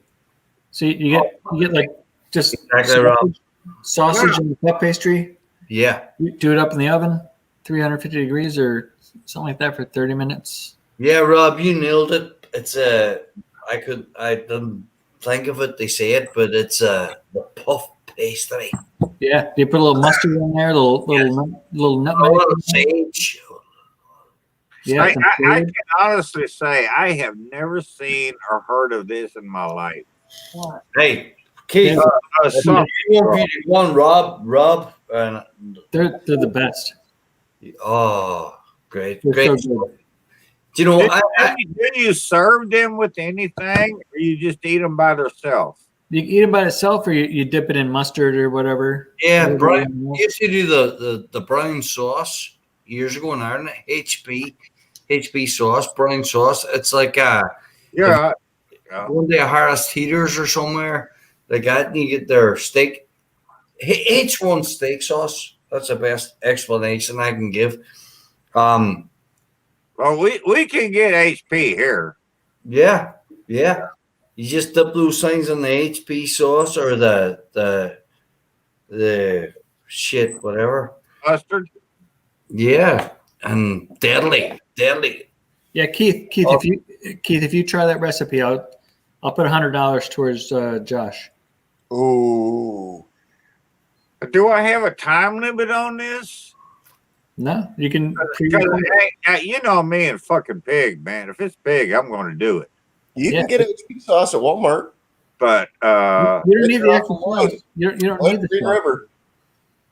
All right. Do what, Hobo? I said you can get the HP sauce at Walmart off of Green River and Lloyd. Oh no, I can get HP sauce damn near everywhere in town. Yeah, Right. Yeah. I just what I said. I can get that. Here, I'll put the link in the chat. That way you can copycat it if you want to. It's like Rob said earlier. The key is the puff pastry. Yeah, I know. Master the puff Puff pastry. pastry. I've always had a problem with that. But I don't know if that link went through. I'll fucking do it, man. It's just regular pork sausage. Yep. Yeah. Please don't tell me I have to use that fucking Jimmy Dean shit. No, but mix it with your spices, Keith. Mix it with your spices. You know, whatever you want. But sage is a key. You know, Do what, Terry? it's like making Scotch eggs, Rob. Do what, Terry? Scotch eggs, same thing, same scenario. Well, Hobo. the link didn't show up because YouTube hit it. I can't hear what you're saying. Put it in the comments, right, Rob? Hold on a second. The old lady's saying something to me. Mix it with what? I said, use that sausage Schnucks makes. Yeah. Oh, it did show up. Use that. Okay.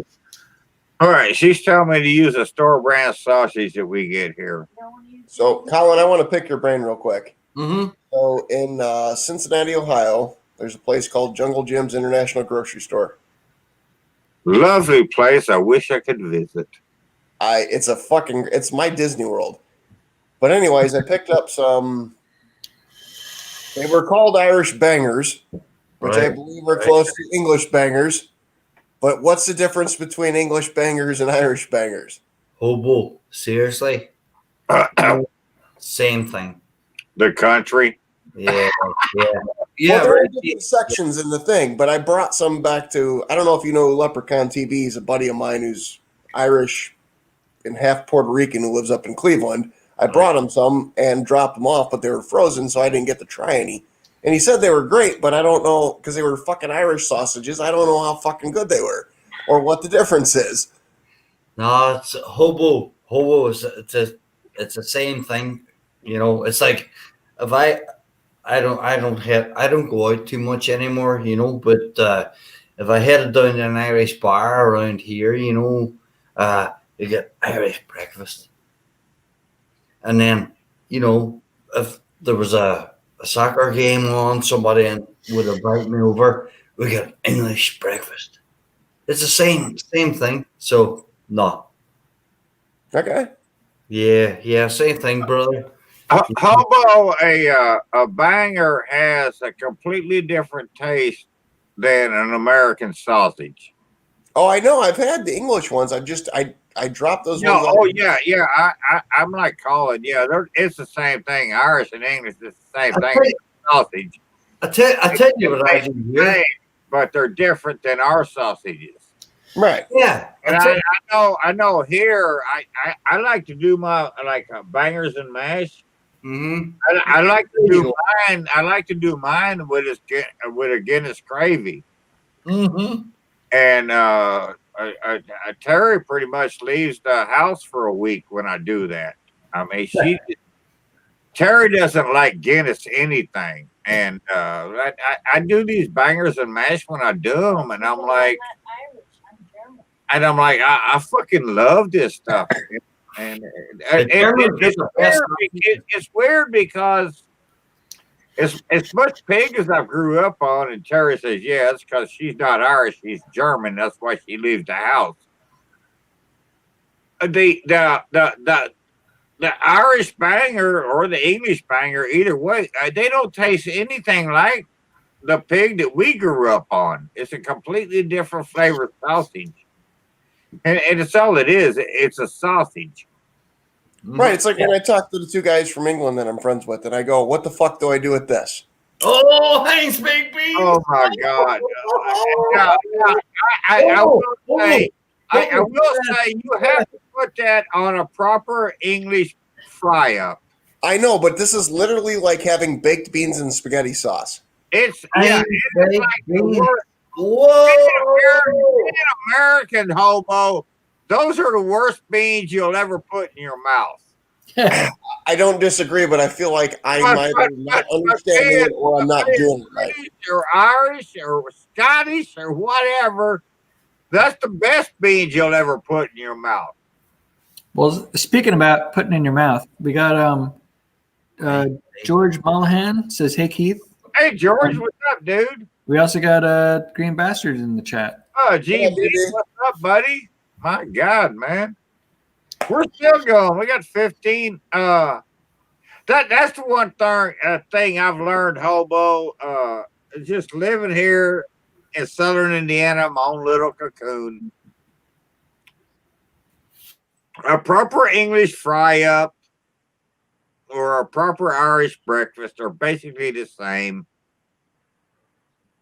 They got their fucking tomatoes and they got their fucking beans. They got these things called a rasher. What the fuck is a rasher? Like, I get what you're saying, Keith. My point is, I've never had somebody who knows how to cook it. Right. Oh, you just Does heat it- the beans up. You just throw them in a pan, heat them up. That's it. I know, but any person can go, I'm trying to make this thing I saw on TV. What I'm saying is I've never had one from a guy who knows what the fuck they're doing to understand.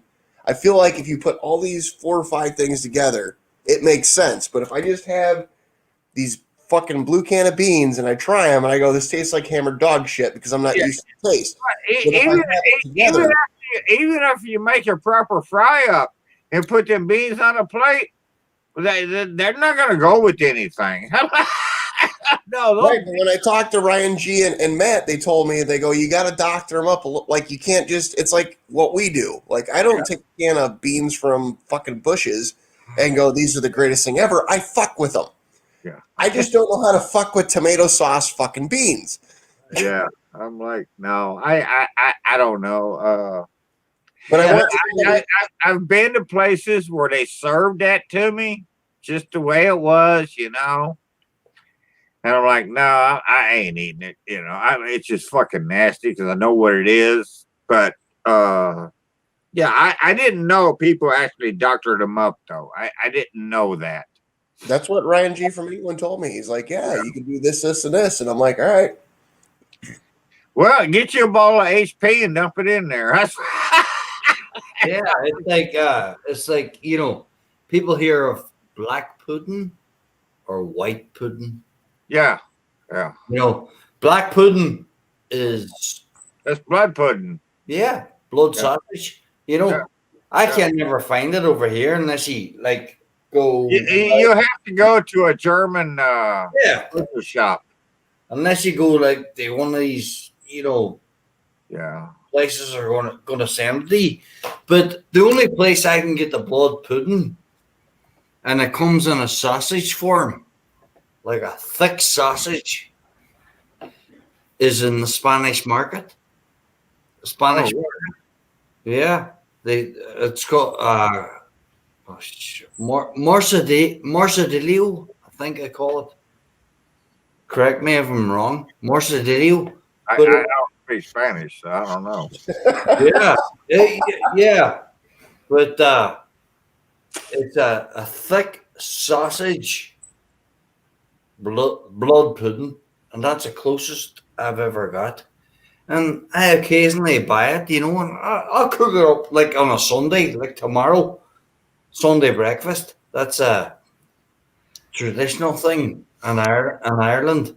You cook your bacon, your eggs, your blood sausage, and you'll have it. You know what I mean? But no, it's hard to find. Very, very, very hard to find. You know? Yeah, well, we're lucky here because we have an old German butcher shop up the road, and they've been in the business for damn near 100 years. They don't And they make a lot of old time shit. Is that in Hubstock?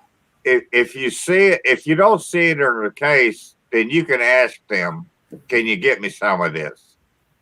I don't think they can sell And, sausage in. Yeah, no, yeah. Well, they can. They can get it for you. They can make it for you. Hey, Keith, is that in Hubstock? Yep. Yeah, for day wigs. Yeah. Okay. Yeah.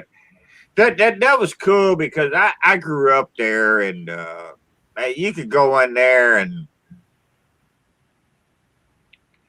I mean, my mom and my old man, they were on first name basis with these guys for years, and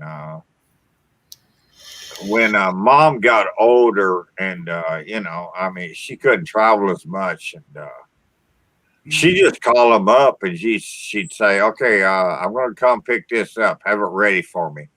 Mm-hmm. and she'd call in her order, whatever she wanted, and then make it up, and she'd go pick it up. And but yeah, you could get damn near anything. And so most of your blood sausage around here, though, it's going to come from farmers that's butchering their own stuff. Good stuff, Keith. You know. Yeah, it's not something I'm going to eat, but I know my old man was stationed in Germany in World War. No, he was in the Korean War. In the Korean War, the old man was stationed in Germany, and he said he used to go out with these German guys, and they'd go deer hunting, and they'd shoot a deer, and he said pretty much before that deer could drop to the ground, there'd be one of them over there with a knife and another one with a cup, and they'd slit that deer's throat. Wow. And they'd catch that blood in that cup. And he said these fucking guys would sit around sipping this cup of blood like it was fucking beer. Wow. And I'm like, no, I could never do that. I Pop know. always ate blood sausage. They loved it. Yeah. Hard times. Hard times. You know. And, well, like Terry just said, her dad always ate blood sausage. But we always butchered it. Yeah, they always butchered, but Tara's like, her dad, they made blood sausage, and Hey, can you imagine this? I mean, my mother, God love her, I mean, my mother saying to me, when I was, when I was first born, what they used to feed me was 2 raw eggs and just normal milk mixed up in a bottle. And that's what they fed me. Okay. And that was Ireland. There ain't no wonder why you ended up in America. Freedom! I used to get up in the morning and I would watch the old man. It'd be early in the morning, man, and the old man'd be in the kitchen, and he's got him a fucking glass, and he pours a fucking bottle of beer in his glass, and he drops a fucking egg in it. He cracks an egg and drops it in his beer. Yeah, Keith. And he'd fucking drink his shit down. And I'm like, what a sick bastard. Who could eat anything like that? And I'm like, to this day, if my egg ain't scrambled or an omelet, I ain't fucking touching it. No, fuck you and your sunny side eggs. I'm like, no, I ain't doing it. No, there ain't no fucking way. Any wonder I got an iron stomach? No, I was just like, oh my god. Oh my gosh. Yeah, that's you used to whip up 2 eggs in the bobo, as they called it, in the bottle, instead of sucking a titty, Yeah,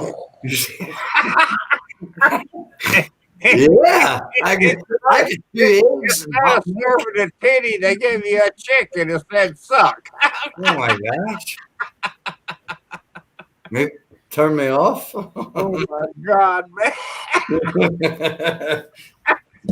Oh yeah, this definitely needs a beer. I'm going to sleep for real. Good night, Keith. Good night, Rob. You out of here, Rob? I am for reals this time. All right, brother. All right. Talk to you tomorrow, Rob. We'll see you. God bless you, brother. Colin, you on Facebook? No, hobo. I don't do the Facebook. No. All right, just checking. No. I like you. We getting along great. Just was gonna. Yeah. No, I enjoy. It's. Great conversation. It's just Hobo, you're a very wise man. You're a very wise man. You might be a very drunk man right now saying that, but we'll agree. No, not at all. It's not. I mean, hobo. Colin, I don't care what anybody says. I'll always say hobo is a good fucking person. Oh, no. Hobo has been great to us, and he's always been good to me. And hobo is hobo. That's what I always liked about him. You know, yeah, you can like him, disagree with him, unlike him, unfriend him. Well, You know, do whatever you want to do. But hobo's going to be hobo. And then that's what I always liked about him, because he was just like me. I'm going to do my thing and he's going to do his. Straight up. And yeah, straight up. That's, you know, that's what I always appreciated about hobo. Yeah, and that's what I always like, you know, when people talk, it's just the facts. Just the facts. You know what I mean? The problem that most people have with me is like I am not one of those people who tends to say like, "Here's what I know," Mm-hmm. but I like to research a lot of shit, and then when I watch people, like, this is what I don't think you know. and then when I watch people who do shit on YouTube, and then I get pissed off because I'm like, "You don't know what you're fucking talking about," and then I'll comment about it, and then they lose their shit. And then it's like, hey, if you want to go to a fucking dick measuring contest on this, I'm willing to go there.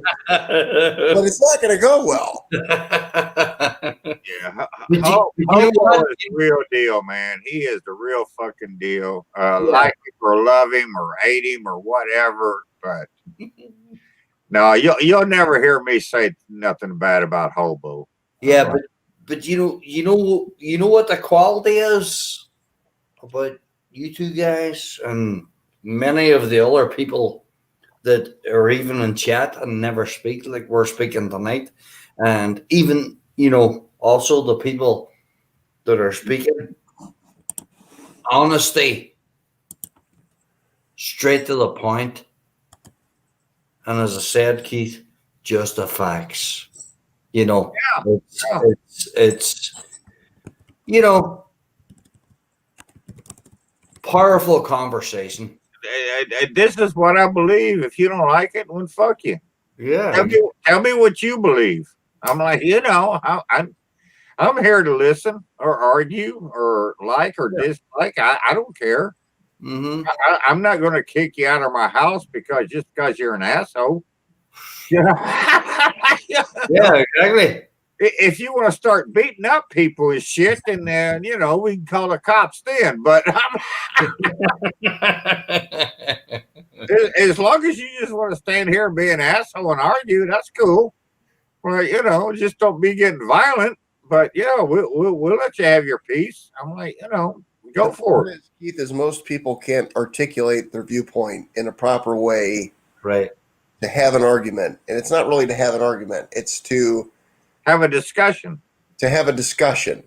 Yeah. And when it turns into you're just a fucking asshole or whatever, that's where I just like it's not worth the fucking effort. Like you can go ahead and say what you want to say, but at this point now we've lost any kind of I hate the term common ground, but that's what you've lost, the common ground.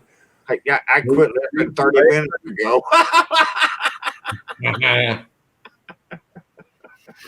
No. You know, like I've said this 100 times. You know, there are very few people that I watch on YouTube that I really like. I mean, I really like. And the people that I really like, I knew within 7 minutes. You know, these are people that I really like. Hobo was one of them. And I just fucking knew Hobo was just like me. He didn't give a fuck. See, and I hate this shit right here. In and of itself. Like, I'm sorry. Josh and Babe was another one. Because I was watching Josh and Babe long before anybody ever heard of them. And I was just like, you know, 7 minutes into the video, I was like, I'm hooked on these fucking people. There was just something about them, their chemistry. the chemistry they had with me through the video. So yeah, you know, and so, you know, I just got like that. And I'm like, so, you know, I've have a few people. I mean, it's just not Hobo and Josh and Babe. I got a few more, but you know, I don't have 117 people on this list. I may watch 7,000 channels, but you know, there's only a few people I have on this list. But yeah, I'm going to put them two above anybody. Hobo and Josh and Babe. There was just something about them that there was something that I knew that I liked. And you know, you don't like them, I don't care. It don't give a fuck. You know, don't mean nothing to me. You know what, Keith? You know, It was something that I liked. yeah, you know quality when you see it. You know, that's what I always believe. You know quality. I like entertainment. Yeah, and that's, you know, that comes with all personalities, you know, but like you just expressed there now, Keith, you know, Josh and Babe, God love them, and Hobo, you know, and Skinner and all the rest of them. You know quality when you see them, you know. You know you're talking, although you know, sometimes you might have never met the person, but you, as I said, not to repeat myself, you just know quality when you meet them. No, that's what I like. Josh and Babe, you know, hell, I've met Hobo several times. Mm-hmm. I've never met Josh and Babe. Mm-hmm. But I was watching them long before anybody ever heard of them. And I was like, I watched their first video and I was like, Terry, you got to watch these two, man. They're fucking awesome, man. And they weren't even cooking then, man. They were just fucking doing weird shit. Going to the pool and hanging out. And I'm like, you know, drinking with strangers is shit. But it was just, there was just something about them, you know, and I fucking loved them, man. And, you know, I'm still there and I'm still with Hobo. I mean, hell, I'm one of the. Hobo's a man. I'm one of the subscribers that he has on his channel. So I'm like. So, Colin, let me ask you this question: have you ever met another YouTuber that does? I can only use cooking videos because that's what I do. Have you ever met somebody and been to their house before? Oh yeah. You mean like well, I'm talking to Colin. Oh, Colin. Hobo, you mean like on the cooking channel? Yeah. Like, have you ever been to like somebody like Keith's or mine's house? No, never. No, never. So here's the greatest thing, and I've told Keith this 100 times, and I've done this with a handful of other people. I've been to Keith's house 3 times, right, Keith? 3 or 4. Yeah, at least 3. I know at least 3. So here's the fucked up thing. I've been in Keith's garage. I've been in his backyard. I know where all his grills are. I know where his Blackstone is. I know his kitchen. I know where all the shit in his drawers are. Unless Terry fucking changes shit. No, she don't. No, not in my kitchen. She So don't. when I watch him on a video, because I've stood in his kitchen and I've stood in his dining room, when he's making a video, now when I watch it, I know the entire layout that you don't what you don't see on camera, and it's like I'm standing there, and it creates this entire like different, like you're there even though you're not there. Right. And it's really hard to explain until you and I'm sure that Keith. I know what you're saying. Yeah, I know. What that's the same thing, and it's like it completely changes the way you watch a video. Is because like. Big time. He gives me shit because I brought a Wagyu fucking Picana one time. I think it was 2 years ago to his house, and I'm cutting the fucking fat off and I'm throwing it in the trash can. And I asked Terry, I'm like, "Where's the trash can?" She's like, "It's over here." And then Keith walks in, he goes, "Chris, what the fuck are you?" Or he goes, "Hobo, what the fuck are you doing?" And I'm like, "This is shit I'm throwing away." And he goes, "No, that's me and Sarge's dinner to fucking tomorrow." Oh. And I'm like, "All right, I'll put it on a plate. That's fine." But like to me, like I'm just trimming shit because I'm trying to put out like I got people like fucking T-Roy Cooks and a bunch of other big swinging dick motherfuckers there, and I say that respectfully. And I'm trying to put out like the best thing I can put out because all these guys are bigger than me because I'm fucking tiny fucking balls in the fucking world. Right. I just want to put out the best thing I can put out. And Yeah, bro. he's over here like, no, me and the dog will fucking eat this shit tomorrow. Yeah. Colin, Hobo's got this fucking 5 pound of fucking hunk of meat, and he's cutting off 2.5 pounds of fucking fat and shit. And he starts to throw it away, and I'm like, "What the fuck's up with you, dude?" and so we ended up. Hobo cut all these trimmings instead of putting them in the trash. He put it on this fucking cutting board, plate, whatever. I put it in a baggie and put it in the ice box. And so we were eating that night. And of course, Sarge had his taste, you know. Yeah, old Sarge. Yeah, I remember. But for the next week, I was taking those trimmings, taking some out every day, throwing them in the skillet, sauteing them up, and get them to Sarge. Sarge the taster. And he thought Hobo was the funnest person that ever lived on the face of the earth, man. You know what's funny? Sarge fucking loved that shit. And Hobo's wanting to put it in the fucking trash can. I'm like, no, dude, you can't do that. Give it to Sarge. What was funny is though, and this is my opinion. So Sarge is there.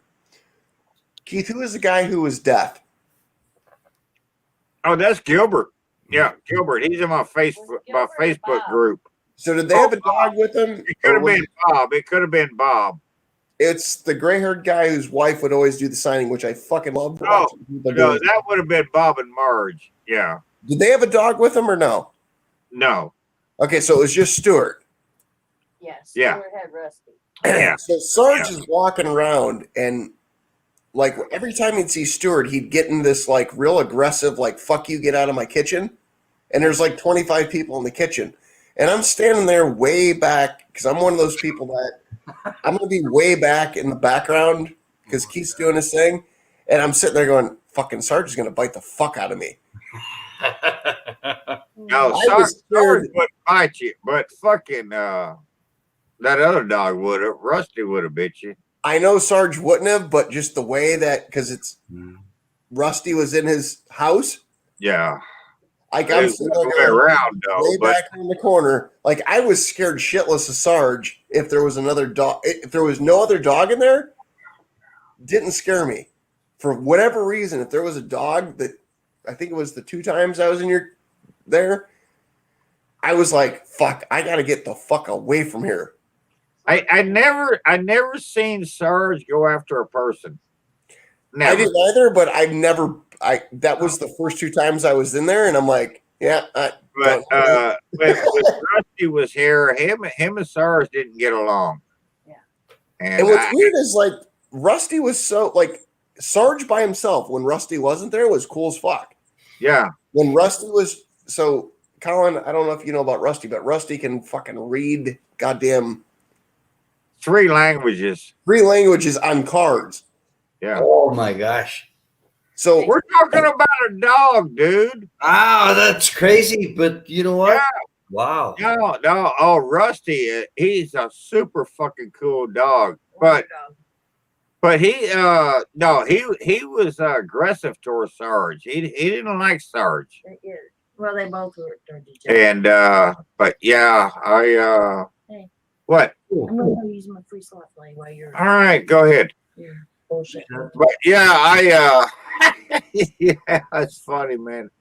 Yeah, Hobo, I never saw Sarge get aggressive toward a person. Well, that was the thing, a kid, maybe a kid every now and then, but kids brought it on themselves when he was younger, and so. And that was the thing, like I'm saying, Keith, is like if I was in like the day I was cutting that pecana, yeah, I had no worries.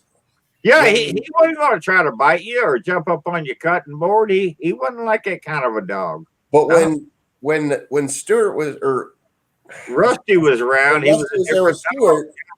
Like And it that- was just, I really think it was because Rusty was aggressive towards him. right, but I was just sitting there. I'm like, I'm gonna go back over here in the corner. I'm just gonna chill. I've done my work.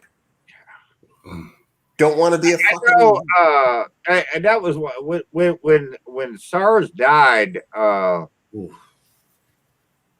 Larice and Gilly had come visited us for Labor Day 3 or 4 years in a row,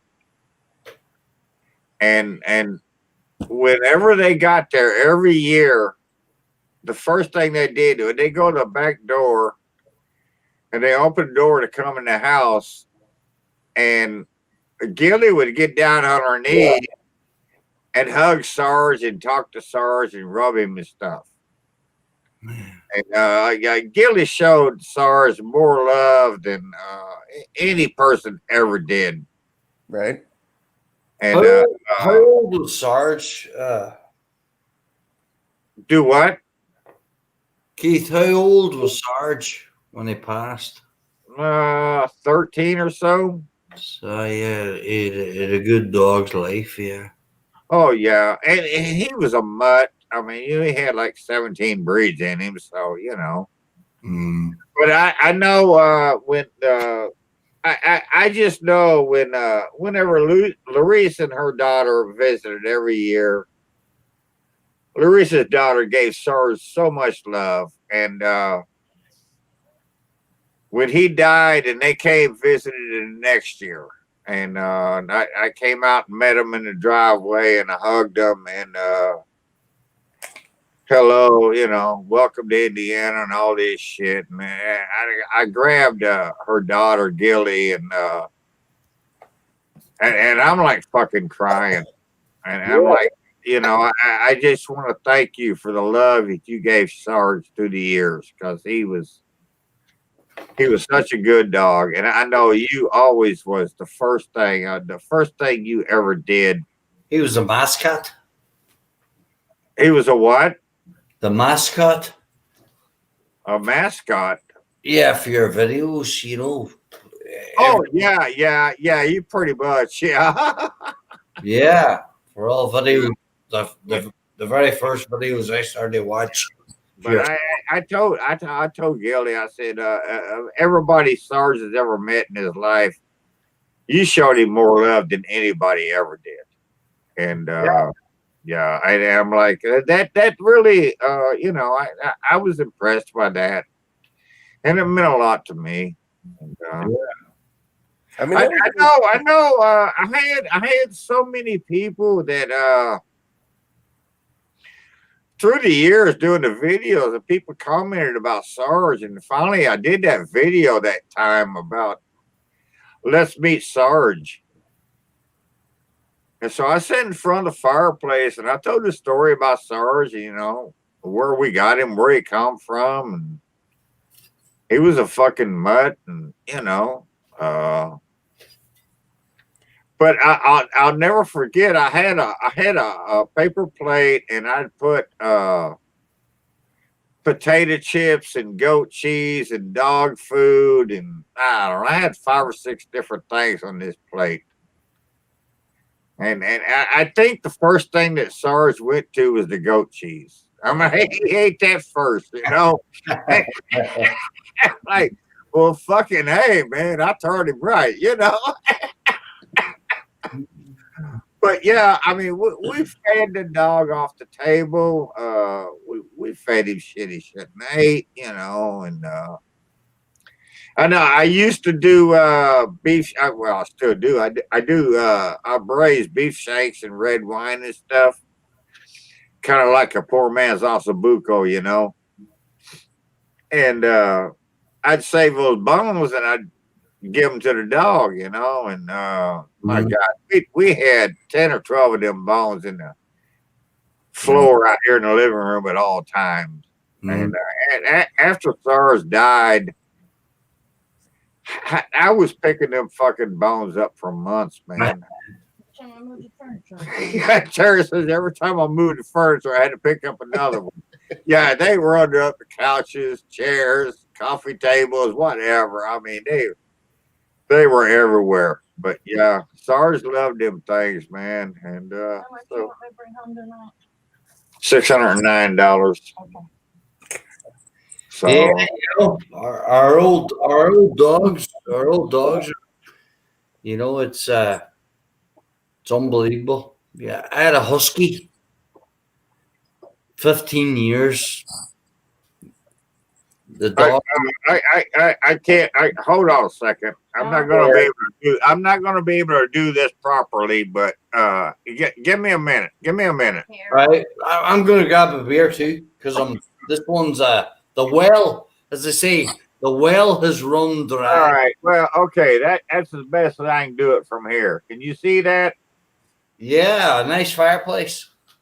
No, fuck the fireplace. I'm showing you. Okay, Come on. okay, Keith. Okay. I'm showing you a dog. You can't hardly see it.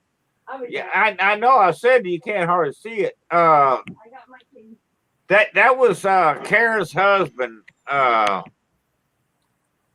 When they not long after they got married, they had a husky, and I thought I thought there was another picture of Karen, but yeah, that's her husband with the husky, and yeah, they had a husky for a while. Do you know what? I had a husky with my ex-wife, you know, and she was from South America, and Well, you do get around. exactly, Keith. Irish, South American wife, and a husky. Yeah, she was from Bolivia, right? Oh my But God. she brought a dog in one day, and it was a husky. And they said to me, or she said to me, "We got to name this dog." So you know what I called the dog? And dog. No, husky. I swear to God, I called the dog husky. It was an older dog, and it had bad problems. It used to piss all over the house. Yeah. The bladder must have went in the dog, you know. But you know, I loved that dog. It was very smart, you know. And at the time, Keith, I lived in a townhouse, you know, a very small townhouse, and I had to keep that husky in there all day. Keith, that husky was like a Navy SEAL. That husky broke its way. It destroyed the building, destroyed the walls, everything else, trying to get out. And I remember coming back from work, pulling up in the parking lot, you know, to park my car, and all I heard was a woo.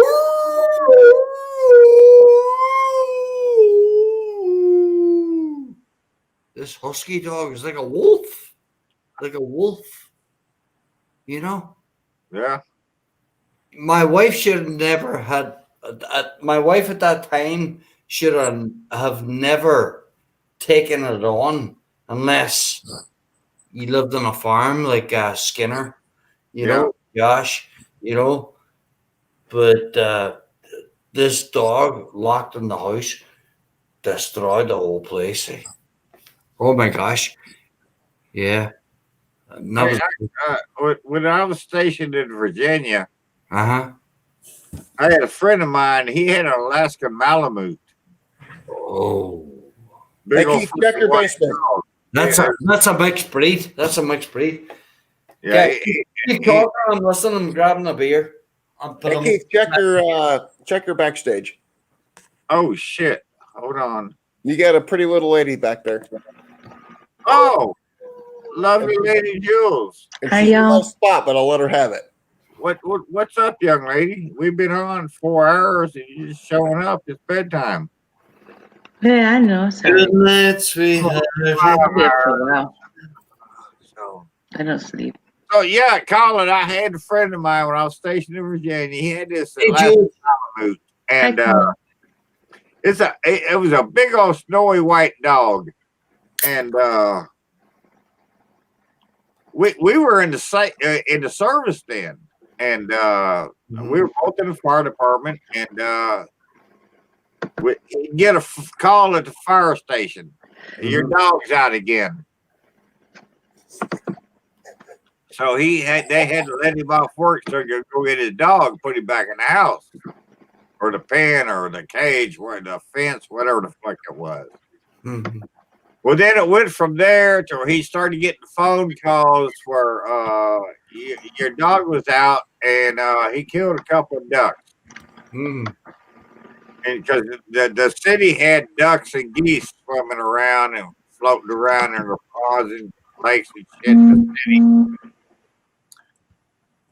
And so he'd go in there and he had to pay a $20 fine to pay for the dead duck. So then they'd call him up again, and yeah, your dog killed a couple of geese this time, and he'd have to go in. And, you know, the bad thing was he got this Snow White fucking dog, but now he's got this fucking goose blood on him and shit. So now you got to clean him and everything, you know. And it finally got to where, I mean, the dog basically eradicated the city's ponds and lakes of ducks and geese. I mean, he killed all the motherfuckers. And so the city told him, you know, we can shoot your dog or you. We don't care which, or we can go both. I'm like, one or both of you got to fucking go, man. I'm like, It's been much. but I don't know how many times he had to go fucking pay fines for his dog going out there and killing the city ducks. That's so true. So true, Keith. You know, I remember, like, fucking, we're talking years ago now. I was a teenager in Ireland, right? We had this golden retriever, right? And you know, golden retrievers, the most gentlewoman of dogs, right? But this golden retriever of ours. Now, I lived in a housing estate in Ireland, right? But back in the fields was a fucking farm with sheep, right? And I remember one day coming down and this golden retriever had a fucking sheep. And Hold on. My mother's from and you know what? You know what? It would have been fucking thousands of dollars of fines. You know, if the farmer had reported, you know, about his flock being killed by my mother and my father's dog. You know what I mean? Mm-hmm. I don't know my dog killed it, but you know, these golden retrievers are gentlemen. Usually, yeah. And they'll do anything, you know. I think once any dog gets a taste for blood after a kill, it tends to just go that direction. Exactly, Joe. Well, my mother lived with this dude, and he had a black lab. And this black lab, they would take him down to the river because we don't live far from the river. When I was in school there, I don't live far now either, but that dog would swim out into the fucking Ohio River, and he would bring in driftwood. He'd bring in like 5-foot logs, you know. They'd bring him back to the house, and this fucking dog ate the back door. He ate the back door of the house. I'm like, the fucking dog would eat, as a black lab, and he would eat anything. That's not a slow fucking moving river, Keith. Either. And then when when me and Terry got audio before we got Sarge, I got this puppy and we got audio, and he was a black lab bull mastiff mix. Wow.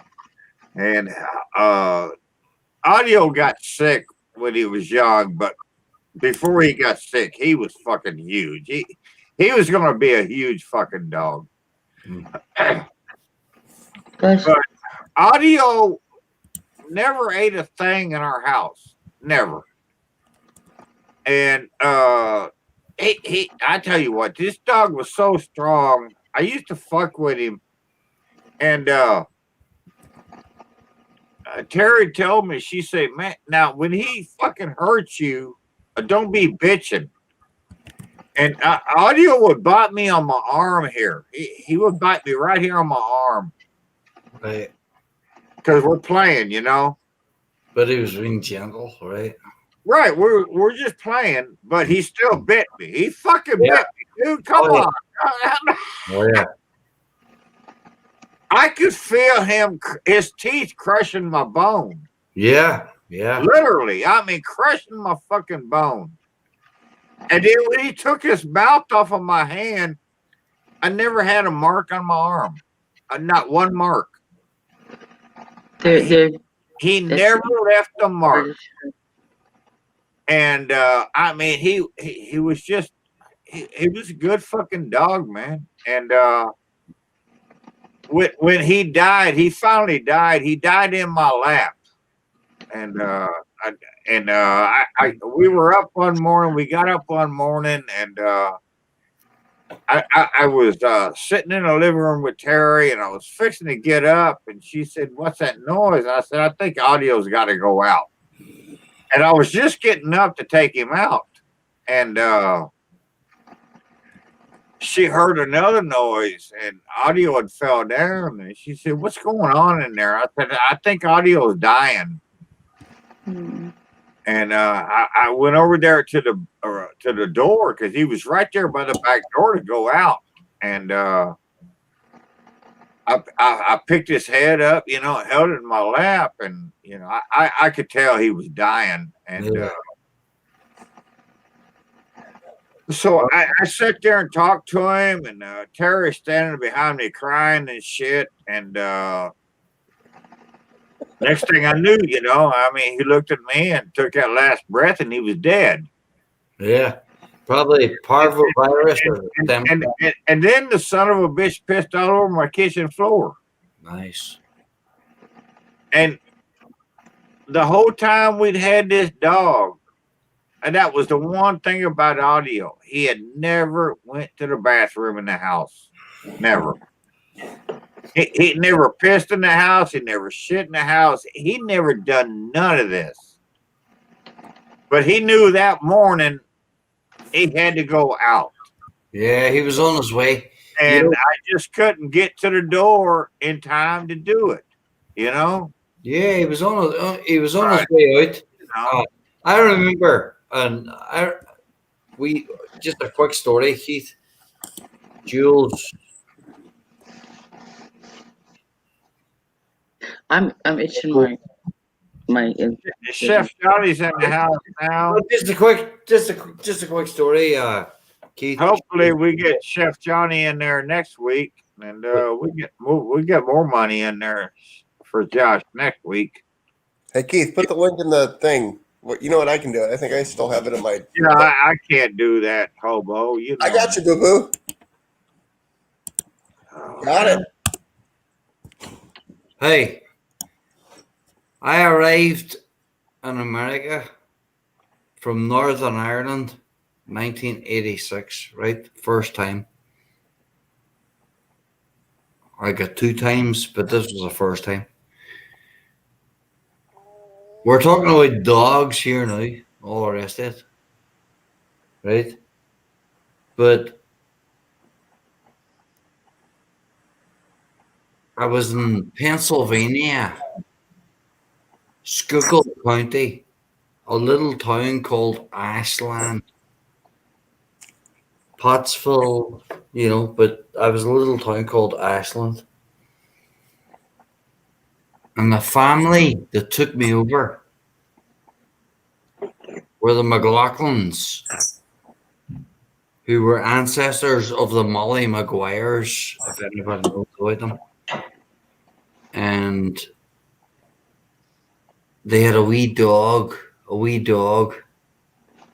His name was Bilbo. I think they named the dog Bilbo after Lord of the Rings, right? After the guy. I don't know, but that's all I can think. Wherever can you hear a name called Bilbo, right? But Bilbo was an old man, just like Keith. You're talking about the dogs of the past, you know, like Sarge and this, that, and the other.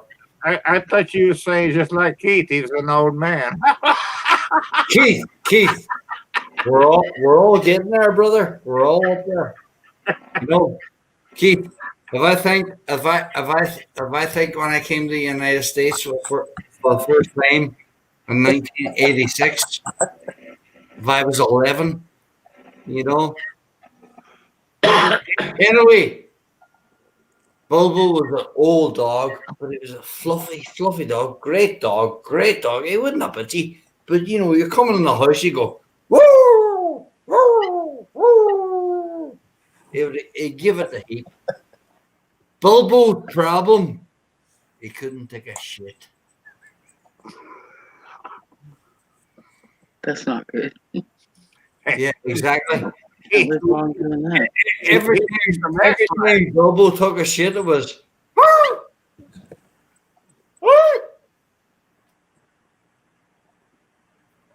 Poor guy. Poor guy. Yeah, great. Jules, he was a great dog. Hobo, he was a great dog. Right. He was a great dog, but he died. He just died there one day. You know. Well, impaction might do that. And this is back in 19. Yeah, exactly. You know, trying to push one out. You know, but back in 1986, you know, you couldn't get a defibrillator or anything for Bulbo. You know what I mean? He just kicked a bucket on the spot. You know what I mean? Right. Yeah. So, you know, what my point is, the family that were so good to bring me to America. My point is, they didn't have to take him and get him injected. You know what I mean? He died on the spot. Yeah. Yeah. It's always a little easier. Having to put a dog down just sucks. Yeah. I had to put a cat down one time with an ex-girlfriend, and it almost broke my heart. Yeah. You know what I mean? Yeah. Yeah. It's sad. It's not easy ever. No. I'm not. Getting attached to animals. Yeah, Jules, I agree. It's beer 30 and little girl's room time. Drain the main vein. Siphon the python. At my age, there ain't no main veins and ain't no pythons. I I don't even have a burger smoke anymore. I've been on live streams like this before, Colin, where the host like stumbles, Right. pulls the pants up, Yeah. walks over, goes off screen, and then actually it's been a lot of times me and Jules where it's like, oh, it's not the me and Jules show. Mm-hmm. Jules, how many times has this happened? 3-4 times now? 10? No, I've lost count. Well, we guys are up late tonight. What time is it? Hang on. It's 1:45 Eastern time. Yeah, I'm on the East Coast too. Well, yeah, 1:45. So, Colin, like, I jumped in and out of this conversation, but give me the 30-second life story of you, because I feel like I missed part of it. Like you're from Ireland. Mm-hmm. Definitely. Start there, and then give me the 30-second version without any bullshit. Born September 23rd, 1974. Been through the riots in Northern Ireland. 1986, like I already said before, came to America. Ronald Reagan was president. Then went back to Ireland, and in 2000 came over here to Virginia and got a job with Hyatt by Dulles Airport, and I've been here ever since. I've become an American citizen 12, 13 years ago. So you're in Virginia right now. Yeah, Northern Virginia. Yeah, I work every day in Alexandria. You know, I work pest control. And You're not that far from me. What's up, brother? I said you're not that far from me then. Really? We got to get a pint someday, yeah? I don't know what these pint things are. I drink bourbon, but like Yeah, well, you get a. I don't go out too much, you know, but yeah, man. Yeah. Let me look at how far Alexandria is from me. I know it's not that far. I'm right on the Potomac River. That's where I work every day, right down by Mount Vernon, right by Fort Belvoir. You're less than 6 hours from me, which sounds far, but it's not that far because I like to drive. Right. Yeah. We'll make that happen. Yeah, definitely. I'm everybody I take care of is either active military or retired military, you know. Right. Yeah, no, it's a good spot down here. Yeah. No, I like meeting, like, this is the thing that I like about, I want to give Jules zero credit for this, but I have to give Jules a lot of credit for this. Mm-hmm. Is probably in the last 2 months, and she can correct me if I'm wrong, like, she's hopped me into a lot of different worlds. This is my world right now, but she's drugged me into a lot of different worlds and meeting a lot of different people, and I really appreciate that about Jules is calm those eyes, like put those Betty things down because I don't know what to do with those. Mm-hmm. But she's brought me into meeting a lot of different people, and I appreciate that. And I feel like maybe there's one person I brought her into learning about, but she's like brought me into learning about a lot of different people. And like tonight, like I feel like Keith knows you. Maybe we've touched base a couple times, but we never touched base live on a live stream. And that's what I fucking love about YouTube. It's pretty cool. Yeah, it's awesome.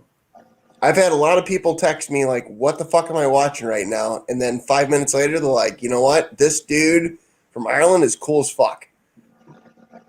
Yeah, he is. Yeah, right. Exactly. And that's the thing is like, I would never get that if I wasn't friends with you, if I wasn't friends with her, because it's not just tonight. It's been like the last 2 months of I've met a lot of cool motherfuckers. Awesome. And I appreciate that. Yeah, you step out of the cooking community and you get into fucking Lep and fucking Joey Edibles, Square Table Podcast Degenerate Motherfuckers. I don't know what his channel is, but fucking Joey's cool, man. And that's the thing is, even if you don't agree with those people, like you meet new people. Oh yeah, no. Last night Joey was doing a live last night. He was comparing the music of Elton John to fucking Lil Wayne. Who the fuck is Lil Wayne? I have no fucking idea. I mean, none whatsoever. And I'm like, the rapper, right? Well, yeah, if you want to say that. I mean, I don't know. I don't know.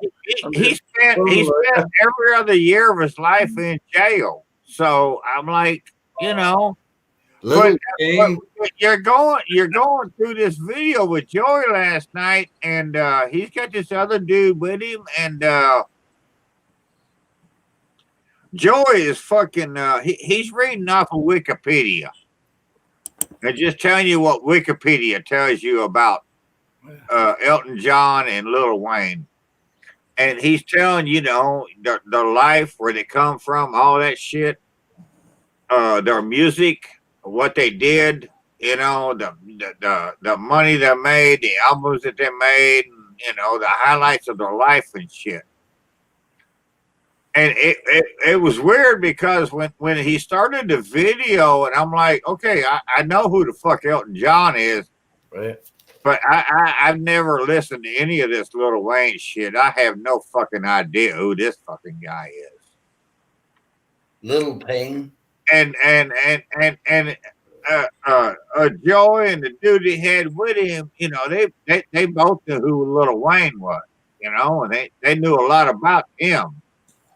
Which I knew nothing about him, but I knew quite a bit about Elton John. And we're going through this video, and I'm like, okay, Joey says something, and I type a comment, and oh yeah, Keith says this, Keith says that, Keith says this, Keith says that. And I'm like, yeah, so my shit is right on time, you know. I know who the fuck Elton John is. But what was weird was at the end of the night, when they all tabulated their votes, yeah, Keith was right. Who the fuck is this Lil Wayne guy? Elton John wins this hands down. I'm like, yeah. I'm like, I still don't know who the fuck Lil Wayne is, but who cares?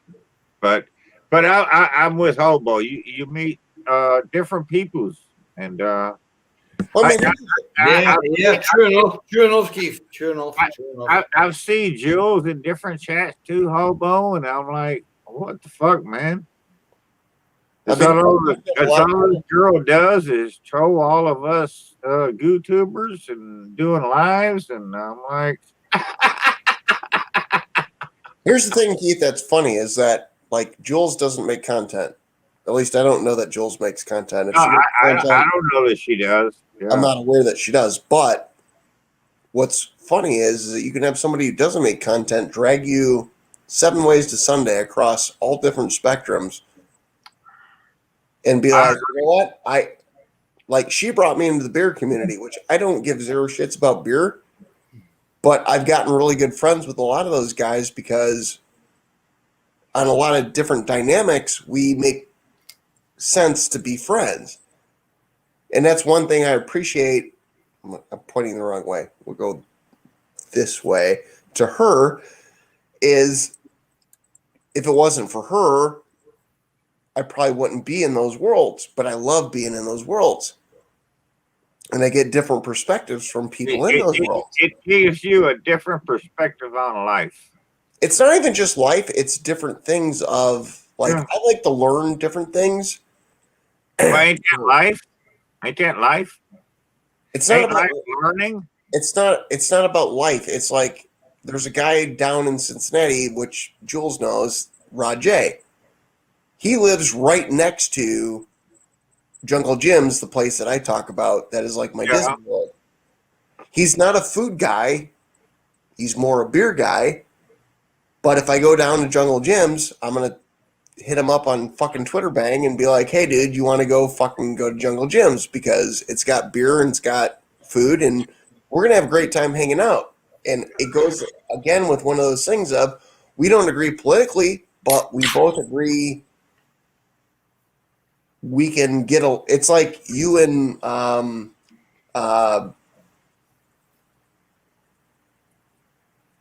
damn it, what's his name? You know who I'm talking about, Keith. Arbop.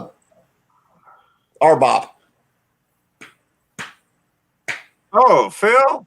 It's like him and I are like you and Arbop. Like Daddy Cooks, yeah. We don't necessarily agree, but we agree to the high level. We agree to disagree to like life. Right. And I Yeah. would have a great time hanging out with him at that store. And like Yeah. him and I have texted. He's like, "Hey, next time you come down, let me know." And I was planning on doing it right before Christmas to go see my kids. And then I fell fucking down the stairs and shit got fucking wonky. Yeah, I know. That's what I always said about Phil. I would love to spend a weekend with Phil. Take him out and get him a brain sandwich and shit. No, fuck that. Nothing would thrill me more than that. And we can sit out in the garage. You know how I am, hobo. I can sit out in the garage and drink beer and argue with you all night. And we can still open another beer and keep on, you know? Well, it's like I've said in our community, Keith, and this is kind of a fucked up way of saying it, and it's late, and I don't care if Troy hears what I say. I made that picana. I made 2 different slices out of it, and I said, here's the African bray rub, and here's the salt rub. Tell me what you guys want me to make the rest of the 3-pound roast out of, for lack of better words. And what I thought was really cool at the time was Troy said, do the bray rub, and everybody else said, just salt, hobo. And I looked at Troy and I'm like, hey man, everybody said just salt. Like you're okay, this is a bad way of saying it. I'm drunk, so Troy, if you watch this, hear me out. You're the guy who everybody looks up to. And you made a choice, and everybody else made a different choice. And you know what? Troy looked at me dead in the eye, and he goes, run it with salt, dude. That's what everybody wants. And that was a huge level of respect. It wasn't for me. It was for this is what the asses in the seats want. Run this. And that's one of the things that I've told people from that point forward is, hey, just because somebody that's bigger than you says to do something doesn't mean it's the right decision. That's right. And when somebody that's that big up on the channel chain, if you will, can say, hey, you know what? Do what the asses in the seats want. That's what the asses in the seats want. And everybody was happy. Hobo, you know, I said that fucking hunk of meat you cooked for me that one night was the best I'd ever had in my life. That was a tri-tip. That was a tri-tip. The tri-tip you did for me that one night was the best fucking piece. And I know everybody else in the garage that weekend was going for your picanha. And I'm like, no, I've had Hobo's picanha before, but this tri-tip was the best piece of beef I ever had. Probably Hobo. And I'm like, no, that was that was unfucking real. And my thing that I got a huge gain of respect from Troy, and it has nothing to do with Troy, it has to do with anybody who is higher than you in your standards, for lack of better words. If they can sit there and go, you know what, here's my thought, but here's what everybody else thinks, because there was, 10, 15 people? If they can humble themselves down to be to the point where they're like, you know what, here's what the asses in the seats want, it's not that they're saying they're wrong. It's what they're saying is, here's what the people want. And majority wins. My ego doesn't matter. And that's where I gained a huge respect for Troy. Not that I didn't have a huge respect for Troy, but it was one of those things where it was like, all right, like this guy has an opinion and he's willing to humble himself. We're talking to a dude who's got 300,000 subscribers and nobody else has higher than fucking 20. That's a huge leap to go backwards from, and to say, you know what, this is what the people want. Run that. I was with Troy once, and we had discussed this over time. Troy did a pork belly on his channel, and I had watched Gordon Ramsay do a pork belly. And I thought Gordon Ramsay just outdid this pork belly. And you can I'll go along with you with Gordon Ramsay. Some of his cooking is good, some of it's fucked up, and he changes shit around and shouldn't be there. But his pork belly looked amazing to me. But Troy had already done one on his channel. And I had watched Gordon Ramsay's. And then Troy did one down at Moonshine's one year. We were down there. And I forget what he used, but I think it was one of them fucking apple beers, I think. I don't think it was just apple juice. I think it was one of them apple beers. It could have been apple juice. I don't know. But when it all got said and done, I'm like, Troy, this pretty much fucking sucks. And Troy looked at me and Troy said, yeah, I agree. I overdid it with the liquid. Cremation once again. Cremation once again. But that was always, to me, that was always the fun thing about Troy. I mean, you know, he can take criticism. He But that can was my take point. Was, fun. there's no criticism in what I said. My point was is that No, I know what your point, and I was just making another point. I was just, you know, that's all I was doing. Fuck me for interrupting you, hobo. Go ahead. no, you're good. My point was is that it was real simple. Was is that when you walk into a room, I feel like anybody wants to make happiest the biggest dick in the room, for lack of better words. Yeah, you want to make the host happy. Fuck the host. But at the same time, like when you hear that the peons, for lack of better words, and this is a really, I'm not fucking phrasing this properly. You're nailing it, hobo. You're nailing it. No, but when you hear here's what the people want, my job is to put the asses in the seats and get what the people want. It doesn't matter what the biggest dick in the room thinks. It goes back to 1,000 years ago. Do you make the king happy or do you make the peasants happy? Back in the day, if you made the peasants happy, you'd be fucking murked. You'd be dead. Depends on who you are. If you're not the king, you're fucking dead. My point to Keith in this conversation is that what I really respected out of Troy was he said, I like this better than this, and was willing to respect that. The other people were like, everybody else I like agree with you. Yeah. And then when I took the pluses and the minuses, I sat there and I go, okay, I've got 3 pounds of beef left to cook, and I'm going to run them all salt. Yeah. And there was no like, hey, I'm the big swinging dick here, and you guys all need to suck my dick. No. He was like, Gordon Ramsay's style. and it's not the way he is. No, Troy's not like that. I mean, like Troy was never like that to us anyway. I mean, Right, and I don't know. That was the first and only time I ever met the guy. But what I thought was cool as fuck was it wasn't a.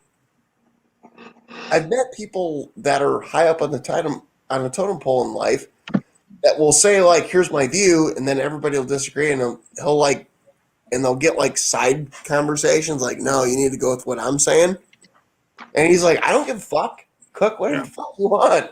Make the people happy," and that's what I thought was so cool about him. Yeah, that was just I don't know because I'm what do you call I'm prejudiced about this. I mean, me and Troy started relatively our channels at the same time. You know, I don't have 6,000 subscribers and he's got 300 plus. You know, I'm at 300K plus. And we started basically the same time. So we've been together for a lot of fucking years, and me and Troy have ate a lot of food together. We've drank a lot of beer together, and yeah, I mean, there's things that happened that I won't say, I won't discuss, and there's things I will discuss. But I'll tell you what, I mean, like. Troy's always been to me. He's always going to tell you his opinion. And you and I are we like that.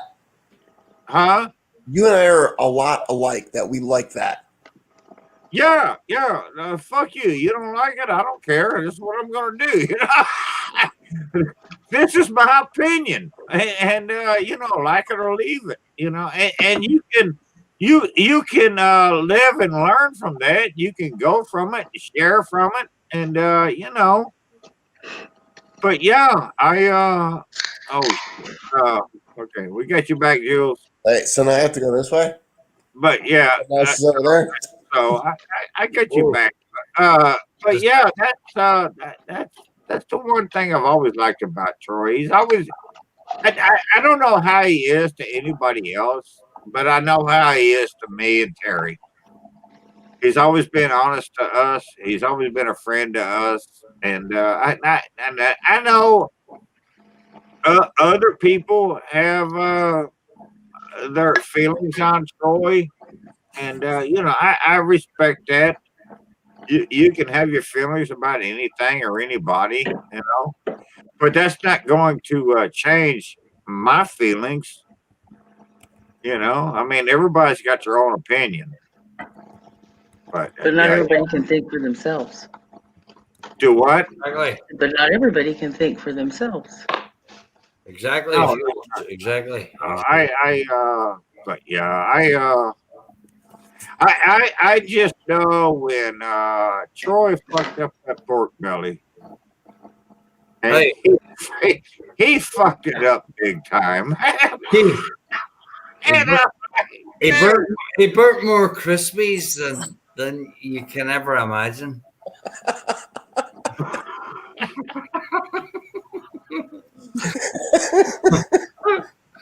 Troy called me up. We were down in Baton Rouge. Troy the burner. We were down in Baton Rouge one year, and Troy called me up. Me and Terry was at the hotel. And he said, "What are you doing?" I'm not doing anything. And he said, "Well, I got this dude. He works at this fucking place where they sell fucking outdoor equipment and shit. And I'm gonna go over there and visit him. And what about those burned steaks?" Huh? Go ahead. Sorry. Go ahead. He said, "You want to come over with me?" And I said, "Yeah, we'll go." And so we went over to I don't know what it's called, Shoppers Plus, Shoppers Fair.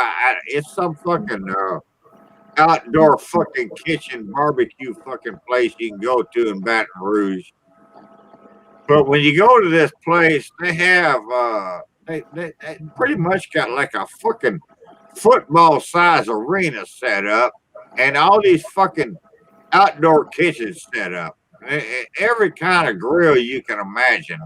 Hey, they got kitchens, and fucking, they got refrigerators and smokers and grills. And, they got Hiawatha grills, everything. Oh, they got everything. And I'm like, okay, so we're looking, and you can go over there. You can go to this place today. And you can walk outside on the fucking yard there, and you can say, "Hey, can I try this?" They'll fire that motherfucker up, man. And you know, if it takes you 30 minutes to cook a hamburger or 12 hours to cook a pork butt, they'll let you do it just to try it out. But one of the chefs there, he was gonna. That's who Troy went to meet. And he's going to cook some steaks. And he told Troy, he said, "Yeah, I just run down to the local store here and got 4 choice steaks. Get 4 choice steaks." And I'm like, "What the fuck, man?" Steaks from Little Bighorn. This is a chef, and this is an outdoor kitchen supply place. And I'm like, it's kind of sketchy to me. So they got a gas grill. Now I'm fucking concerned about that to begin with. And he fires this thing up to like 780 degrees. Scalded. And so he turns his fucking grill on, and so we sit here and we talk for 30 minutes. And his camera girl says, "Yeah, I think we're at temperature now." You think? So this fucking dude comes over, man, and he throws these steaks on this gas grill. Oh yeah. Was that the radio guy? And when the steaks are done, he takes them off the fucking grill and he puts them on a plate and lets them rest for a few minutes. And then he starts slicing them up. Damn. And charcoal? No, it was just a gas grill. Okay. And Terry is not a big steak person. Terry really doesn't care for steak. I seen Terry eat more steak in 90 seconds that day than I've ever seen her eat in my life. I mean, before this fucking dude could cut the meat, Terry was eating it. You talking the tricep? This is the best taste she ever fucking tasted. And I don't know how Chef Tony did this or what he did, but I know he took a choice steak and made it fucking primo. And for me to watch anybody feed Terry that much steak in 90 seconds, that's just fucking unreal, man. I was like, and to this day, I mean, like, this is fucking, I don't know, 6-8 years later. Terry still talks about Chef Tony steaks. They were fucking awesome. But he's using some fancy ass, you know, it's gas grill to run you $4,000 to buy, you know, 3,000, 5,000, something. Wow. And I mean, it's cooking at high temp, and, but no, it was an excellent steak. But I was just so impressed that Terry liked it so much. She just kept eating it. I had never seen her eat that much beef in my life.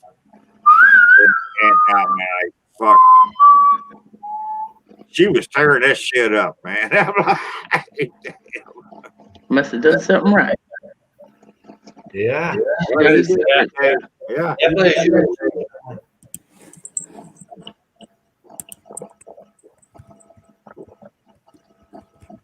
Cheers. Cheers. Yeah. Well, did it today? Slanja. Thanks, B. I'm off tomorrow. Right. Thanks, B. I'm off tomorrow. You know, I've done 6 days this week, so all the way from Lovettsville down to Alexandria. What do you do for a living, Colin? I kill cockroaches. Oh, you're a bug man. Yeah. One of those guys. Well, hell yeah. Yeah. Your brother's best friend. I've been doing that for years. You know, I've been doing that for at least 10 years now. Okay, give me about 90 days and I'll give you a call. Spring will be here then. If you need a treatment, I'll give you a good price. Nah, I'm joking. I'll do it for nothing. No, I've been doing that for years. I'm not joking. Give me 90 days and I'll give you a call.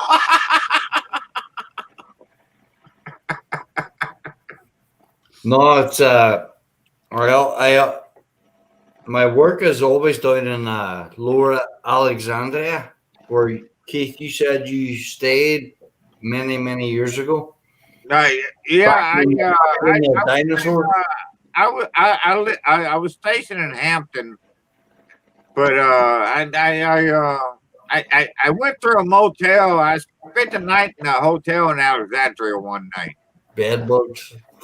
And no, I didn't have no bed, but no bugs. But I got up the next morning and we left and we're driving down the road and I told the old lady, I said, give me a bag so I can roll a joint. She said, I ain't got your bag. And I said, what the fuck do you do with it? She said, I didn't touch it. She said, where was it? And I said, it was in the fucking nightstand there next to the bed. Yeah, it's crazy. You didn't open that fucking drawer and get my bag out?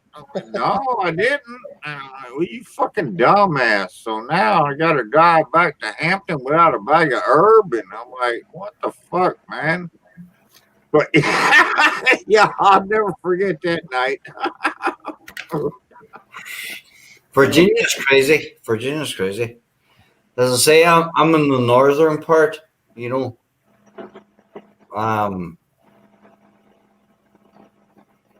I pass Mount Vernon every day. Like, you know, if you're a historical person, I pass Mount Vernon every day, George Washington's mansion. So I pass that every day. And I'm right on the Potomac and work on that lower part of Mount Vernon, Alexandria. And it's quite interesting at times, you know what I mean? Because it's golfed in history, which I love. But damn, I have a 3-hour commute every day, you know, hour and a half each way. Yeah, because I live right by Harper's Ferry. You know what I mean? Man, you're all digging that fucking history shit. You're right in the middle of it.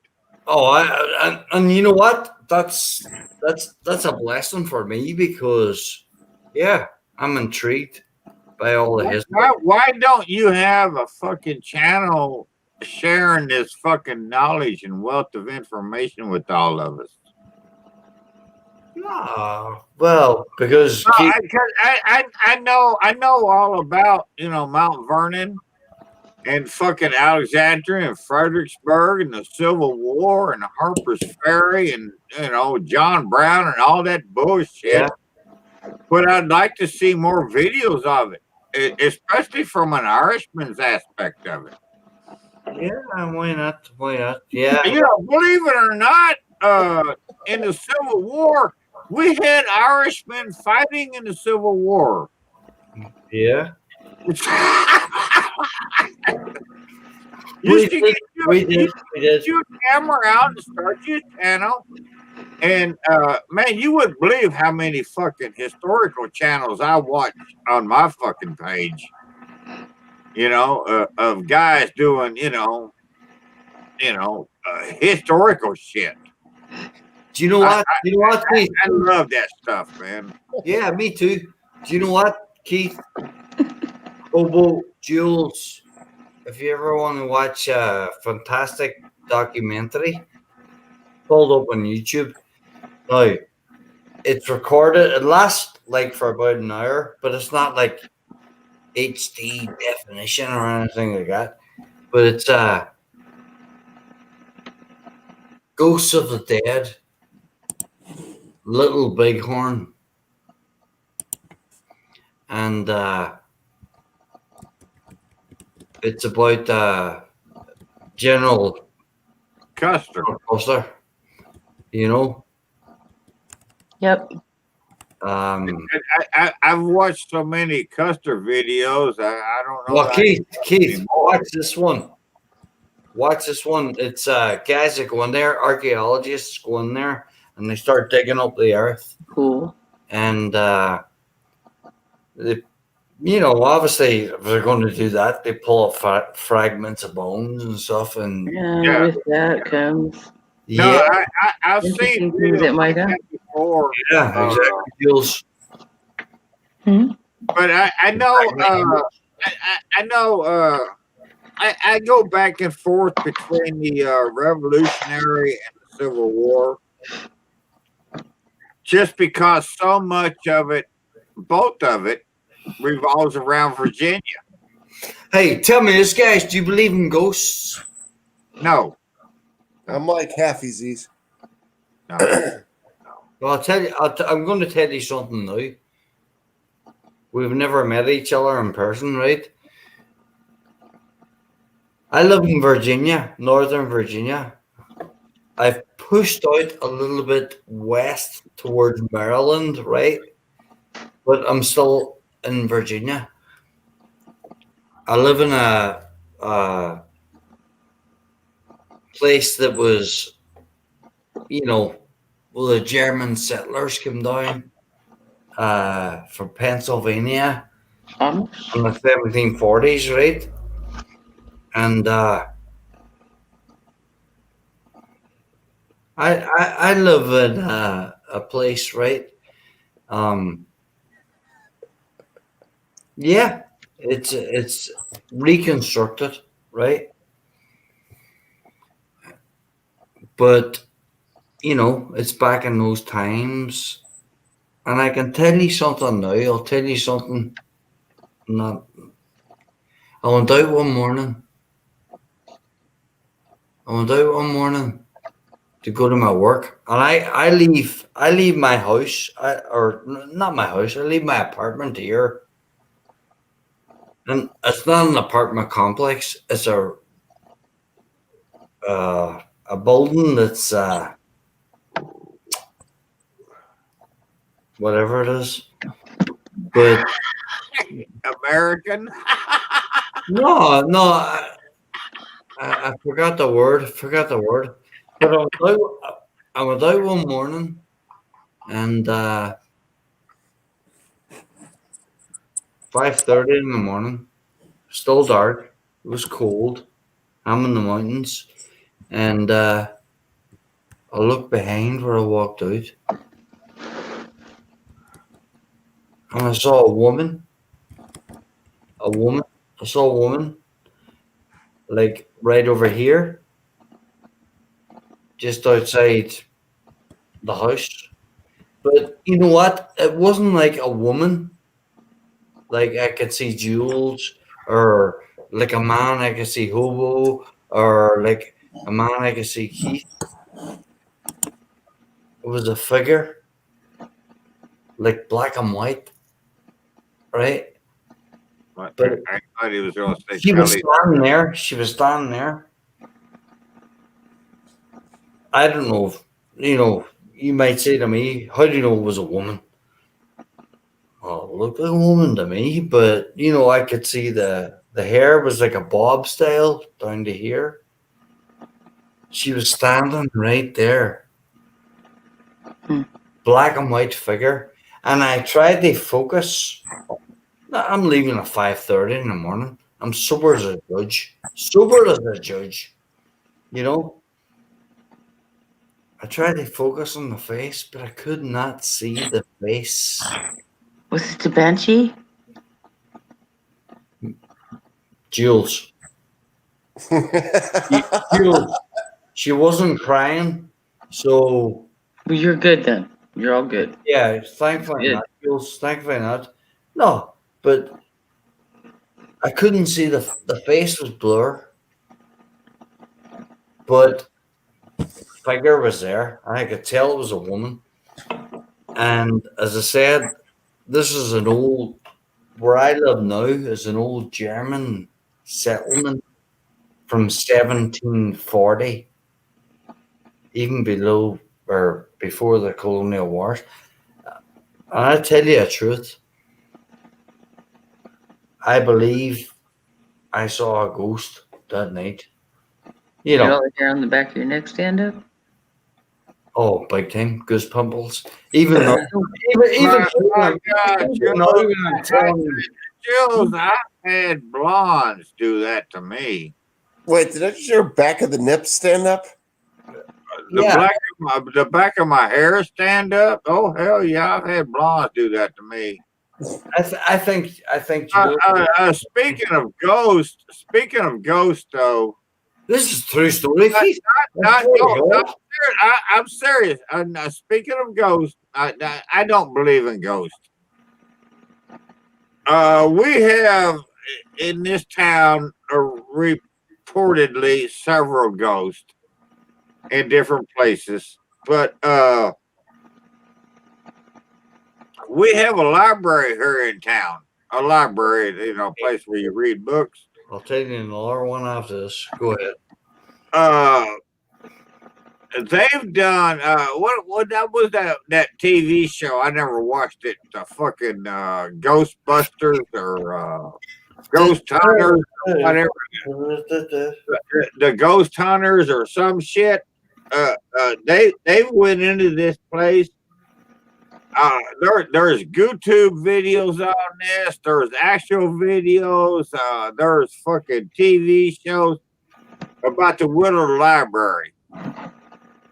And you go look up the Willard Library, and you'll see fucking ghost shit on there. And at one time, when I was in high school, I only lived about 6 blocks away from this place. But no, I don't believe in ghosts. I just don't believe in ghosts. Now I know in history. I know Jesus. I can go to different places throughout historical battlegrounds or whatever, and they're supposed to be fucking ghosts. Now I do not believe that. Now, that's not to say that I went to the crossroads down in Tunica or Clarksville, Mississippi. The crossroads where the history of the blues came from. Yeah. And I knelt on the ground underneath the crossroads, and I felt the hair stand up on the back of my neck. Oh yeah. I felt the presence of that. That's creepy. 'Cause that's like I'm not saying that's a ghost. I'm saying I felt the presence of energy. that's where they went to sell their deals to the devil, man. There you go. I went to the battlefield at Chickamauga. And we drove through that battlefield, and I got out of the car, and I'm like, I could see, I could see the soldiers on the other side of the tree looking at me. Keith, I saw that. I saw that in Gettysburg. Yeah, just Gettysburg. Yeah, no, and people think we're idiots, but if you believe in this shit, you can see it, and it's real. Yeah. And I'm like, I'm fucking there, and yeah, but you know what? I was in Yorktown and Williamsburg. Mm-hmm. I've been to Fort Monroe. I've seen a lot of historical shit in my day. I don't want to call them ghosts. I just don't want to do that. I don't. I want to feel their presence. I want to know they're there. But I just don't want to call them a ghost. Yeah, that's the way I am. It's a presence, as where I am down in Mount Vernon, right? I went on to do a rodent job for rats and mice, rodents, right? And the couple in the house, before I had the conversation with them, I'd been there 3 times already. You know, just doing pest control, you know. And I went in, the last time was about 2 weeks ago. I went into a house and they're all military, right? This wife and husband happened to be Navy, right? Young couple, younger than me, right? And the husband wasn't there that day, and the wife came with me, and we went out to the garage, and these things that I had set previously were like not where I put them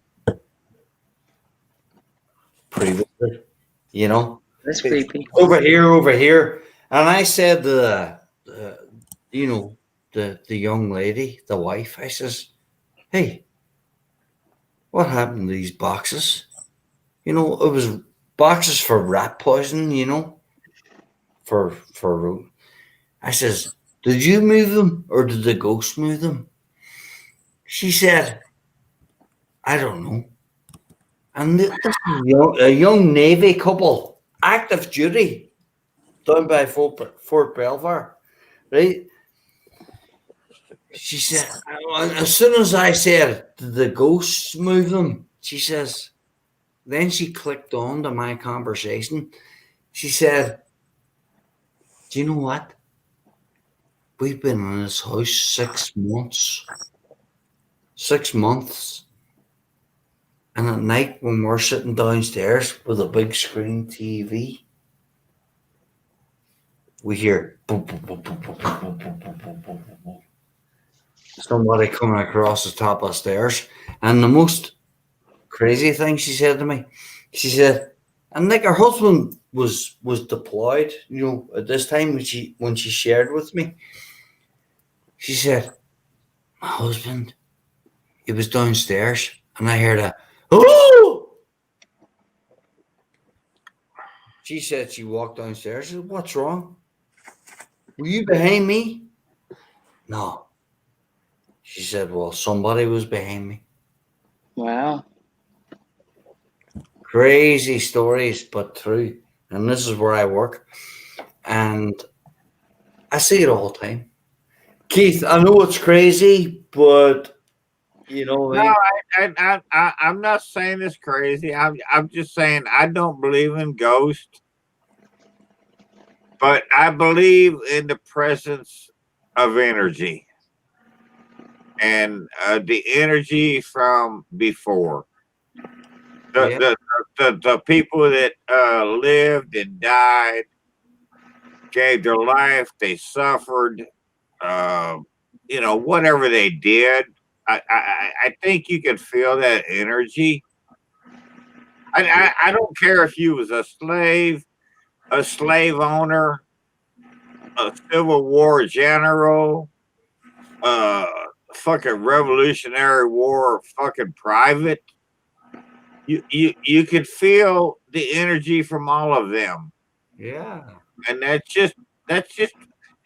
what I think. And then that's all goes back to the history. The history of America. It's not a ghost. It's not fucking scientifical. It's not religical. It's not, you know, it's just, you know, do you believe, did this actually happen? Yeah, it fucking happened. Can you erase it? No. You can tear down statues and you can burn flags, but you can't erase this from existence. You know, this actually happened, and that's just the way I believe. Hobo, what's your views on that type of topic? What do you think, brother? I'm kind of on the fence both ways. I believe there's. I'm gonna go with Keith's side, and again, I stepped away to make fucking 2 more sausages because I was starving. I believe there's an energy standpoint of it, and I believe there's a. So I've never seen a ghost, so I can't make that statement to say like I've had this oh fuck moment. Mm-hmm. Am I willing to say that they don't exist? I don't know that they don't exist. And the only reason I say that is like I have a really hard standpoint in life of saying, is there a God or is there not a God? Because I've never seen God. I've never seen Jesus. So I feel like if I make one hard standpoint of if I don't see it, I don't believe it, I can't make it the opposite hard standpoint and say if I don't see it, I don't believe it. I can agree with part of what you say, Hobo. The other part I can just wonder about. So let me take a step back here and try to explain this a little bit. And I'm going to do this as succinctly as possible. Is I sit there and I go, okay, I know a lot of religious people, and this is going to be a political viewpoint, for lack of better words. Take it for what it is. Well, it's 1:30 in the morning. We can get political now. No, my point is that YouTube ain't watching us now. and I'm picking on people in the chat because there's 4 of us here. If Colin is a hardcore religious, like believes everything that the Bible says. Yeah, he's Catholic. Yeah, he's Irish, so he's got to be Catholic. Yeah. But here's my point. Is that if, say, Keith is like on the fence and Jules doesn't believe in God at all, and I'm just picking random people. You know what? I'm going to take Jules out of that. I'm going to say Chris doesn't believe in. Where's Jules? Where'd she go? She does that periodically in lives. But here's my point: is that here's my point. If I don't believe in God at all, Colin believes in God as it's said in the Bible, and Keith is somewhere in the middle. Here's my point. If what Colin says or believes makes him happy, whether it's true or not doesn't matter. It's what makes him happy. It gets him to the next day. Why would I shit on his parade? True that. And when I say people like Keith, I'm saying it because this is just the dynamic that I set up. Is people like Keith that are like, I don't know whether I believe or not, but I go because my wife says I have to go. Hobo, you know I ain't doing that. You get my point, though. My point is that you go because your wife feels you need to go. Right. And whether there's... I've been to church a lot of times, and I've been to a lot of different churches. There's been a handful of times where I've sat there and I, like, with my ex-wife, I sat there and I said, pull the brakes here. I don't like what's being taught here. If you want to continue to go to this church, this is my ex-wife, I'm okay with it, but we're not going to teach our kids this mindset. Right. Because it was kind of an extremist thing brought through the church, but I said, I'm looking at one snapshot. If this is the oddball snapshot that you just asked me to come to, I'm willing to come here a couple more times and make a viewpoint, but I feel like you should be the one making the viewpoint for our kids. So you got this kind of outlier thing. And then you've got the people who sit there and they go, you know what? I believe in science. I don't believe in God. It's all made up, this, that, and the other. I don't know that one spectrum from the Colin example to the Keith example to the Hobo example is the right answer.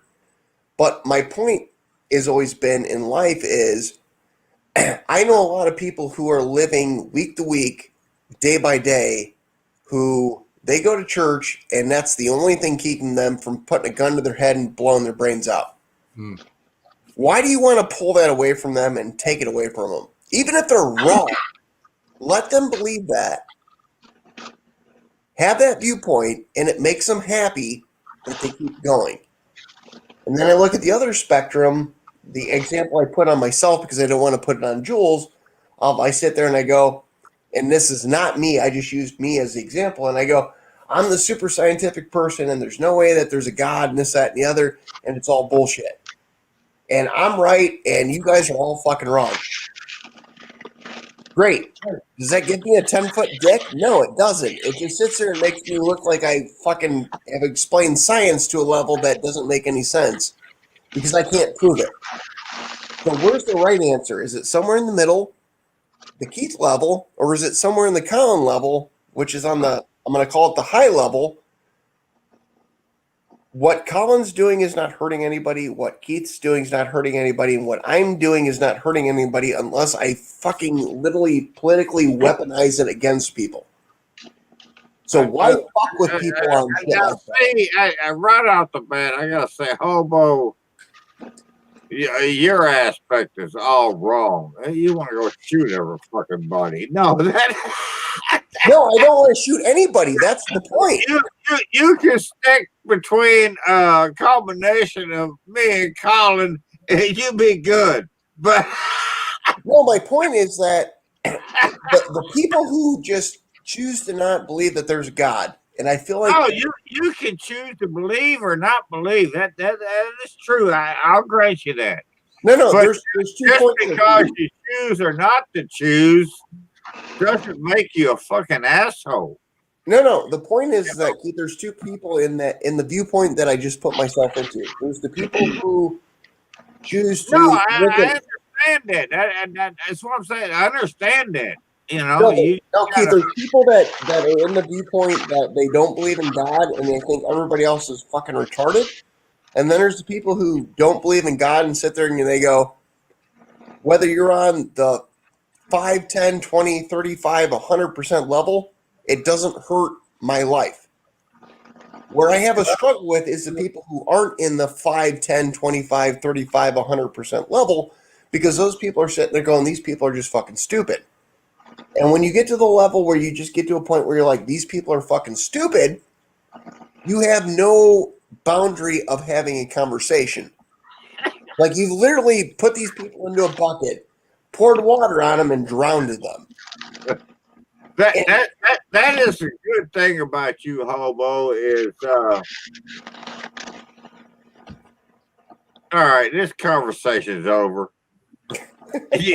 You're in that fucking level we gotta dump the water on. You're a fucking idiot. But there are people like that. And that's that's what I've always appreciated about you and your channel. And you can go with that from fucking religion to the fucking slow and sear. You know, we can go all gamuts of fucking life with this. Keith, and that's always been my main point about you. People don't understand you, and if you would just take a moment to listen to what the fuck Hobo is saying, he makes more sense than 98.2% of all the politicians in the world. Absolutely. Just fucking listen to Hobo and live your fucking life. Yeah, absolutely. Think for your fucking self. Absolutely. Hobo, great chat. If you don't want to believe it, don't fucking believe it. Just fucking live your life. And Hobo's touchdowns. No, I'm sorry. I get carried away with Hobo because I really like him. Yeah, and I want to promote his ass more than I possibly should. Absolutely. But that's about that. That is extreme. That is exactly why. It's because, like, when I first met Hobo, I was like, "You're a fucking asshole. I love you, dude." Because I mean, like, we were so much alike. We fuck you. I don't care what you think. I'm going to live my life. Keith, But Hobo is younger than me. So, and he's more fucking electronically fucking connected than I am. He knows more about this shit than I do. I can just tell you what I think. Hobo can transport it into fucking 1,000 different fucking waves out here in the airspace or whatever they fucking call it. But no, that was the one thing I always liked about Hobo. Is like, you know, he fucking tells it like it is, the way he thinks it is. Awesome. And he gives you a reason. He gives you a reason why or why not to believe in it. If you don't believe in it, then fucking make him a liar. And 99 times out of 100, you're not gonna make him a liar. You can't. I mean, he's Hobo, man. Exactly. Hobo, we love you, buddy. Well, it's funny to me, and Colin, I don't mean to cut you off because I know you're trying to make a point, but it's like the shit that goes on in this world today that people try to make a fucking argument about. 99% of the time, they're making an argument that doesn't need to be made. You can make it like if you're hardcore in a viewpoint. It's fine. I don't believe in God. Okay, Steve, that's great. You don't believe in God, but why are you pissed off that Colin? I'm just picking on you because you're in the top right corner. Why are you picking on Colin because you believe? Why do you want to shit on his parade? Well, because he's fucking wrong. Well, why do you want to ruin everything he believes in? If that's making this guy happy, why fuck with that? Their answer is I moved him down so he's closer for you to yell at him. if you can get to the point where you can have that conversation with somebody, nobody has the argument, I just want to shit on Colin's parade to fucking make him terrible. Because the people that are willing to make that argument are the shittiest people, but the shittiest people in that argument are not willing to make that argument. And they're like, no, I don't want to shit on somebody because if I open this argument up, then I allow you to shit on anybody. Yeah. But nobody's willing to make that fucking argument because it's hard to fucking stand up for your morals and values. And that's been my point from the beginning of things for the last fucking probably 20 years is I'm willing to say, here's where I view. If I'm wrong and you can prove I'm wrong, I'll listen to you. I'll change my viewpoint. And nobody else is not nobody else. Most people aren't willing to fucking have that conversation because it's a hard conversation to have. Yeah, big time. Whoa, big time. But if you're willing to have that conversation, the first thing you have to understand is most people aren't willing to. So the people you're going to have that conversation or argument with are not willing to do it. But they're also not willing to dig that deep within themselves to have that fucking self-revelation. That's the other thing about you're willing to have that conversation. If they can prove you wrong, then they can prove you wrong. Right, and I don't have the balls. So they don't have another question. To make that fucking conversation. So it ain't gonna happen. I mean, it's like me with ghosts. I don't believe in ghosts, but if a ghost showed up here tomorrow, or I went to some hotel and Jules' ghost showed up and fucking shook me out of bed and what the fuck out of me, I would be the first person to come on tomorrow and be like, you know what? Jules scared the fuck out of me. Yeah, I'm the same way. I've been in the presence of energy, but I've never seen a ghost. Right, but until I can quantify shit. Down to the fucking library downtown tomorrow, and I can actually see that light in gray. Did you ever have your bed or anything? No. Right, until I can quantify that, Keith. My point is that it's a fucked up thing. I watch all these TV shows, and everybody's like, I got this. This is my ghost detector. I'll be back. And I go into Jules' house, and I had 100% power, and now it's at 22%, and now it's about to die. And I sit there and I go, if I was a ghost hunter, I would have 332 of these batteries. Yeah, because if you come in my house and go to different rooms, that fucking battery ain't gonna work no way. So No, well, my point is, if I am using this device, this mouse, yeah, no, I protector, understand that. Yeah, I would have it's the same thing I have with my fucking YouTube videos. I've got fucking 20 batteries for a GoPro. I'm not planning on doing 20 hours of video, but I've got this many batteries. So if you're going to tell me that the ghost has sucked the battery out of this thing, and now we're in this thing on the TV show, it's like, Jules, don't go hit.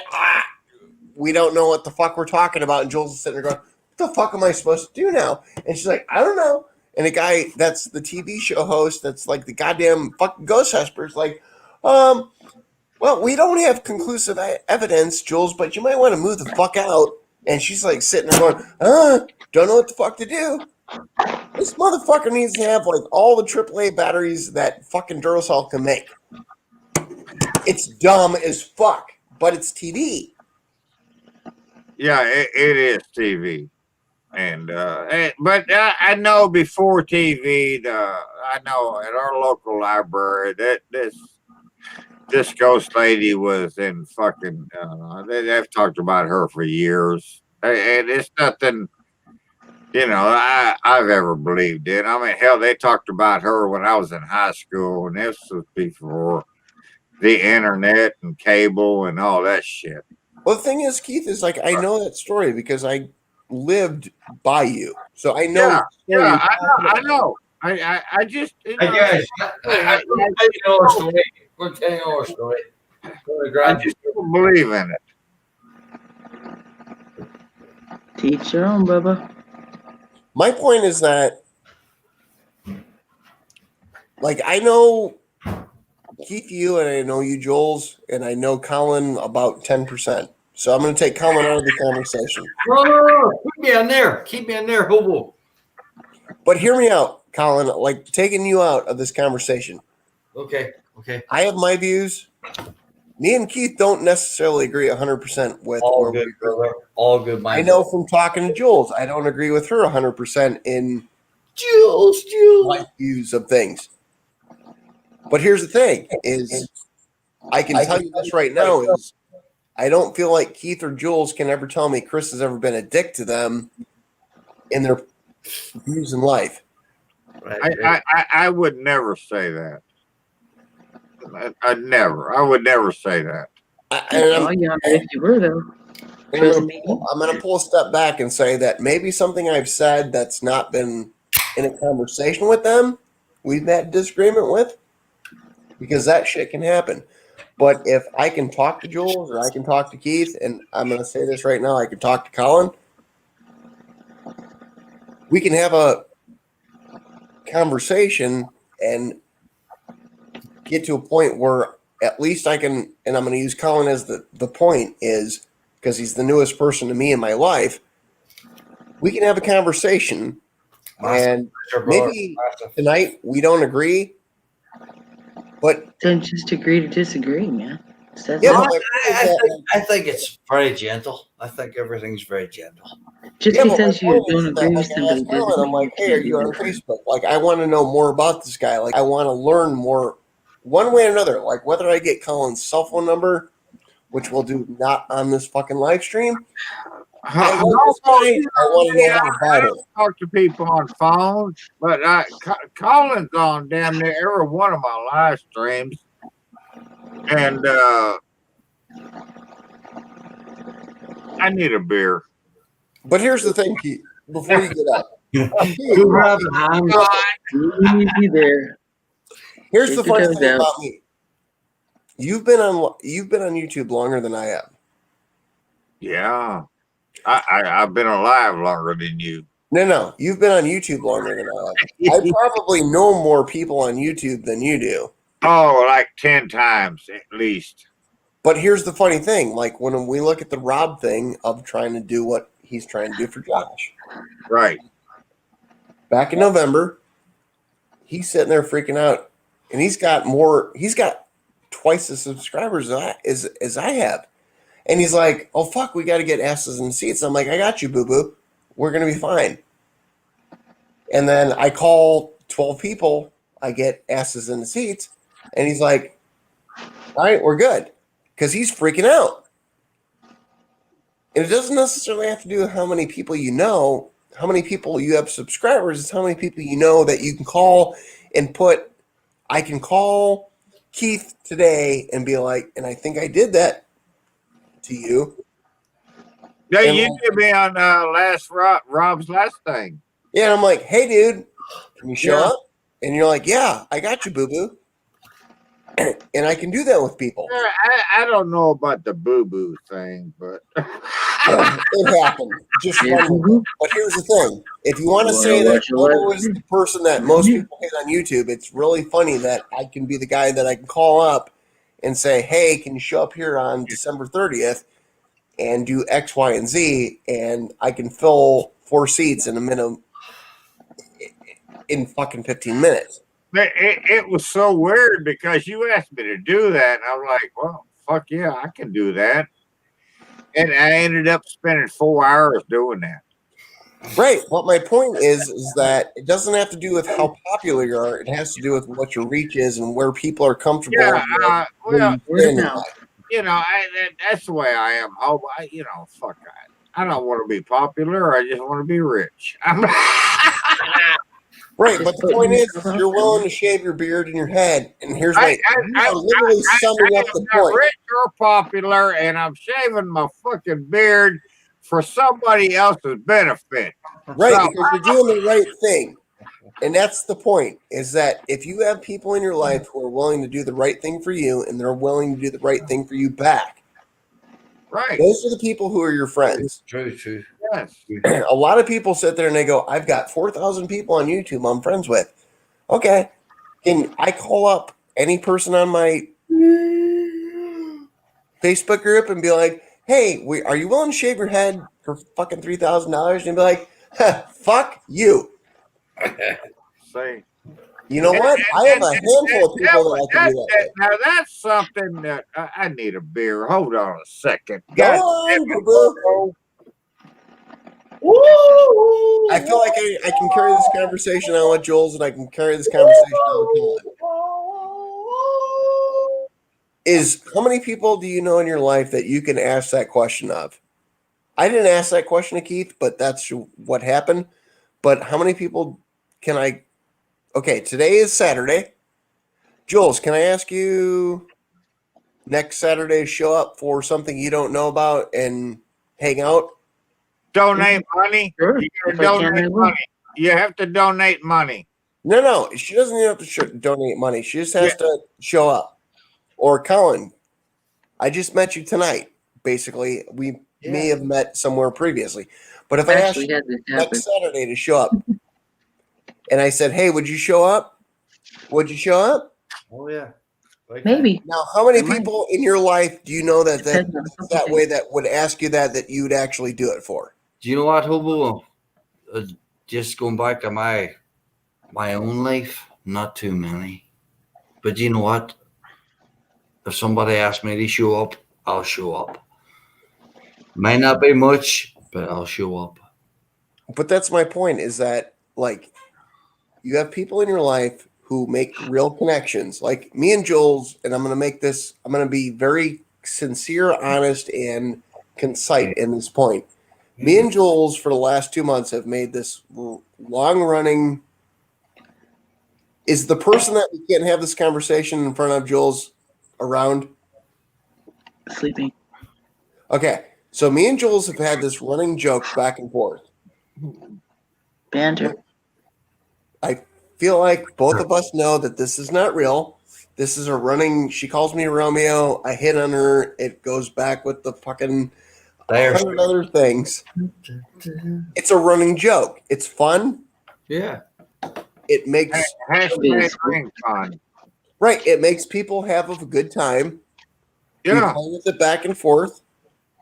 You know, if Jules ever wanted to have fucking dinner sometime, and I'm saying this in a friendship way, I would love to have dinner with her. Yeah.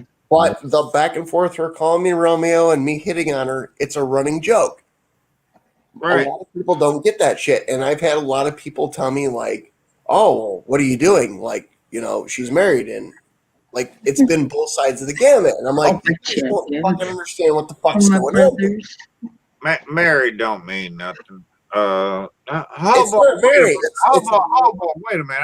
I before I got my beer, I got interrupted. I have to tell you something. I offered to shave my whiskers. I offered to shave my motherfucking head. I offered, if the price was right, to shave my goddamn mustache. Public. I really don't want to do that, but I will do it. But this is what I offered.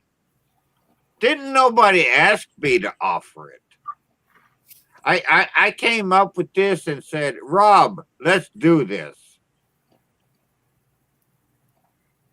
And that goes back to what you were saying about your friends, your real friends. You know 5,000 people.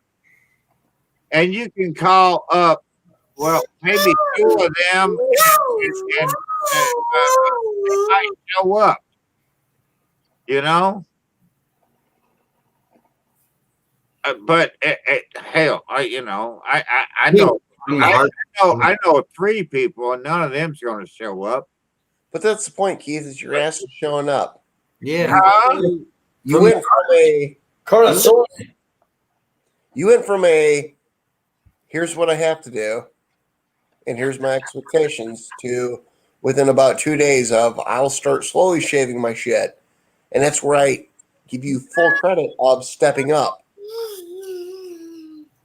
It wasn't I need X to do this. It was I will start slowly doing X to get to this, to keep doing this, to get to this.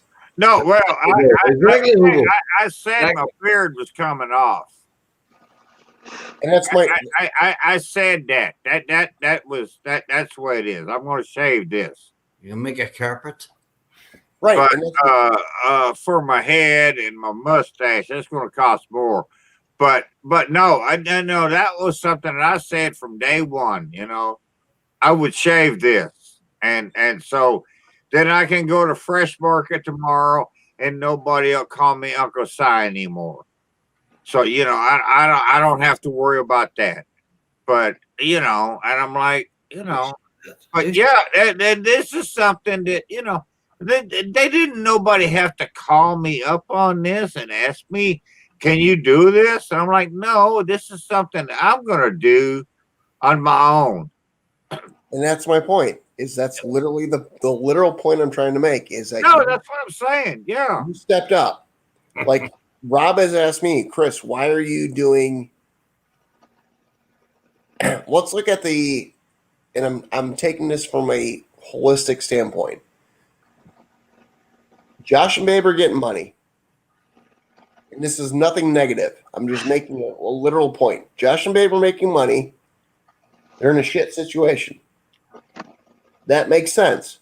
Rob is doing it, and he's going to possibly get subscribers from doing it. Right, wrong, or indifferent. I'm not saying that's why he's doing it. I'm saying there's a benefit there. Here's Hobo. I'm the third wing on thing. Why are you doing this? Because I fucking give a fuck about both Josh and Babe and Rob. I thought you were going to just say Babe. Hobo sees corruption where other people don't see it. No, it's not even that. It's not even why the fuck am I doing it? The point is that, and Keith knows me, is I've never done YouTube for money. I've never done YouTube for product. I've never done YouTube for anything other than it's funsies for me. But I've made a lot of good friends. Keith, Jules, Colin, you tonight. Thank you, Hobo. Same as. A lot of other people. But the point is that I'm on, back in November, I put in 12 hours. Actually, I put in 16 hours. There was no beneficial gain for me doing that. I'm the third person on the thing. Nobody's sitting there going, subscribe to Hobo Nickel Barbecue. I give zero fucks about that. I give nothing. Means shit to me. I give nothing. My point is that I love fucking Josh and Babe. I love Rob for stepping up and having the balls of doing it. And then I sat there and I go, have you ever done a 12-hour live stream? And he's like, no. And I'm like, you're going to be in a fucking rough spot. Let me help you. That's been the entire point, that I'm not doing this for any if you ask me tomorrow, Colin, and I know you won't, and I don't give a shit, if you ask me unfucking monetize your channel, I do it because I give zero fucks. Mm-hmm. I'm still going to put asses in the seats. I still know the people that I know. It's still going to happen, and I give zero fucking shits. And Colin, I've known Homo. I've known Hobo long enough to know he's full of shit. No, you guys are awesome. But he is fucking true. Hobo is true, and that's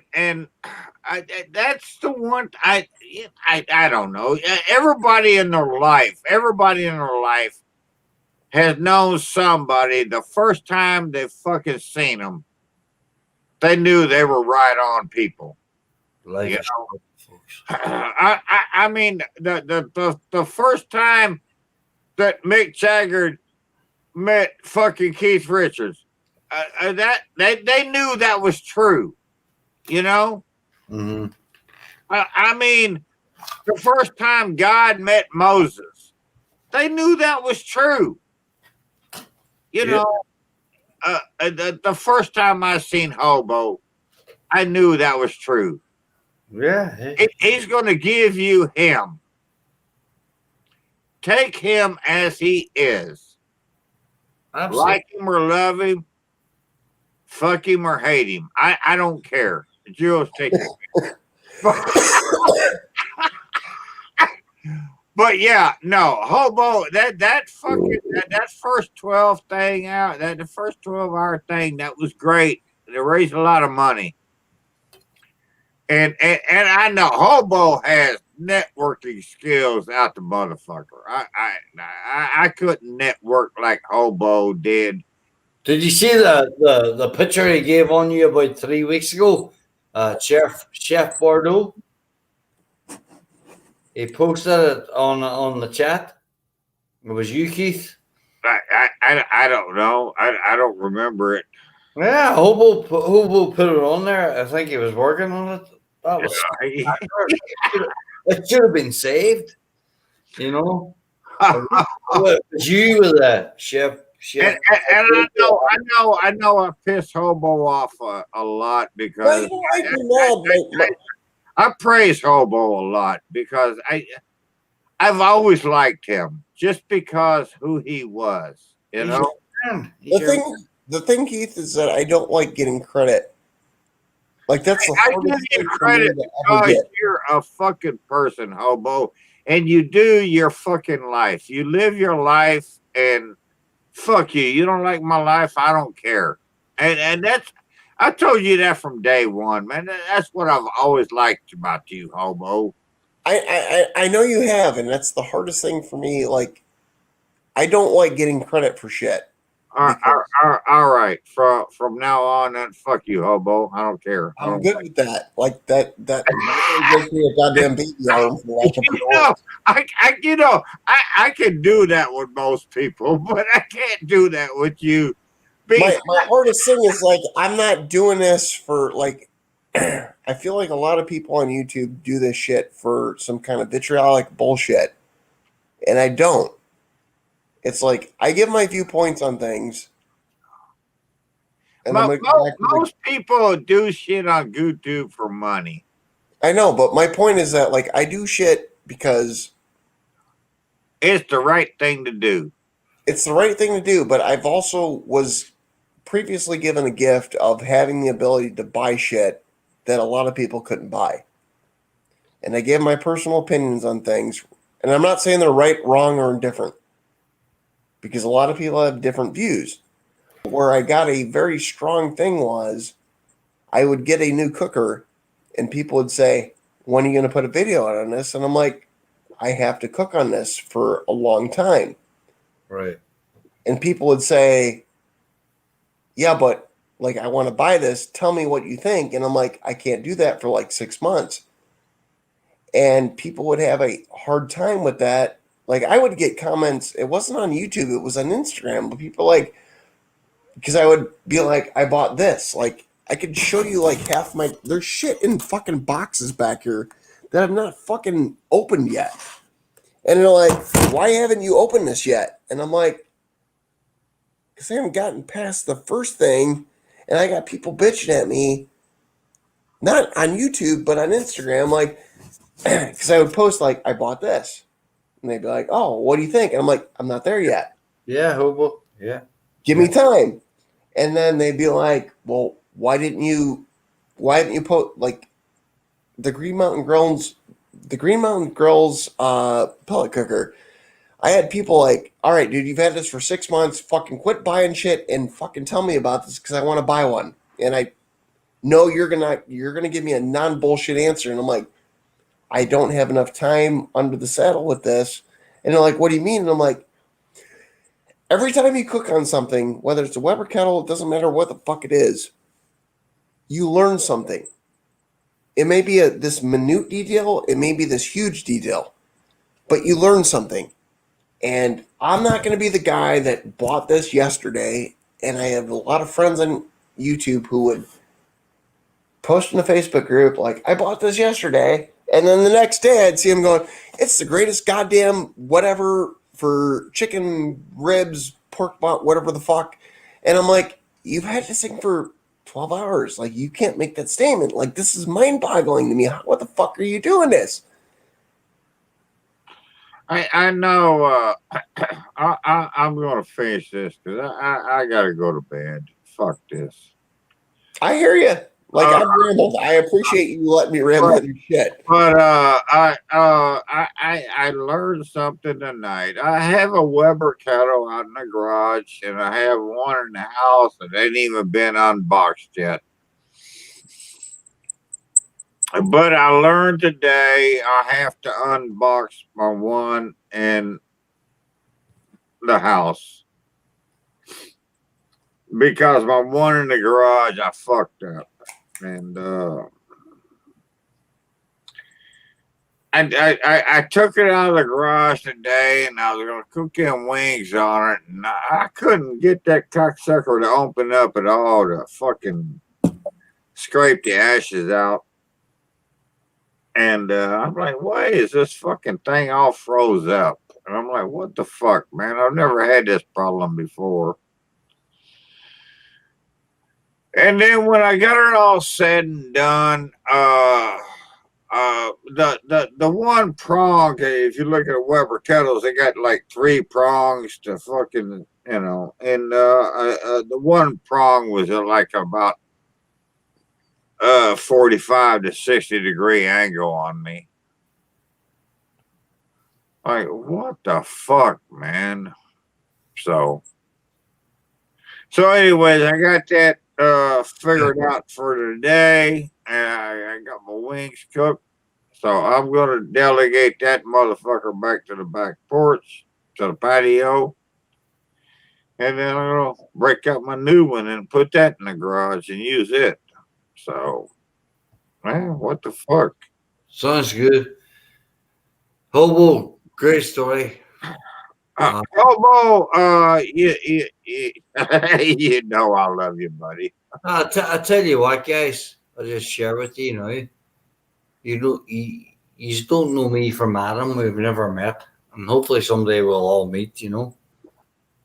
You ain't that far for me, homie. Yeah. Colin, we're not that far from Virginia. Exactly. But for 2 years, going back 2 years, I was homeless. Been there, done that. The 2 years before that, I lived in a beautiful house, all the rest of it. But for 2 years, I was homeless, and I was married to a woman from Bolivia, and she just shit on me. And for those 2 years, it was a massive fucking struggle. Like we've all had it, right? Massive struggle. I And feel like Colin, you and I need to have a conversation not on YouTube. yeah, but I mean that seriously. Like I laughingly joke, but yeah, but just in the last year, I got myself back on my feet. Well, at least you're not on hobo's feet. You're good. No, I got myself back on my feet, and you know, I've been, I've been celibate for about 4 years. Now I got my own place. May it be a rented apartment, but life is tough sometimes. But we gotta go through the fucking mill. We gotta go through the mill. And whether we believe or we don't believe, I believe just trust in God and he'll see you through.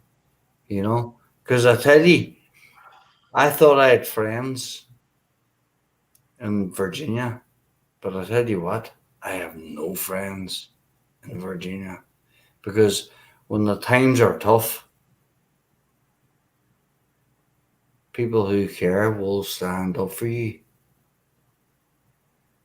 You know, that's the one thing about GooTube, man. You always got friends.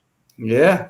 Yeah. That is one thing that okay, I'm going to end this tonight. That pisses me off more than anything is to hear somebody say something about this fucking GooTube community. And I have said for 7 years now, at least, we're not a fucking community. We're a family. And we all help one another. Amen. And that's just you know, I'm not gonna shave my fucking beard because I belong to a fucking community. You know, I'm not doing that. We're a family. And I cannot stress that point enough, and fucking people don't understand it. You know, Bravo. I've seen people beg for money on YouTube. I need this or I need that. I seen a fucking guy once. He's like, I got this disease and I need a fancy fucking wheelchair. And so everybody donates $20,000 for a wheelchair. He's got 40 wheelchairs. A week later, he's got his fancy wheelchair. He's got an $80,000 van, and he's spending a fucking week in fucking VA Beach at a hotel. True.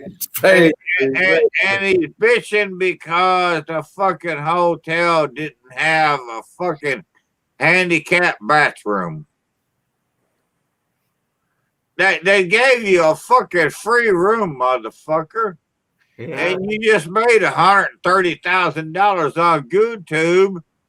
And I'm like, what the fuck are you crying about? Right. So I've seen people like that.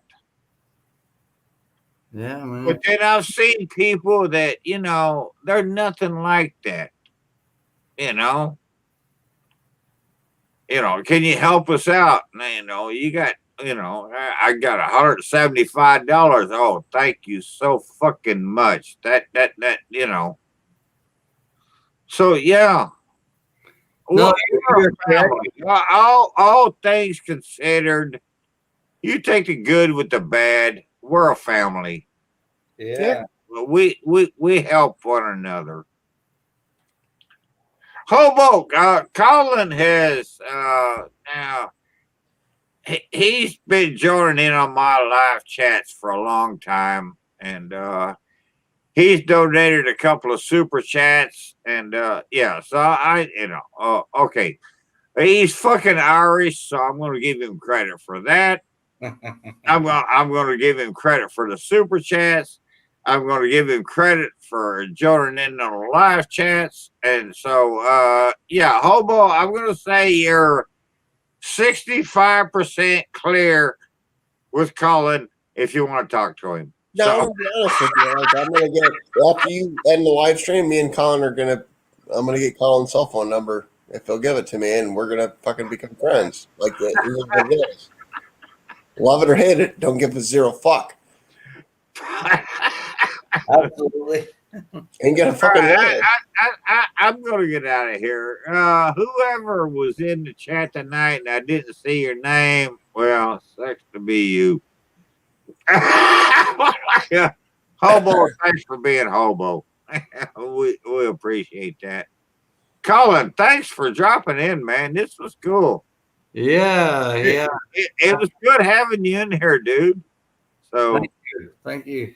Yeah. if you can find Rob's channel on Saturday, Mr. I'll get him Hobo. one way or another. We're gonna be besties. Oh, okay. Get Colin in here on Saturday, and maybe we'll get some of those UK monies. No, I don't think UK works anymore. I think they got rid of that. But we'll get Irish pounds in there. That'll work. Yeah, let's keep listening to the good old music. You know, the music searches the soul. You know, the old ballads. You know, the old ballads that we all know. You know, let's All right, I'm going to get out of here. I'm going to go to bed. And man, thank you all for showing up tonight. Thanks. I want to thank CJ for the super chat. He gave us a $20 super chat earlier, and I appreciate that. I'm going to get out of here, and I may go live one more time this week. I don't know. If not, you'll see me Saturday when I'm shaving my shit off. So, are we going? going? Have a good one, and be nice, be safe, be fucking nice to one another, people. Just be nice. Hey Keith, real quick before you jump off. Okay. Lep, if you're up to it, start a live stream. Colin, go to Leprechaun TV. Don't jump off this live stream. If worst case scenario. Oh God, I'm lost already. Stay on. Just all you got to do, Keith, is not do anything. Okay, I'm not gonna do anything. Okay, so Lep, if you're willing to set up a private live stream at this point, do it. Send me the link on Facebook Messenger. I will somehow get it to fucking Colin. I feel like this can carry on. Colin's good people. Lep, you're good people. Blah, blah, blah. And let that happen. Worst case scenario, Colin, stay on after Keith ends so I can get your cell phone number because I want to connect with you. And that's all I'm asking. Yeah, absolutely. Hobo, it's 2:30. I gotta go to bed. All you got to do now is just end it. All you got to do is end it, and me and Colin can talk afterwards. Okay, that's fine. But if you're going to get hooked up with Lep, can I ask you one question? Yes, sir. Or one favor or one request? That's asking a lot, but maybe. Ask Lep, since I'm going to do it, will he join me Saturday and shave? for Josh. I feel like there's been talks about that. I heard one talk about it, and that was it. I've And heard multiple talks about that. okay, I hadn't seen anything. All right, I will So do what Hopa does and like make that happen and make that happen the best that I can. fuck, I ain't going bad, man. It's 2:30. It's 2:30. Hobo, go fondle Colin's meat for him, and you'll be all right. All right, so Lep says he can't do it. Like, I will make this work in the behind the scenes tomorrow. All right. Okay, look me up tomorrow. Colin, thank you, dude. Please come back and visit us again. Hobo, you just keep being yourself, dude. I'll do what I can do. I will work out with Colin. I will work out with Lep tomorrow or the next day. I will make this all work out. I'm gonna get out of here. Thanks for everybody shopping in. Thanks for CJ for the super chat, and we'll see y'all next time. And Colin, Hobo, y'all have a good one. All right, Keith. Thanks, sir. What do you say that? Slante? Slant. Yeah. Slanty. I don't know.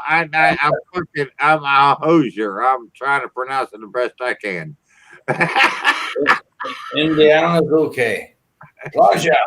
Y'all have a good one, and we'll see you next time. All right, brother. Jules, good night. I think she's